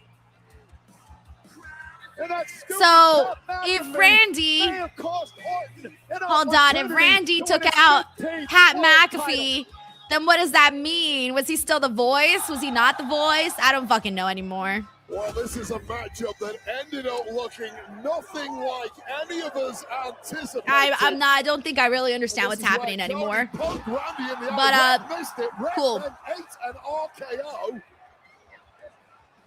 Randy attempted the low blow. Cody was wise to it. Low blow of his own. Well, this is where things really. That's what I'm wondering. Like, is Cody like suddenly in it with Pat McAfee? I don't fucking know. Like, I really don't know what I just saw. Like, I can't even react because I don't even know. There's nothing to react. I got nothing to say other than okay. I see. Like, I don't understand why Randy was chumming it with Pat. Just for that to happen. Like, I don't know. Someone explained to me like I'm 5. Explain the Randy Pat stuff to me like I'm 5. Stands victorious tonight.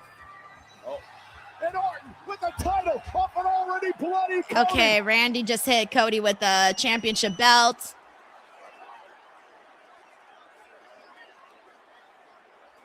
If you smell, imagine. I don't know. So wait, now.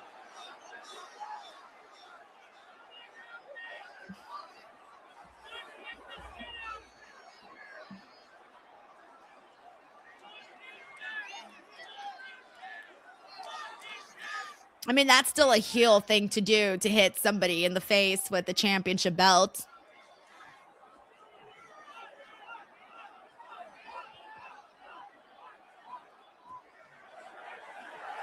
Oh, no. Now he's going for the punt. Cody. No! Yeah, yep, okay. It's crazy because, like, he's still technically a heel, but the crowd is cheering him. But technically, Randy is still the heel, and Cody's supposed to be the babyface, but the crowd's not obviously not seeing it that way.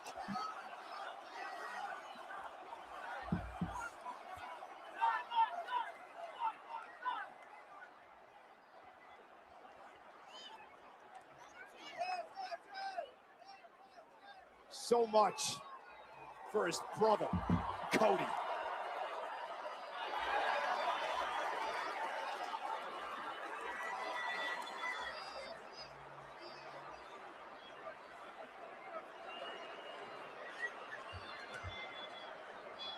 Oh, man, my stream froze.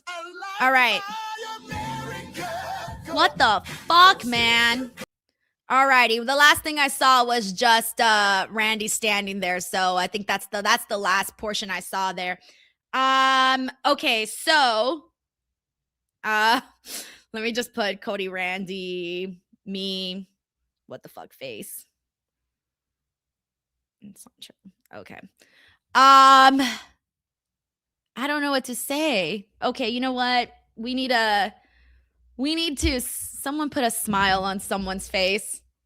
Let's talk about, we got to wait for Sancho, but before we get to Sancho, how about this? Damn. Okay, 1 second. I'm going to do a quick little Blue Chew read, but before I do that, I just want to pop something up on the screen. Promo code Denise. While we wait for Sancho to get in here, we're going to do my Blue Chew read, okay? So I'm going to do a live, nice little Blue Chew read. Encourage me, guys, because right now I'm down. I'm down. After that ending, I'm down. You know, things just feel so low, so limp, just so sad. They don't feel hard. Doesn't feel like we're ready. Doesn't feel like shit's really happening. So let me tell you something. If shit's not happening down your pants and you're limp and it's not getting hard, make sure you get Blue Chew. The future of erectile function is here. Blue Chew Gold is changing the way that millions of men are having sex in 2026. The new arousal boosting formula combines passion and performance into one tablet that dissolves under your tongue for super fast onset. No more waiting for a pill to kick in. No more moments ruined by performance anxiety, just the results you want when you want them. Most ED meds only focus on blood flow, but Blue Chew Gold goes further by combining 2 ingredients for blood flow with 2 for mental arousal and connection. So you're just not physically ready, you're actually in the mood. This type of innovation is why Blue Chew Gold is the #1 brand in erectile function. The process is simple and all online. Get started today with BlueChew.com and go for gold. Technocharge your love life and make it easy to get hard, because hard times breed better men. Discover your options at BlueChew.com. And of course, we got a special deal for our listeners. Right now, when you buy 2 months for free, when you buy 2 months of Blue Chew, you get 1 month for free with promo code Denise. As you're seeing here on the screen, that's promo code Denise. Visit BlueChew.com for more details and important safety information. And of course, we thank Blue Chew for sponsoring our podcast. Alrighty, everyone. So please make sure to support our sponsors in Blue Chew. We're still waiting for Sancho. So I'm just gonna go ahead and start reading some super chats and seeing what everyone is saying here. Fuck, man, I'm so bummed out right now, like legit. We got Code BR4B4 who says piss break main event. Oh, I already read that one. I'm sorry. Nightwolf here says it was bullshit anyways. Matt Alexius here says going to be known for awful WrestleMania main events. That's really depressing, actually. Plus Ultra Adrian says, what the hell was that? Adrian, I'm supposed to do a post show where I tell people what happened and analyze this, and I feel like I lost a couple of brain cells. I don't know what the hell. Thank you, Adrian. We got Uncle Dunk here who says, can't wait for Dynamite. I'm speechless. We got Polarizer here who says, best that can come from this. Cody comes back undashing. The mask was in the case. Do it. Say he got his nose broke. LOL. Love that form of Cody. Polarizer, you're crazy for that. You're crazy, my friend. I definitely don't want to see that.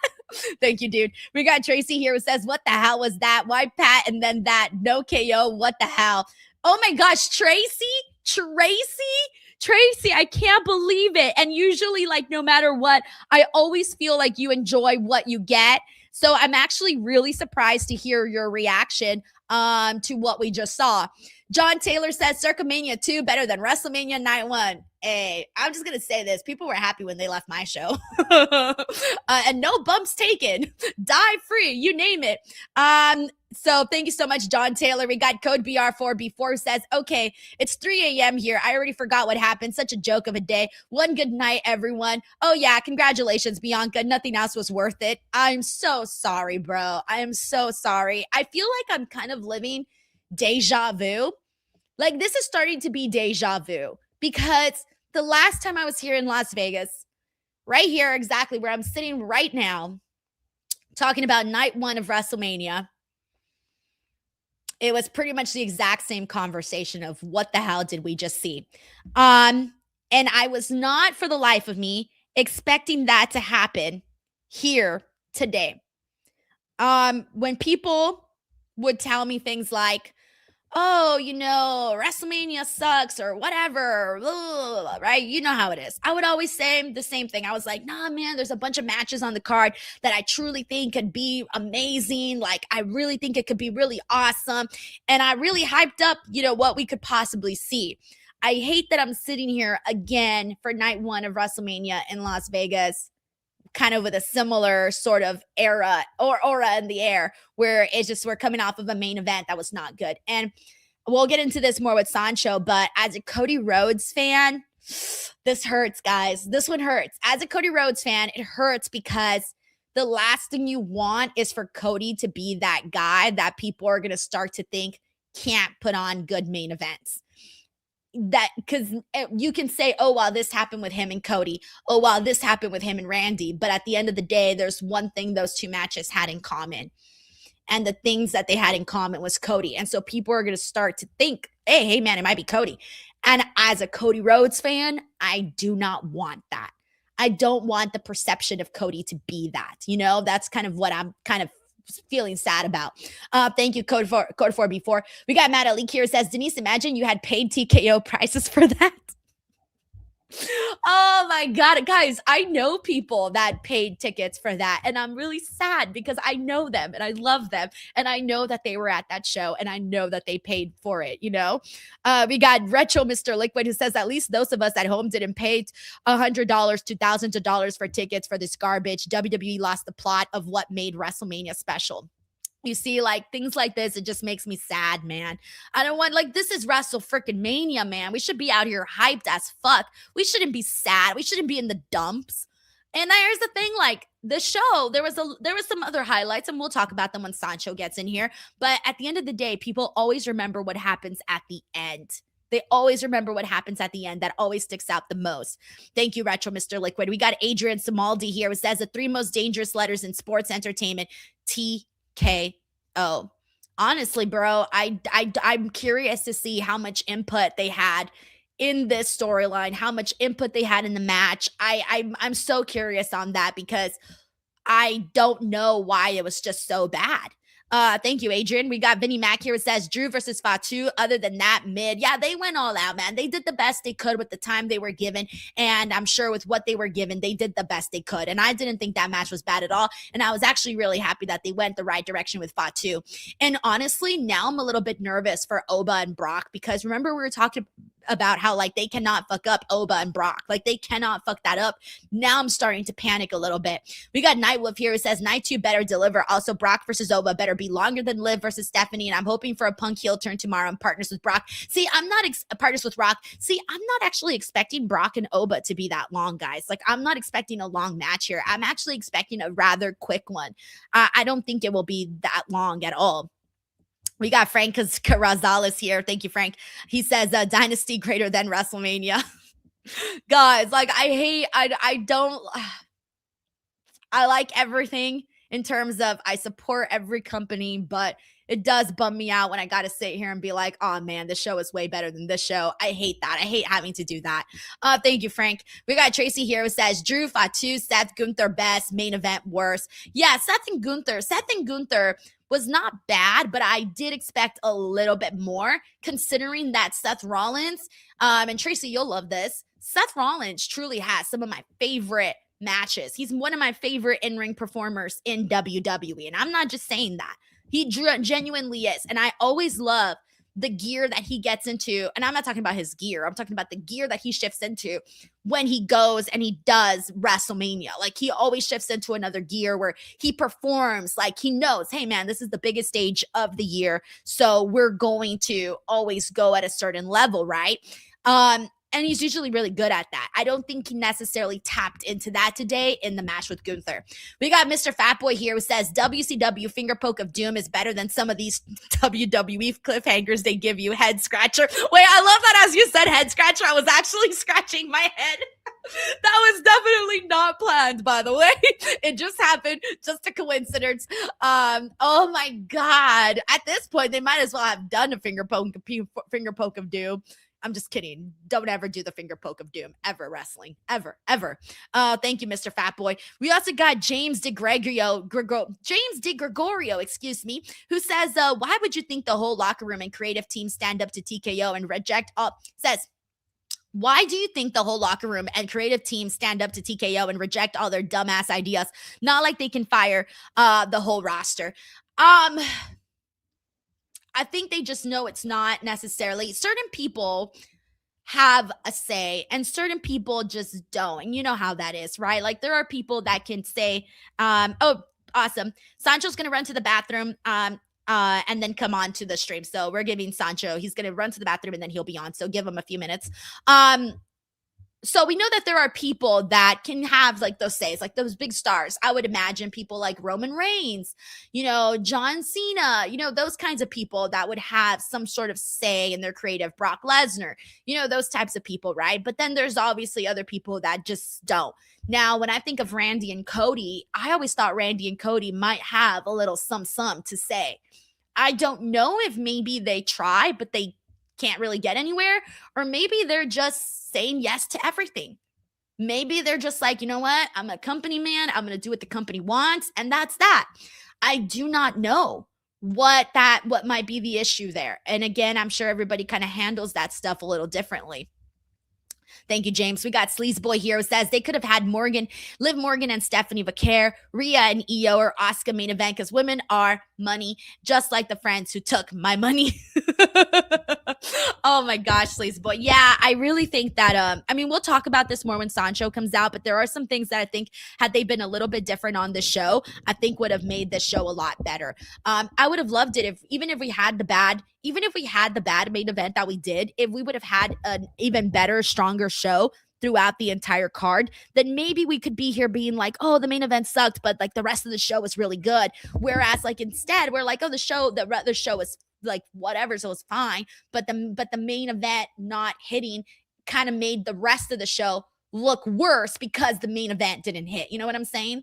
Thank you, Sleazeboy. We also got Dawn, aka Smiley Girl. What's up, Dawn? She says, I have watched every single WrestleMania since the beginning. I have never been this disappointed and frustrated since TKO started sticking their noses into creative. Pat was not needed for this enough already. Exactly, because I'm thinking to myself, what exactly was the situation then with Pat and Randy? Honestly, because I think about it like, okay, he was revealed as the voice. Randy was listening to him and he was taking his advice and he was listening to him. And then he goes out there and he RKOs him. All right, so my question is why? Why was Randy listening to him? And then why RKO him? I get it, right? Pat McAfee's annoying, but that doesn't make sense in the story that they're telling with Randy and with Pat. That's my question here. What exactly is going on there? Why did that happen? I think that's the part where I'm like, okay, did they just really want to include Pat in this? Pat McAfee in this? That they just forced him in the storyline without them really even having a clear direction as to where they were going? Or the other thing that I was wondering was if because people shit on the Pat McAfee thing so much so that they were just like, you know what? We got to erase this. So let's just have Randy RKO him and that's it. And then we're just going to move on with our day. I don't know. I don't know if it was just, we're going to force him in here and make it work, or, hey, this was received so poorly that we got to erase it, undo it. Let's just start from the beginning, right? I don't know what that was. So we'll find out here. Alrighty, guys. Sancho is officially here on the stream, so let's get to it, everybody. Hey, Sancho, how are you? I'm doing good, Denise. Good to see you. I see that you're in a hotel room in Las Vegas. I'm being yes. McAfee there. Oh my God, Sancho. Look, I'm going to tell you something. You're up for a task for today because I think right now, based off of what I'm seeing, based off of how I'm feeling like there's a lot of low energy in the air. People are a little bit like, what the fuck did we just see on this show? Yeah. So before we get started, how are you, Sancho? I'm doing well. I mean, it was third year covering WrestleMania as a content creator. It's really cool to be able to make it this far, not giving up on the journey. And so it's really fun to watch it with the community. I always feel like as someone who does watch parties, it's a little bit different than in a sense of watching it by myself. I feel like if I was watching it by myself, it's more of like it's not a passive experience when I'm watching Mania. I'm engaged with it. I'm trying to like meet it halfway. Most of the time when you watch Mania, it's like a let it come to me type of moment. So there's often times where I love it just a little bit more, but not necessarily. In this case, I do have to echo a lot of some of the vibes because I do feel it's like, wait a minute. I didn't know I paid for all this. I'm still hungry. You know what I mean? Like, This didn't fill me up, and I paid $50. What? Yeah. Give me more. Yeah, you ever like? I guess it's good because you want to tune in next week. But if you ever like ate like a very expensive dinner, but then you're like, damn, I'm so hungry, I'm gonna go get a burger somewhere else. Yeah. So like that's how I kind of feel like walking out of that. I don't know how is it like walking out of this Mania. I've only experienced walking out of WrestleMania 39, and the buzz in the air was like, gotta tune in to next. Like, I can't wait to come back tomorrow. I don't know if you're walking out of WrestleMania 42 in Las Vegas saying like, I can't wait to come back here tomorrow, type of vibe. Sancho, the thing that I was saying was that I almost feel like I'm repeating my life of last year, because last year, night one WrestleMania, I was sitting in the exact same spot in Las Vegas, same everything. And the mood coming off of that, exactly. The mood coming off of that was, what the hell was this? This night one was terrible. And you remember the conversation around that. And I remember thinking like, oh, they're not going to repeat that. Like, this WrestleMania is going to be good. The card's really good. There's a lot of really great potential in there. So I really, really thought, all right, like, we're going to go all out here. And I came out of this going, when the main event started, I'm looking at it and I'm going, oh shit, like this isn't really hitting. You know what? Maybe they're working towards something. Let it build, right? Let it play out, right? Like, as they say, let it play out. And so I did. But then the main event just kept getting worse and worse. And I thought to myself, oh no, this is feeling like a repeat of a last year. Here's the thing, like, the rest of the show was not bad. It wasn't great. There was not one match on the show that, Sancho, I can honestly say that I would add to my holy grail of top 50 WrestleMania matches. There's not one match that I would honestly add from night one. So what I'm saying was, it was a fine show, but was it spectacular? No, I don't think so. Did they have some cool moments? Yes, of course, and we'll talk about them. But did it make me go, I love this show? No. And I think that's kind of a little bit of where I'm struggling with why I'm not feeling so strongly right now about night one of WrestleMania at the moment. And I'm sad about a couple of things, but I do want to go ahead and get this super chat in here from San Fran Trader here, who says, love the foreshadowing to Cody's heel turn. Should have let Cody absorb the crowd reaction versus the pointless post-match attack. So let's talk about what went down with Cody and Randy. During this, we had Pat McAfee kick off the match by basically going out there and double teaming with Randy, attacking Cody. And I thought to myself, oh my God, this is how we're starting the match. I can't believe it. Whatever. This led to the involvement of Jolly Roll doing an elbow drop on freaking Pat over on the commentary table. Okay, fine. I thought to myself, you know what? This isn't really my cup of tea, but I get it. Whatever. At least we're getting it out of the way. And when this match with Cody and Randy started and the bell rang and it was just them two, people were happy. They were excited. They were like, all right, let's fucking go. Like, we were waiting for this to actually go down. And then it didn't really go anywhere. They did a ref bump portion, which I didn't really love. I hate ref bumps in wrestling.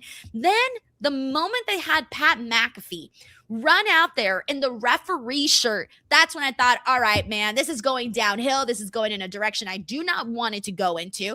And then suddenly, when we're seeing Randy turn on Pat, I'm thinking, okay, good, he's not aligned with Pat. But then I thought to myself, why? What is happening? So why was Pat there all along? Cody ends up getting the win. Okay, fine, cool. I'm not mad at it. Whatever. But it just felt so flat and it didn't make real sense to me here. You know what I'm picking up? What are you picking up? I'm picking up that when it comes to builds, and I feel that a lot of people were trying to dismiss this build by saying that, it doesn't matter how we got there. We're here. We're going to get something spectacular that to hopefully fix what we experience. And the build for this is what you saw in the ring. Two opposing kind of identities for this match. One, the shenanigan-filled involvement of Pat McAfee. The other, a traditional straight-up pro wrestling match between Cody Rhodes and Randy Orton. The slow was very methodical. The match was very methodical, like things like that, because this is what Cody and Randy wanted to tell. And I think like what interesting with that curveball at the very last second, Denise, of Randy's hurt. Like, oh, Randy's hurt. So they kind of repeated what they did at King of the Ring, where Randy's is favoring his back. Will Cody go over the edge? Would he be like a killer? But to go to the super chat, I don't think this is a hint of heel Cody. This is the accumulation of Stephanie McMahon saying, are you ready? Can you go that next step? Can you be the killer inside? And then, Cody says, thank you. I'm going to go do that. And so I don't think Cody's being a heel. He was just doing like the thing that Kevin Owens wouldn't do, just taking advantage of a wounded animal. But I feel you the building up shenanigans, because what was Cody saying throughout this entire build, Denise? This is not about who? Pat McAfee. Go home. But what did it end up being about at the end of the day? Pat McAfee getting involved in the finish. So I could see the sour taste that you're having today. But the silver lining in it all is no more Pat McAfee, because according to the deal, if Randy loses, no more Pat. That is the bright side in this. I'm not going to lie. That is the bright side in this. But now here's my deal. And this is where I'm going to ask you here. Explain the relationship with me. Explain the relationship to me about Randy and Pat, because the way that I see it, I'm going, okay, so Randy was listening to this voice. Supposedly the voice was Pat McAfee. And then, Pat McAfee was being his biggest fanboy. He was practically being a young boy out there for Randy. Okay, fine, whatever. He goes out there. He's trying to help out Randy. Randy hits him with an RKO. And then we get rid of Pat McAfee. But my question is, why? So what was the deal here all along between Pat and Randy? What was the situation? Why would you link up with him then just to go and turn and do the RKO on him? And I'm thinking to myself, great, I'm glad he's rid of this. But what I'm saying is, though, what's the story? Make it make sense. Oh, I mean, Randy the Viper probably was upset that Pat counted too slow. I mean, that was a slow count. I mean, why just do a fast count, right? 1, 2, 3, real fast. Really screw people over. But I think at the end of the day, when you go through all this fog that everyone is experiencing, is you can't have Cody have a very poor record at WrestleMania. You would have fell down 1-3. I don't hate Cody winning at all. I thought Randy was going to take it, whatever, but I don't hate Cody winning. But to me, it was more so, honestly, it's the Pat storyline. To me, It's the storyline that just doesn't make any sense. And then the match sucked, honestly. That was the other thing. You think Pat gets involved tomorrow? I don't want to see Pat ever again on my TV. Well, that's the thing, is because there's still business with CM Punk. I don't want him to be near CM Punk. I know I had said, they got to square this away. No, I'm sorry. I hate to say this, but now Pat McAfee has Travis Scott heat with me. Oh, wow. Yeah. At least he executed what he had to do. I feel that Pat has been put in a poor position because he did have a lot of, let's say, currency with the WWE universe, right? A lot of currency. People liked him. I was a fan, Sancho. I defended Pat McAfee when people would shit on his commentary. And I'm like, no, he's fun. He's different. He's funny. I liked his matches. I liked the moments that he got. Up until this storyline, I was a Pat McAfee fan. Bro, I kid you not, Sancho, I had it because I do vision boards every year. I had a picture of Pat McAfee in his studio on my vision board because I'm like, he's really successful. I would love to have that kind of success, that kind of vibe, that sort of thing. It's never going on my vision board ever again. That was last year, by the way, not this year's vision board, but last year. But that's what I'm saying, though, is that I was a fan. Am I on the vision board today doing this? How about this? If I ever want to grow a really great mustache, I'll put you on my vision board. It's real, damn it. It's real. So this animosity that I'm picking up from you from Pat McAfee, is it more about the creative decision? Oh, yes, of course. The creative decision. That's what I'm talking about. I'm not actually talking about Pat McAfee, the person. No. I'm talking about the creative here. Like the creative is just not. It was pointless. It was completely pointless. If this was all done just so that freaking Jelly Roll could hit his damn elbow freaking on Pat McAfee. And I know there was rumors about them doing a tag match at Backlash. I don't want to see that. Well, you won't because Pat's not involved in the business anymore. Well, who knows? I hope not, but we'll see. But anyways, I was bummed out from this, Sancho. I was bummed out. And the other thing that I want to bring up is that I'm a Cody Rhodes fan. Man, when he lost at WrestleMania 39, I was pissed, right? If you wanted to call me a Cody crybaby, that was so me. I'm a Cody Rhodes fan, okay? Through and through. I don't want Cody Rhodes to be associated with to be the guy that is now suddenly having shit main events, especially at WrestleMania and in the same location back to back. I do not want that on Cody. Do you believe in balance? And what? Balance, yes. Yin and yang, energy, can't destroy it. You can't create it. So, I mean, the dude had the freaking highest and highs in 39 and 40. You got to have some low lows here, right? If you're going to believe in that balance. But I just feel bad for Cody is because he has to deal with so much plot armor and he has to figure out a way to for example, you got to make Roman look strong, right? Got to make Roman look strong. So I think that's what Cody suffers here, that he has to look strong and he has to always be in this in between of, am I a babyface or can I be a heel? And when I explain to people, is like he's going to do heel things like he did against John Cena at SummerSlam against Randy. He's going to take advantage of everything that he needs to do, and he's going to steal moves, and he stole moves. And that's when I started to get back into the match when they were stealing each other's moves. I was like, okay, cool. The RKO at the cutter, that was great. That was the best part of the match. And I was like, cool. And then there wasn't a pin out. There was a pin, but it took forever to get Pat out there.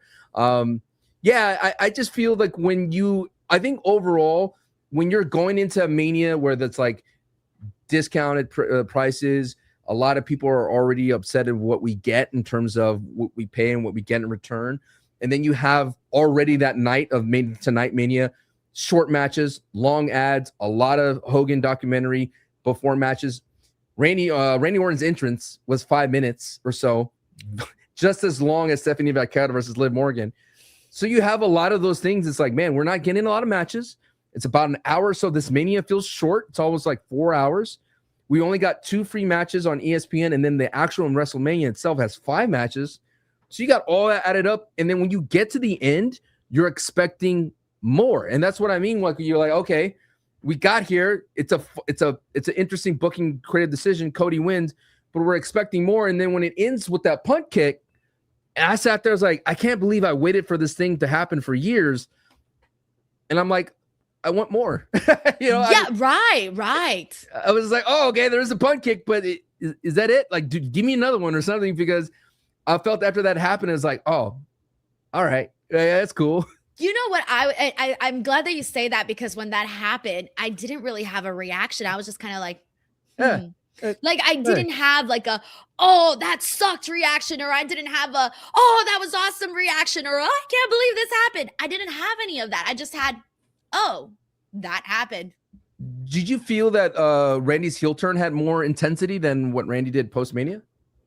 When he did that attack, when he attacked Cody, that felt bigger than anything we saw here tonight. For this particular storyline. The particular storyline for real, I don't know. I just don't know. I mean, I don't want to be the type of person when I critique wrestling. It's like, oh, it didn't match my fantasy booking, right? That's a dumb thing to think. Like, oh, I was expecting this arching TKO WWE thing, but I think it's because they were giving me those recipe notes. They were giving me CM Punk and Cody Rhodes going back and forth against TKO. They were talking, both of them were talking about Pat. So I thought, okay, maybe the WWE will latch these two main events together in some way, but they didn't. And I'm wondering if we're gonna. That's what I'm more really curious about. If night 2 is going to have those connections. If Randy's going to make an appearance again. If Randy's going to help Roman, because because it doesn't feel like I if I were watching night 1, what would make me want to watch night 2 from what I watched in night 1? There's nothing. Only one thing, my friend, and it's Oba and Brock. But if that's the only thing, that's keeping me like still excited right now. Are you afraid that match would be like 2 minutes? I'm not expecting that match to be long. I know a lot of people don't want it to be incredibly short, but I don't think it's going to be that long. Like, I think we'll be in and out within like 5-7 minutes. That's kind of crazy, because how did you feel about the opening matches on ESPN? Like those that first hour? Oh, okay. So I thought like with the 3-on-3, I started to think to myself, oh my God, this is a Monday Night Raw match. Like, this is not giving WrestleMania energy. This is not giving WrestleMania vibes. However, Speed doing that frog splash off the top rope, and not even the top rope, excuse me, the turnbuckle. Yeah, the ring post, yeah. Onto freaking Logan. What's his face? Logan. Yeah, sorry. Yeah.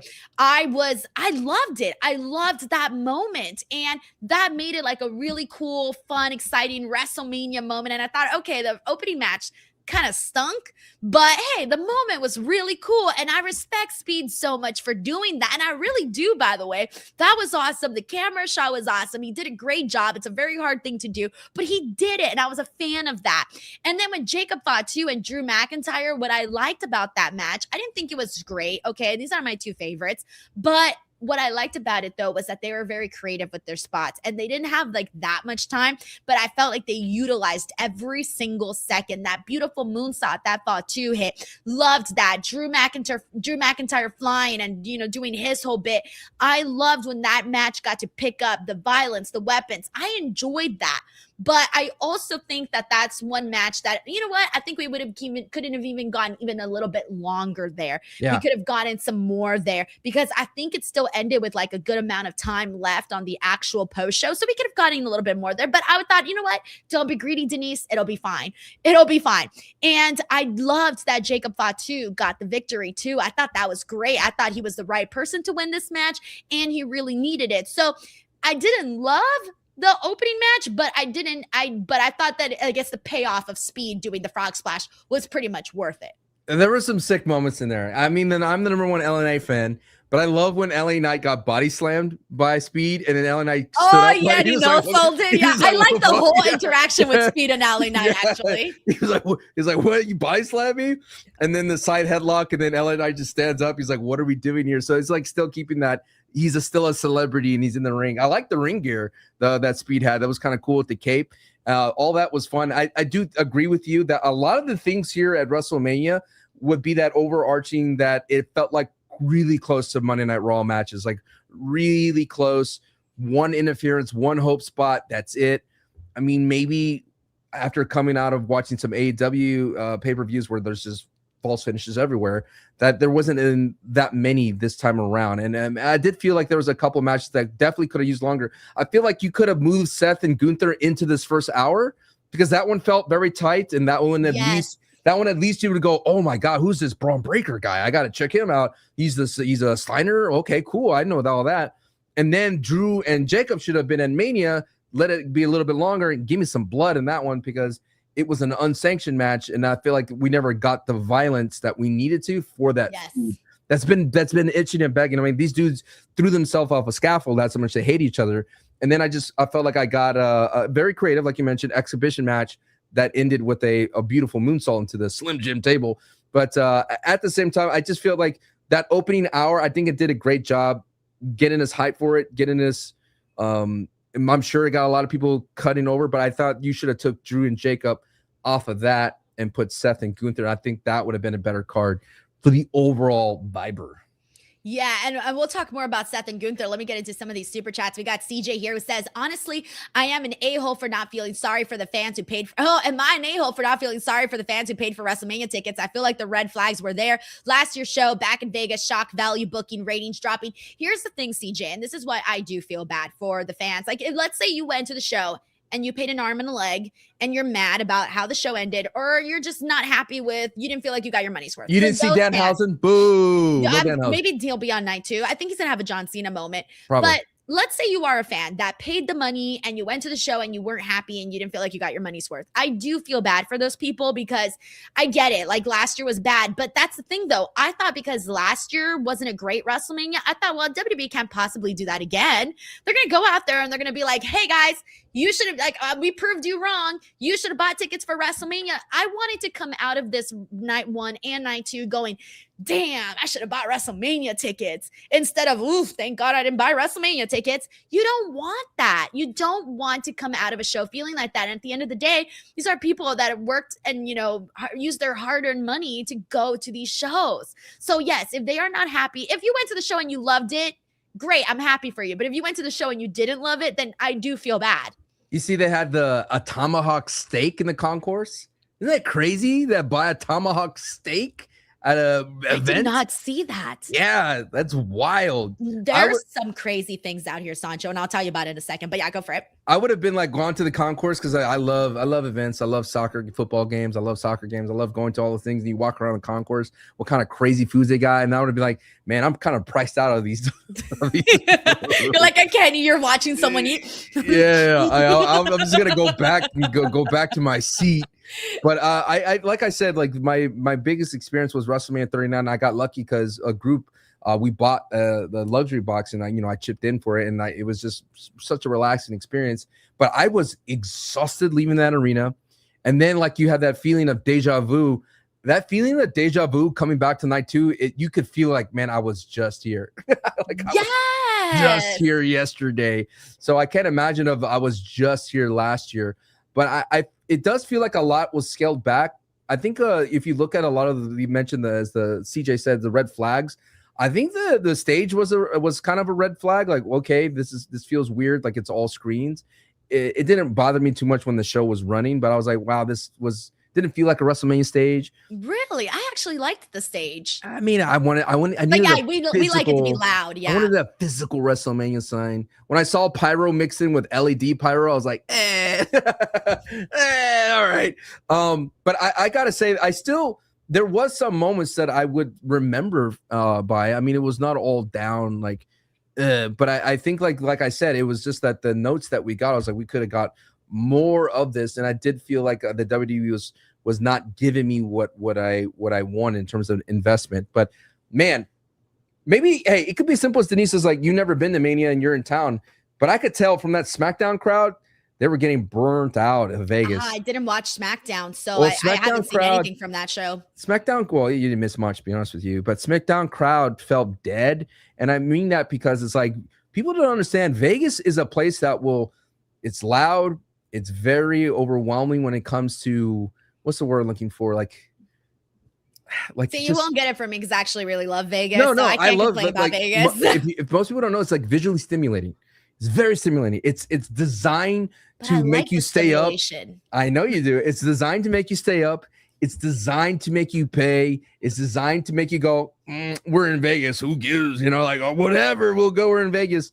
So by the time you get there and you've gone through the WWE world, you've gone through all the auxiliary events and things like that, you get to SmackDown, you're burnt out. You do it all over again the next night for Mania. I would have to give credit. This crowd was pretty solid, but I'm not so skeptical that night 2 is going to have a big resurgence of hype when it comes to the I think crowd. if anything, what kind of took some of the energy out of the crowd was what we saw here tonight. I think that if anything is going to affect the crowd tomorrow. You want to go like, man, I'm going to go to the tables after this. Yes, you would.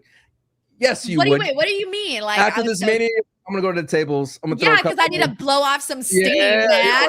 We'd have a little good time. There's nothing like Vegas. Yeah. Whereas here's the thing, though. Okay, if a show is bad and I was in Vegas, well, in the actual building, I would be like, I gotta go blow off some steam, man. I gotta go have some fun. Whereas if a show is good, oh my god, I want to go online and see what everybody's saying. Like, let's talk about it. Oh my god, how cool! Blah blah blah. This happened, etc. We got Kara Jenkins here. Who says, do you think once Nikki heals, there will be a turn? Maybe I don't know. It was a gnarly ankle injury. Did you see the picture? No. It's so, oh my god, it's so swollen. She had a fracture, she tore it, and she sprained it all at once. Oh, poor thing. I feel so bad for her. But we need to talk about that. This was actually one of the cool moments, was getting to see the return of Paige. I'm very happy for her because when she won Sancho, it was so good. Like so can tell, you can see the emotion in her face and how much it meant to her.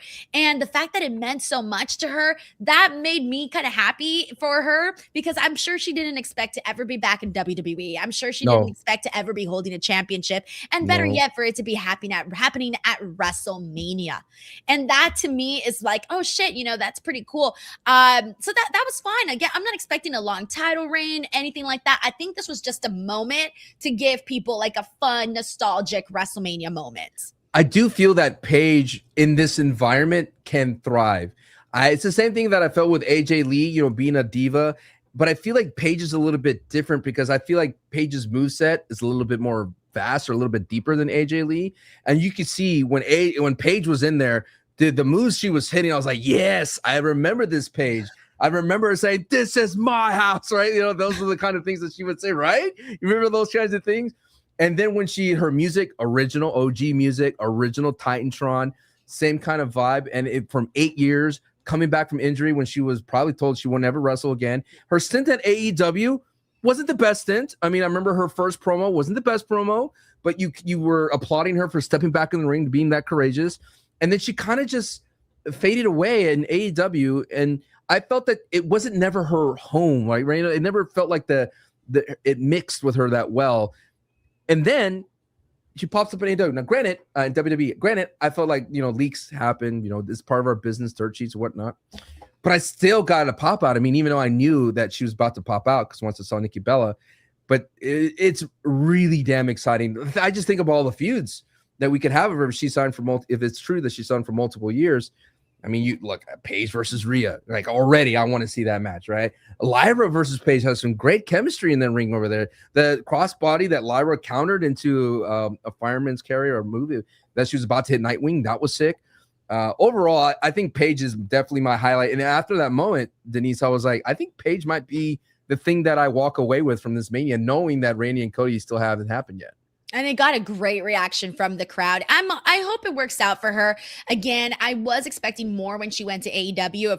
Of course, she did become AEW World Champion, but I'm not going to sit here and be like, oh yeah, she lit up AEW. No, absolutely not. At one point, you kind of forgot she was there, right? But I think now, though, this does feel more like where she belongs, and the fans love her. She has such a huge fan base. Every time I go to conventions, her line is the absolute longest. Everybody wants to talk to her. She's a doll, and so that's why I'm rooting for her. I'm rooting for her on that regard, too. And she's 33. Yeah, like she's my same age, man. Crazy. But, that's crazy, right? Wait, why are you laughing, Sancho? Should I be insulted at that laugh? I'm laughing because I just remembered your video where you're going, Opa, Opa, and you're just so sweet to him. Your little Opa. Wait, what are you talking about? What video? You were trying to get an interview with him and he's walking the Hall of Fame. You go, Opa. Oh, You're like, Opa. Sometimes it's funny because I know I'm loud on streams, but in person, I'm actually not that loud. Like my voice is actually really soft in person. Sometimes it's actually really too soft. It's weird. I don't know why. I just talk very soft in person. I don't know why. Anyways, but did you see my Undertaker rejection video? No, I haven't seen the Undertaker rejection video. What did he do to you? Well, it's not like a rejection video, but yeah. you know how it is. So basically, on the carpet, you're trying to see who's talking, who's not. Hey, I may have a shot with somebody, so you got to go out there and call them and be like, hey, you're doing interviews. No, okay, great, thank you so much. Blah, blah, blah, blah, whatever, right? So when Taker came out, it was so weird because I didn't feel comfortable calling him Undertaker, and I was like, Undertaker. Calling him, and he turned around and I was like, are you doing interviews? And he was like, no. And then he left and I was like, okay, thank you, have a good night. Did you know how awkward that is to be calling someone Undertaker? All the time. It reminds me when I did the red carpet for Jurassic Park World Dominion, and we had you know how it goes, it builds up the celebrity. You go from internet celebrities, personalities, and then C level, B level, all the way to the actual people. And there were some celebrities like Colin Farrell walked by, and I feel bad for my producer because I luckily had one there, and I was like, go ask him for an interview because I didn't have to do it. But it's just so awkward when they just look at you, go, no, not interested. No. Yeah. Terry Crews, are you thinking like Terry Crews? Oh my God, Terry, come on, Terry, let's talk video games. No, I'm not even all right, cool. Thanks, man. I appreciate it. But it's you better not take it personally, though. It's not personal. Yeah. No. I was so thankful though to be there for Twitch, but it is one of the most chaotic things being part of the red carpet because you have to read the room, and it's so difficult because they might be going somewhere or they were told no interviews. So. And you got to have guts too. You got to have guts. You're calling famous people to be like, hey, are you cool with coming to chat with me? You got to be cool about it. You got to make sure your vibes are good. It's a lot. But Colin Farrell's a gorgeous man in real life. I was understand. Yeah, you were like, Opa. Opa. I didn't actually watch that video. Because you just posted it, right? No, I didn't even post it. My social media person was, taking those and posting those. Opa. And so I didn't even know what that sounded like. Oh, watch it back. You're like, Opa. You're literally breaking news to me right now about my own video. It was just funny. I was like, Opa, she was so sweet to you, Opa. Come on. She's so sweet, Opa. Opa. Hilarious. All right, we got Hugh Fitzsaller II who says, must be in the minority. I thought the show was pretty good, and the main event pushed it to a 10. The other matches were too short, though. We got CJ here who says, video last year with Randy talking to fans at last year's show, with him expressing his sorrow they had to pay that much, the Rumble being in Saudi. Yeah, man, I don't know what it's going to look like next year at WrestleMania, man. But they did have a big, giant exhibit at WWE World. I did a tour, so you guys can watch the video. They had like a big, giant, you walk in and they're promoting WrestleMania in Saudi, and they have like video, like little books, like travel books to promote Saudi and being there. They got people there that are going to promote it to you. It was crazy. There was no one in the booth. I was the only person. Like, I walked in to like record because I'm like, okay, I'm here. I'm doing a tour. I'm going to show everything, right? And then I walked out, and then like no one ever went back in there. You were like, and then you make eye contact with the person. Oh my God, no! Please don't talk to me. Yeah, no. The reason they didn't talk to me was because they knew I was on a live stream. Yeah. And usually when people see you on a live, they kind of avoid you. And I'm like, Yeah, okay, good, yeah, good. yeah. Like, but if had I just gone in there by myself, just looking, they would have been like, hey, let me tell you about Saudi Arabia. They would have said, Denise. And you know what's funny? So I'm low-key gonna tell you guys a secret. Oh, a Part of how secret. I get everything I want is I'll do like a cute little voice like that in public. I'll be like, oh, I'm sorry, excuse me. Can you blah, blah, blah, blah, blah. And the next thing you know, the person's like, yeah. And I'm like, oh my gosh, thank you so much. Let me ask you something, brother, right away. That's my public voice. We got Big Migs Gaming here who says, who enjoyed the Hulk Hogan documentary? Wait, WrestleMania. I haven't actually seen, wait, no, it's not 22nd. It's a joke. Oh, wait, I didn't get Big the dub. Migs is saying that we watched like 6-7 advertisements for Hogan's documentary. Oh, And it went through the entire thing until we got, like, it was like almost Hogan had more airtime this Mania than anybody competing. I mute the commercials and advertisements, and I was getting actual commercials, and I mute that, and I don't pay attention to that. I pay attention to my stream until we come back to the show. So I always miss, like, I saw one commercial. It was a Snickers because I don't pay attention to commercials. So you were telling Hogan that doesn't work for me, brother. Aw. Thank you, Big Migs. We got McTaro here. It says, WrestleMania moment of the night for night one is Jacob Fatu match, Paige returning, and Liv Morgan's entrance. And congratulations to Bianca. Yes, McTaro, I agree. Let's talk about Liv Morgan and Stephanie Vaquer, by the way, because I was stunned, Sancho. Not by the loss. I was expecting Liv to win. I was stunned by how quick the match went by. 6 minutes and 50 seconds. No. It felt, I was saying during the watch along, you can tell when a match is building up to like, hey, we're getting there, we're getting towards the finish. I was chilling. I wasn't even, up and ready. I was chilling, enjoying the matchup. And then it just ended. And I'm thinking to myself, wait, what? Already? I couldn't even react to Liv Morgan's to her winning because I never felt like we actually got the buildup to the finish. We didn't get there. We just didn't get there. It just happened and it ended. And I thought to myself, oh my God, we got robbed out of a match that a lot of people were really looking forward to. Is it a reflection on their build? Limited but their time. build was so good. Yeah, yes. but it was limited time. Very limited time. I gotta say this though before we get into the match. I'm going to say a controversial statement. Oh, no, Sancho, I might fight you. What's the controversial statement? I like Liv Morgan's Trouble theme song for as an entrance. Yo, I've been telling you, Sancho. It's good as an entrance theme. It's so hot. It's hot. Good? Say it, Sancho. I know you're a married man, but it was hot. Is it good as a pop song where I could run around the gym and put it in my earphone? No. Watch. But as an entrance theme, it makes sense. And I was listening to it a little bit just to get a vibe for it. And I was like, this reminds me of Shawn Michaels' theme. Because like Shawn's theme is very weird and strange as an outlier. It was a throwback to like the hair bands when it first hit in the 90s. And I was like, this is a weird theme when I was a wee lad. But then I was like, over time, it just people liked it so much. And I feel that over time, people are going to like Trouble a lot. Look, I'm just going to say this. I was a fan since day one. Oh, day one. And oh my gosh. And some people were like so mean about it too, by the way. I'm like, if someone's a fan about, like if someone likes WrestleMania today, you enjoyed night one, I'm not going to be like, oh, you're stupid, you suck. Absolutely not. I'm going to be like, dude, I'm happy you enjoyed the show. I'm not going to have a problem with that. I'm not. But some people, when you like something that they don't like, they attack you for it. Oh, I get that all the time from Santi. All the time. You're Now- like, I'm bullied by my own friends. He blocked me on Twitter. He blocked me on so Twitter. rude. I think he's just jealous of you. Probably. Now Yeah. I'm on the thumbnails everywhere. It's like I'm taking over. Yeah. I totally get Jealous. it. But what I am surprised is Liv Morgan basically won in a way that would happen on Monday Night Raw. Interference, distraction, boom, boom, move over. It was kind of like, huh. All right. Oh, okay. Well, I guess we got to go. The celebration happens. And so basically Liv, Raquel, and Roxy. Raquel really forgot about Liv eliminating her at Rumble. And okay, that went out the window. So they stepped up and they banded together to get her the win. I feel bad for Stephanie Vaquer because I said this during my predictions for this Mania that I felt like the machine wasn't behind Stephanie Vaquer anymore. And that Because they don't know how to push people that don't speak English. right. And so- that sucks so bad and it pisses me off. and now the machine's behind Liv Morgan. Like the music video, all of her appearances, the Fortnite skin. I know it's a joke. People like you talk about Fortnite, but that matters. All that matters Yeah, it because it's the machine coming around. And at the same time, I gotta applaud Liv Morgan though. She wore that goose egg with pride.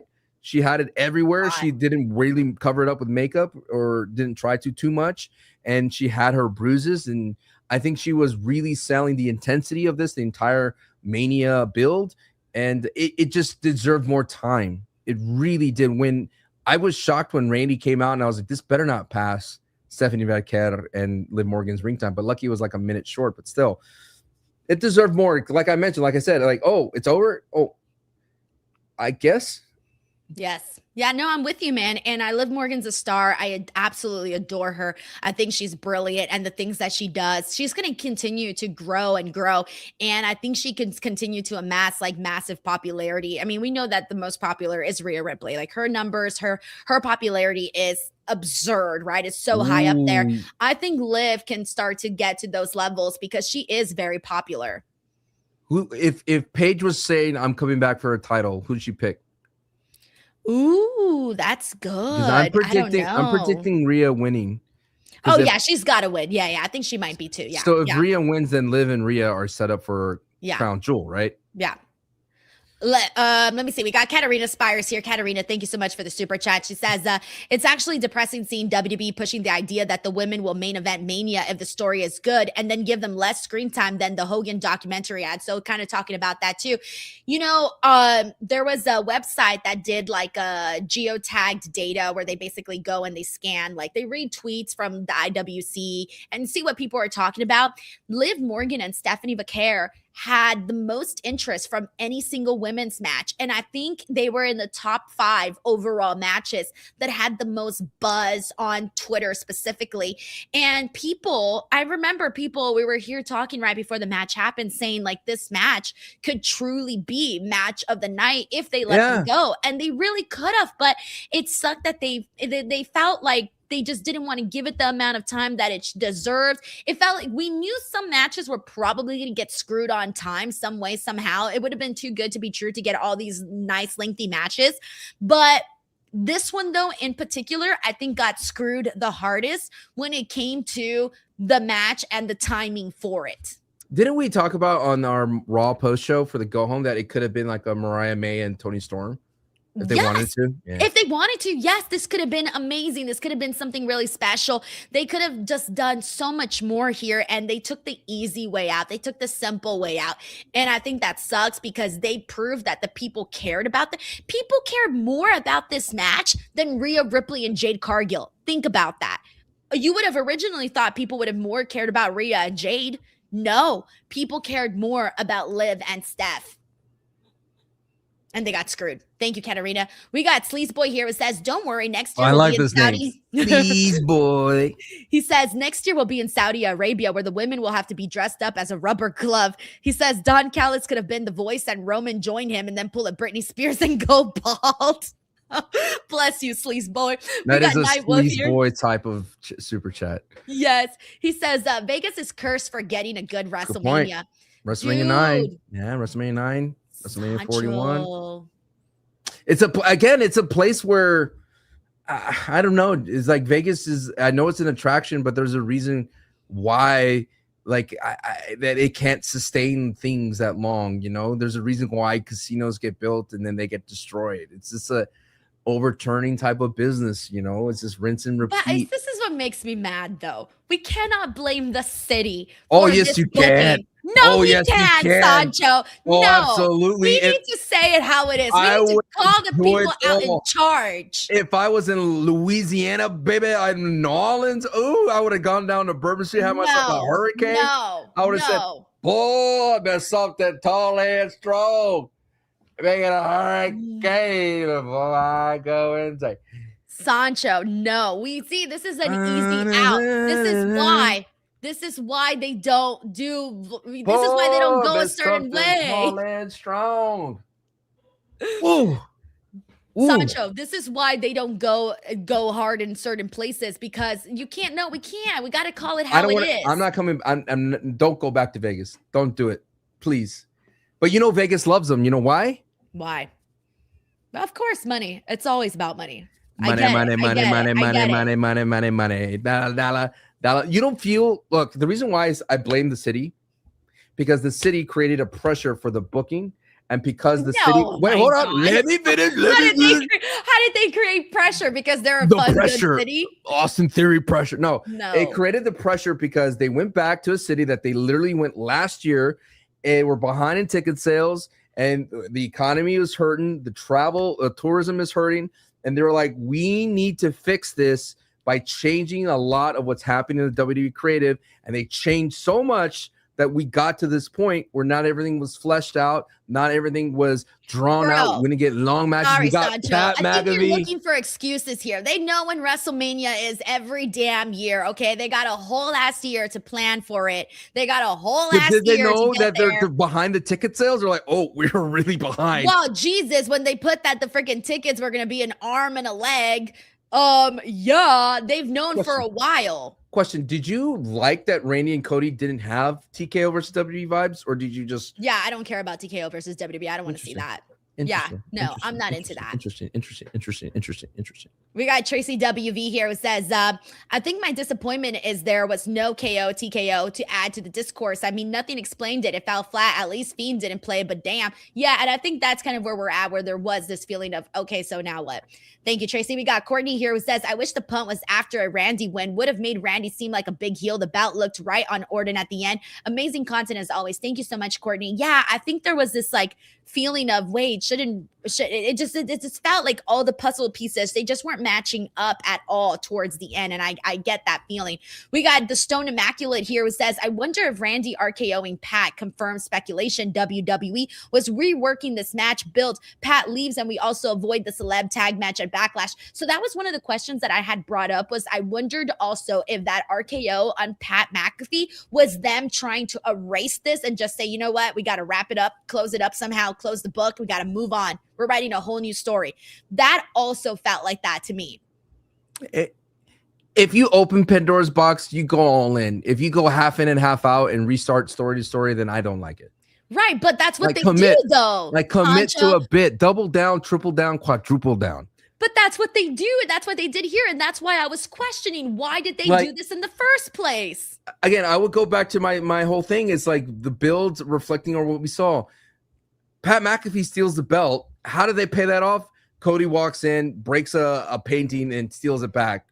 An inspired choice. So I feel that if they would have committed more, let Pat walk into Mania with the belt, have Pat be involved in the match more, because when they were like, oh, people don't like this, let's take Pat off the table and let's make it about Randy and Cody. And then I just felt, I was excited to see what Pat could do. And I felt like disengaged once Pat was taken off the board, because I feel like you built up so well. CM Punk cut promos against Pat. Cody cut a promo against Pat. They cut more promos against Pat McAfee than they did Randy Orton. So when I got to that point, when Pat McAfee got jelly rolled, I was like, well. You were expecting a payoff off of all of that. Yeah, and this payoff that I got, sure, it could be like the Stone Immaculate said, that it could be reworking and erasing what we have. But I think that hurts all expectations for Backlash, because still, Pat McAfee still has a bone to pick with Randy Orton. Well, you know what? He needs to put that bone someplace else and just call it a day because we do not want to see this anymore. I'm you don't done see with this. Pat McAfee going on the Pat McAfee show like I don't trusted, give a shit. I don't trusted give a shit. Randy Orton and he let me down. And you know what? This time I'm gonna have a match at Backlash with Randy Orton. I don't give a shit. I'm gonna be real with you. I just do not care anymore. Where's your vision board? Find it right now. I'm at my hotel. Go tear it up. I don't got Pat McAfee. That was last year's vision board. You throw it away. What did you do? You light it on fire? Let it go? Yeah, bye. Let it go. We got Issa David here who says the main event was not as bad as last year, though. Randy should have won, and at least Pat was not worse than Travis Scott. Also, they could have added 5 more matches. On the matches could have been longer. Glad Liv won. Here's the thing, though, is that, yes, maybe this match, like when it comes to Pat and Travis, here's the thing, though. This is the difference. Pat took up way more of the storytelling for nothing. Whereas like Travis was kind of just there. And yeah, he had that horrible fucking rock. Don't remind me. But at least it didn't take up like the story wasn't about Travis though. He was in it. It sucked bad. Don't get me wrong. But I'm just saying we shouldn't be here being like, oh, this sucked. Just like I felt like mad. I'm just so mad. People are forgetting the great match of Seth Rollins, Roman, and Punk. Like that to me was my main. Oh, see, I'm sorry. That was a fine match, but I hated the ending. But that's a topic for another. That's a topic for another podcast. Paul Heyman getting in there. It was stupid. A Sancho. low blow to Sancho. Roman, and then It doing was stupid. and then doing this Roman. And you want to know what you get from that? Nothing. I got the vision.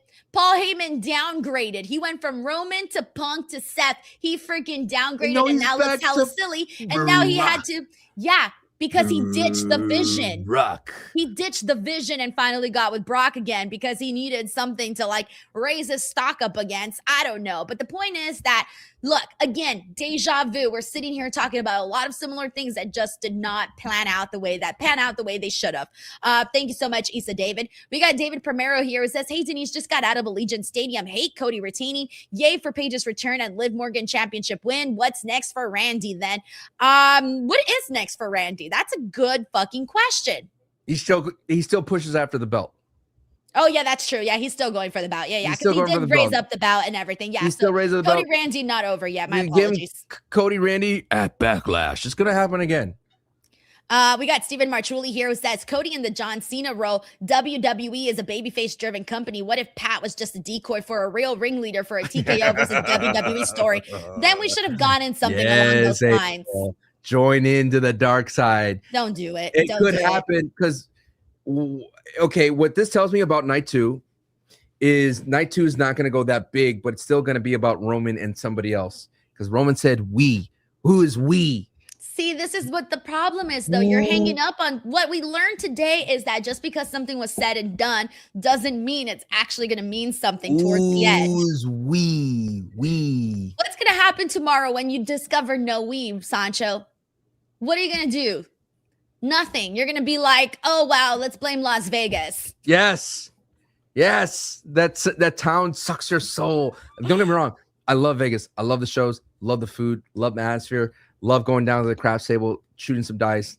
Absolutely love that town. Terrible for TwitchCon, by the way. Awful place for TwitchCon. Oh. Yeah, you want to meet somebody, you're on the opposite side of the casino. And I keep telling people, because me and Santi were actually one of that TwitchCon. We only saw each other twice because it was just so difficult to meet up with everybody. Oh my gosh. Yeah. We got code B4 who says that is a mighty fine mustache, sir. We got Dop781 who says, Denise, you forgot the stipulation that if Randy loses, Pat has nothing to do with the WWE, so he cannot be there tomorrow or as a tag team.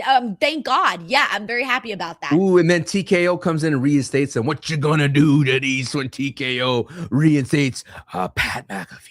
I don't know, man. This stinks. We got Issa David here who says, well, ladies and gentlemen, I am all elite now.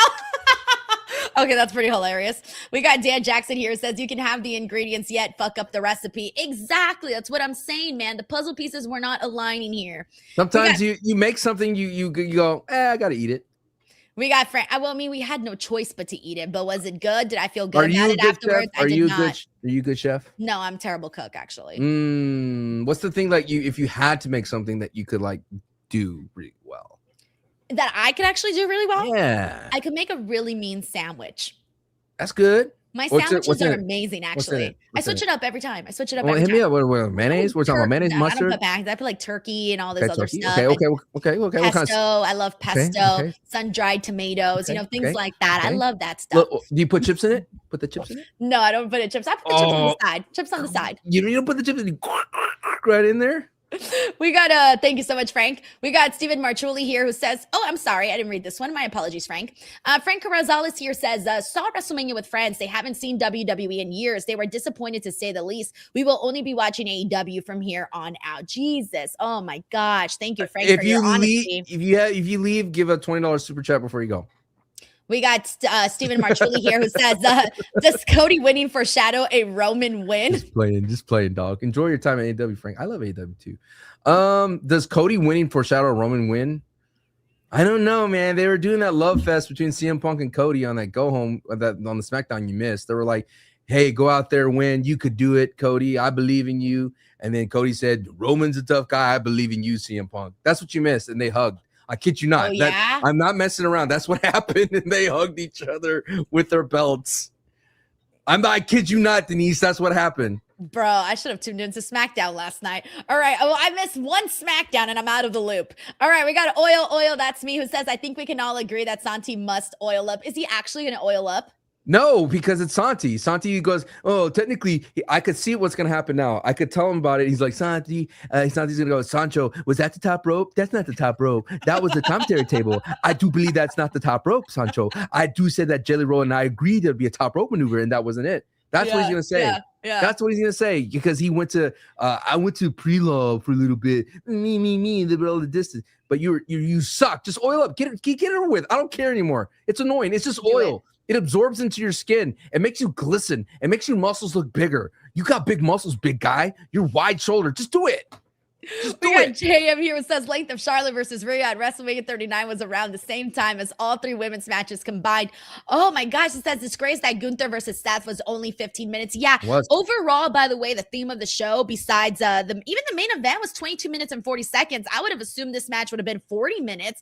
That's actually what I was expecting, but every single match was very, very short. 7 minutes for the 3-on-3. 14 minutes for Jacob and Drew, 8 minutes and 35 seconds for the women's tag team match, 8 minutes and 15 seconds for Becky and AJ Lee, 15 minutes and 45 seconds for Gunther and Seth, 9 minutes for Liv and Stephanie, and then 22:40 for Cody and Randy. Oh my God, I figured out what was missing to make things go longer and harder.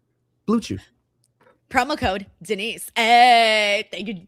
We got Infamous Raider Loco here. It says, it's fucking Sancho, aka B Rabbit. Just need the hoodie. Had a great night. Weed and shots time. And see you all tomorrow night for Oba Big W Team Stephanie. Love Stephanie. We got Adrian Carpenter here who says, I'm sorry, I felt the show was terrible. WWE charged Super Bowl level ticket prices for short matches. At some point, this fan loyalty WWE has ends. Well, I mean, already people have been speaking out about how, this is something that people have been upset about the ticket prices. They've been upset about the ticket prices. They've been upset about the booking. There was a lot of backlash for the Pat McAfee stuff. Yeah, seriously. There was a lot of that. So now it's one of those things where, you mean today, I mean, look, Sancho, I don't know if you saw, but there was patches in that audience. Patches of empty seats. You don't want that. This is WrestleMania. You cannot do that. And 2 years in a row for Las Vegas where it didn't hit as hard. Come on, man. Come on. What's the common denominator in these past WrestleManias? Sancho. Denise. You know what? Fine. You know what? How about this? Next year, Saudi Arabia. That shit better be a great WrestleMania. It's gonna be rowdy for sure. It's gonna be rowdy. It's gonna be rowdy for sure. But, all right, or else I'm not gonna have this whole thing. I don't want to sit here and be like, oh yeah, let's talk about this being cursed, because then the company is gonna use that as an excuse to continue shitty booking. We need to call it out, man, or else we're going to be stuck here being like, what the hell did we just see? Dan, thank you, Adrian. I agree with Adrian, though. I've been saying this for the longest time. When you price out families, it's going to be a domino effect. And this has been something I've been focused on 3 years, and I've been talking about it for a long time. And now you're seeing the repercussions of it. Because if I wanted to go to Vegas, taking my family would have been insane. I would have just been like, not going to school tomorrow, you know, can't afford it anymore type of thing. Yep. We got Duck Collector 8995 says, underwhelming night one. Most of the matches were very short. I felt robbed in the Stephanie versus Liv match, which was way too short. And that was my most anticipating match. Gunther versus Seth was really good. Yeah. And even then that one could have gone even longer. We could have gotten something really special there. The one thing that I did want, by the way, was that I felt that it took a little bit too long to pick up the pacing of the match. And I didn't want to see a replay of what we had already seen between Gunther and CM Punk. I wanted to see a different match. And I feel like Seth Rollins has a really great run for WrestleMania matches, and I thought that this one was going to be more in line with what I've seen from previous matches from Seth Rollins. So this was good, but again, it wasn't added to like my favorites list of all time. Like I'll probably forget about this match at some point down the line, and really great matches, you don't forget about them. That's an interesting point. I mean, it did hit all the notes. I mean, it did hit all the highs that you expect Rollins and Gunther would have, but I didn't get this feeling it was former world heavyweight champions going against it toe-to-toe. Right. You know what I mean? Right. We got RDG 1244 here. Says, with Liv's entrance, imagine having a boy band gimmick faction singing their own entrance music to the ring. Look, I'm a boy band girl. I love it. I would want to see something like that. And I loved her entrance too, by the way. Backstreet or NSYNC? Backstreet. Did you go to the concert? One time. I only got to go one time. You need to go to their latest one. I went to it, banger after banger after banger, and then it ends with larger than life with fireworks. I went to the Hollywood Bowl. I was like, I love them. Yeah, I gotta go again. We got Jeremy James here who says, shout out to you and my homegirl Bianca being pregnant. Wait, I'm not pregnant. Wait. Oh, shout out to you for being awesome, Denise. Pause. I read, we need a comma, Jeremy. We need a comma here. And my homegirl. He says, shout out to you and my homegirl Bianca being pregnant. This match will not be good. it's I find it John Cena as a host, I'm glad he didn't wear the jorts. No, he looked good. Yeah. Added a little bit of that respect to retiring the jorts. Yes. I mean, it's interesting. Night one hosts don't do much, but night two they do something. They try to save it, I think. They try to milk it, give you that special moment. They try to save everything for night two. So hopefully, I still have hopes for night two. This is where the eternal optimist in me never dies, because I still have hopes for night two, even after tonight. But here's the thing, though. Bianca Belair, she's pregnant. It was a really nice reveal. She looked gorgeous out there, but it's going to be a long time now until we see Bianca in the ring. So, but I'm happy for her, man. I watched a little bit of her reality show, Love in WWE, where she talked about, wanting a child, but she knew she was going to have to, obviously, like everybody, make those sacrifices. But it's different because her job is a job where she has to be physical. It's not like she could sit in a desk and still work during her pregnancy. Yes, she can do other things, of course, but it's different, so she is going to be gone from the company for a while. But I'm really happy for her. How'd you think about the reveal? I loved it. I mean, it's a Mania moment. I think John Cena said a great line. It's like, thank you for sharing your family moment with us, which I found ironic because John Cena proposed to Nikki Bella at WrestleMania. Did you find it weird that Montez wasn't out there? Or not really? No, not really. Brought it up. I think it was part of the surprise of like Bianca's hiding, like has this announcement, and it's more about her. That's cool. Right. Doesn't always have to involve the dude. Look, having a kid, it's mainly the woman that does a lot of the thing. She's the one. Her body changes. The dude it showed up in the beginning and it showed up at the end, type of vibe. But he could have came out at the end though, like really. Oh, like Jimmy, way to go, Jimmy! He could have come out at the end and been like, a hug with Bianca or something like that. Yeah, we did it. But no, it's an awesome blessing, of course. Yeah. It's a crazy phenomenon to birth another human being in this world. So I'm very excited for Bianca. But yeah, she's going to be on the show for a long time. And the same thing with of course Naomi. So that means they would be close for their return, like they'd almost be 1A. Yeah, 1B. maybe actually no, because we did wait a while. Well, I mean, I don't know how far along Bianca is. She looks very long, definitely showing. I mean, she's showing, but I mean, she's like, I'm sorry, but she still has a better tummy than me, man. Like, I'm sorry, she got abs on that stomach. I was like, man, I eat one bag of hot Cheetos and I'm like, What was your wait? Is that gassy? Is that gassy? No, it's like no. You made like a gas. bloated. No, you No, gave like it. bloated. You made Like a I blow up like a gassy sound. balloon. No, that was a gassy sound. No, that's you a went. That was a gassy sound. No, it's a Denise. like No. I'm growing. no. That's more of a woo. That's more of that. But you But made here's a the thing, though. gassy Whatever. I'm not sound. gonna get into this. Well, We got here's the Hugh thing. Fowler. I was about to break this whole science down, but I'm not. Because I'm like, hot Cheetos do not give you gas. Anyways, Hugh Fowler here says, "Do you think Bayley is For going yourself. He says, do you think Bayley is going to AEW? I think she peaked character-wise during the Thunderdome, and either she's a pushover or the bookers don't respect her. And this has been a huge topic. Of course, I just want to see somewhere where Bayley can wrestle a lot more. I thought there was a point where she might actually go to AEW, but who knows, man? We'll have to wait and see. Thank you, Hugh. We got Duck Collector here, 89.95 here. It says, best part of the night was George Kittle finishing everyone's beers. He was having a blast. I actually like that. He was chilling, having a good time. I don't mind that whatsoever. Thank you, Duck Collector. 1 beer. What? 2 beers. Do we get Stone Cold tomorrow? Popping up? I mean, that'd be sweet. I mean, he's here. He's out there at the World, right? Yeah. Maybe he does come out. Maybe he comes out and shares a beer with Cena. Have we ever seen that before? Ooh, I don't know. Not off the top of my head, but that would be sick. I've never seen Cena. But then he'd have to hit John Cena with a stunner with his suit Oh, and everything. no. What about Danhausen and Stone Cold Steve Austin drinking a beer? Cold Stone? Ooh. And then he hits Danhausen with a stunner? Ooh. And then he curses them while he's on the ground. We got Jeff Words here. It says, good news. All the matches tomorrow can be 5-star. Bad news. They have to, so this isn't the worst Mania ever. Dude, they better not fuck up tomorrow. I'm telling you, man. There's got to be a good show tomorrow. I'm hoping for it. My fingers are crossed. Thank you, Jeff. We got AZNRSK here. It says, Randy and Pat's entrances combined was longer than Liv versus Stephanie. That makes me really sad. Really sad to read. Thank you for letting us know, and that bums me out. We got John Burke here. It says Randy should not be had RKO'd Pat.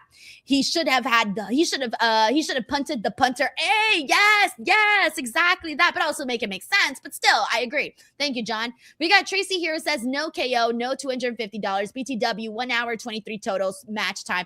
And mind you, it's like a 3.5 hour or something like that show. Thank you, Tracy. Let's say this: you're getting more for your buck here. Bro, yeah, that's crazy. That's crazy. We also got Pat Giron who sent in a super chat. Thank you so much, Pat. We got Issa David here. It says, Denise, you need to get Sancho and Santi. They don't like Darby Allin winning. They have become too fat. Wait a minute. I didn't say anything about Darby Allin winning. I just don't like how he won.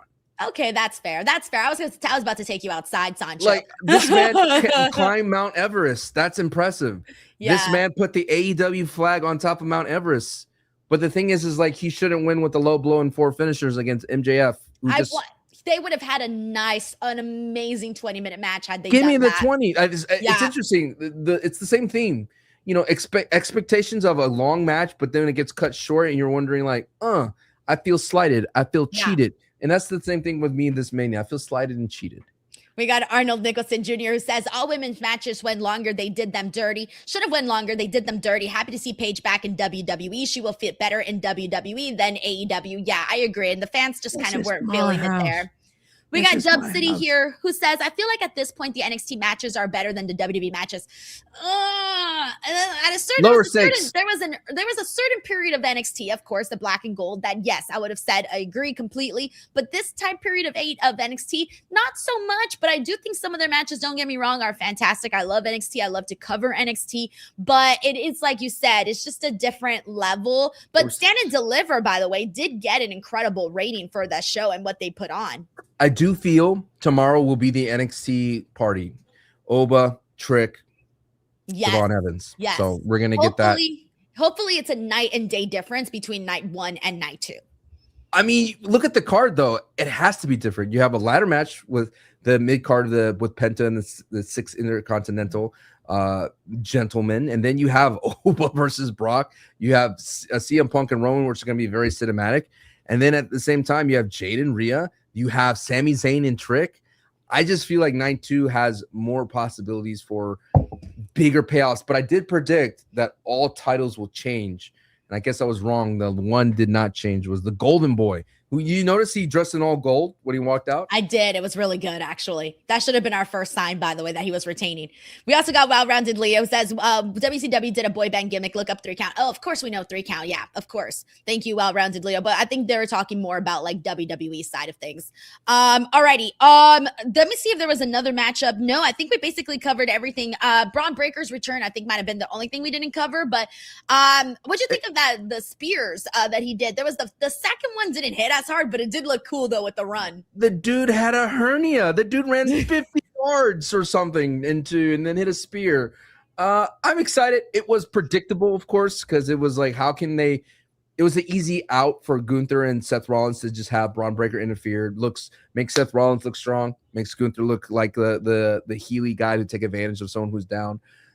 What I said going into this match was I'm excited for the fallout because this is just a filler type of match that we're getting as a bonus. And then that has actual repercussions. So Seth Rollins is now going to feud with Braun Breaker. Perfect thing for Backlash. Gunther is going to now get to cash in that favor, that chip with Paul Heyman. So I like I said, like I felt like if you had to look at this match, it accomplished so much in so short time, and it's going to have those butterfly effect. That's why I felt that it should have been added to that first hour, because if you were watching on ESPN2, you would be like, oh damn, Seth Rollins and Gunther, that was a good match. I like the way they, who's this Braun Breaker guy? Oh, Paul Heyman. Like, I wish they kind of brought that out in full circle so everybody could get that nice one bite, a moose bouche. Exactly. No, I'm with you with that. I'm with you with that. I'm a cultured man, Denise. I feel you. No, I'm with you. I think that there was some things that should have been done differently, and I'm curious to see now what night 2 looks like. But I do hope that, and we should have known. There were so many signs, like even with the pacing when they did the 2 women's matches back to back with the Becky Lynch and AJ had gone right after the tag match. I thought that was interesting the way they formatted that. There was just a lot of signs I think that we saw here that just made me realize, you know what, you should have probably known that this show was going to hit a little bit differently, and it flew by. But it will say this, it flew by because the matches were hella quick. Does this give you faith in night 2? I'm an internal optimist, Sancho. It's it's both a good thing and a bad thing. So like you go to a restaurant, bad food, and then you go back again because you're like, it can't be bad again. Maybe not that much. Right? No, not that much. In different scenarios. Okay. We got Well-Rounded Leo who says WWE, AEW, TNA shows all suck to me. I'm sorry, Leo. Hopefully you find something that works for you. Yeah, there you go. Like AAA is sick. AAA is sick. That Grande versus Grande Americano match is going to be sick for Mascara y Mascara. Yeah. Alrighty, guys. That was all of WrestleMania 42 night 1. Tomorrow, Sancho and I will be back here again for night 2. Hopefully, we're a lot more like pumped and excited about what we saw, and hopefully you guys are too. But before we go, Sancho, tell the people where they can find you. You can find me on Sancho West Wrestling on YouTube, all the fun times. You can definitely find me on the Wrestling is Cool podcast, the coolest podcast on the planet when it comes to wrestling with me and Santi Zap. Patreon.com/Santi Zap if you want to join in the fun earlier. But I'm going to cover the YouTube channel at Sancho West Wrestling, do my own little review of what went down at WrestleMania. But yeah, that's where you can find me. And if you need to buy, I'm only going to say this once here ever because the timing's perfect. If you go in the item shop in Fortnite, you get yourself that Liv Morgan or Stone Cold Steve Austin skin, use code Sancho West at the item shop. You know what I mean? Help your boy out. You know what I mean? Get a little bit of that V-Bug monies. Let's go. Alrighty, guys, you're already here. Make sure you're subscribed to youtube.com/Denise Salcedo. Go check out all of the social media accounts at _Denise Salcedo. There's a ton of content that's been posted. Trust me, you'll love it. You'll enjoy it. Thank you guys so much. And we will be back here once again tomorrow. Bye, everybody.